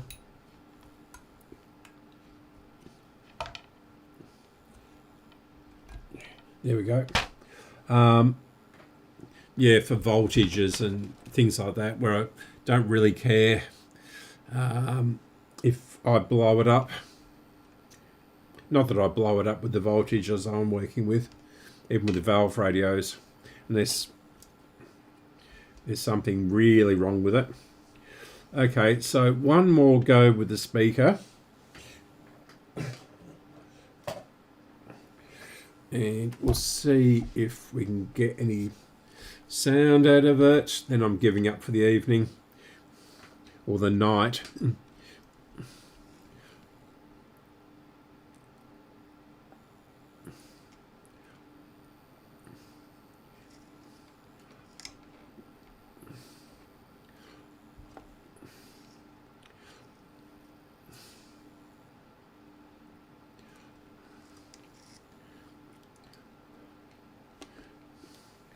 Okay, right, so that's not shorting, we've got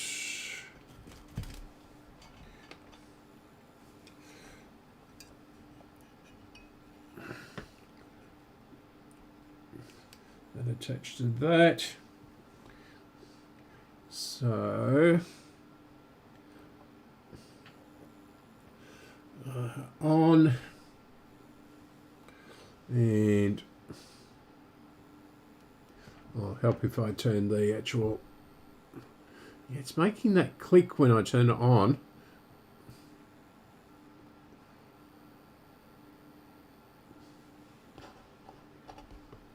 And that, yeah, those wires have come off the aerial.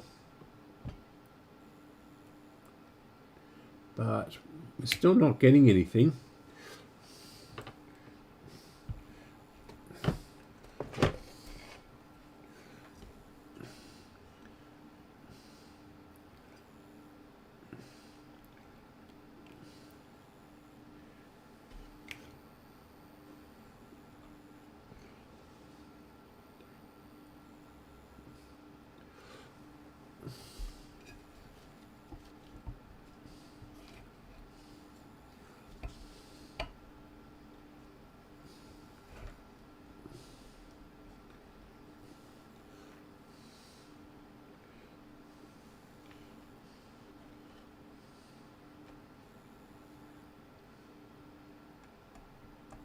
Yeah, absolutely nothing.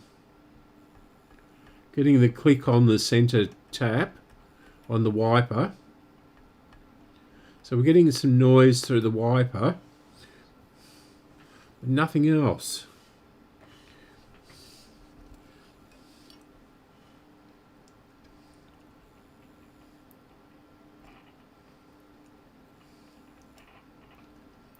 You're getting something through the lower one. I'm trying to connect that. But it's so faint. It's just a really little tiny clicking noise. Yeah. Not a sausage. Okay, I'm giving up. So good night, everyone. Thanks for all your help. Thanks for everything. Don't forget, at the very beginning of the stream, I did a website, which is the Historical Radio Society of Australia. And we've got, someone's donated their book to us. He was charging money for it, but he's updated it and he's said we can put it up on the website for nothing. And so anybody can download it. So, yeah. So go for it on there. Okay. good night, everyone. I'm going to end the stream, and yeah, thank you. I will sleep well tonight. I'm exhausted. Had a very, very busy weekend. Okay. So, good night, everyone. The stream is ending now. Bye.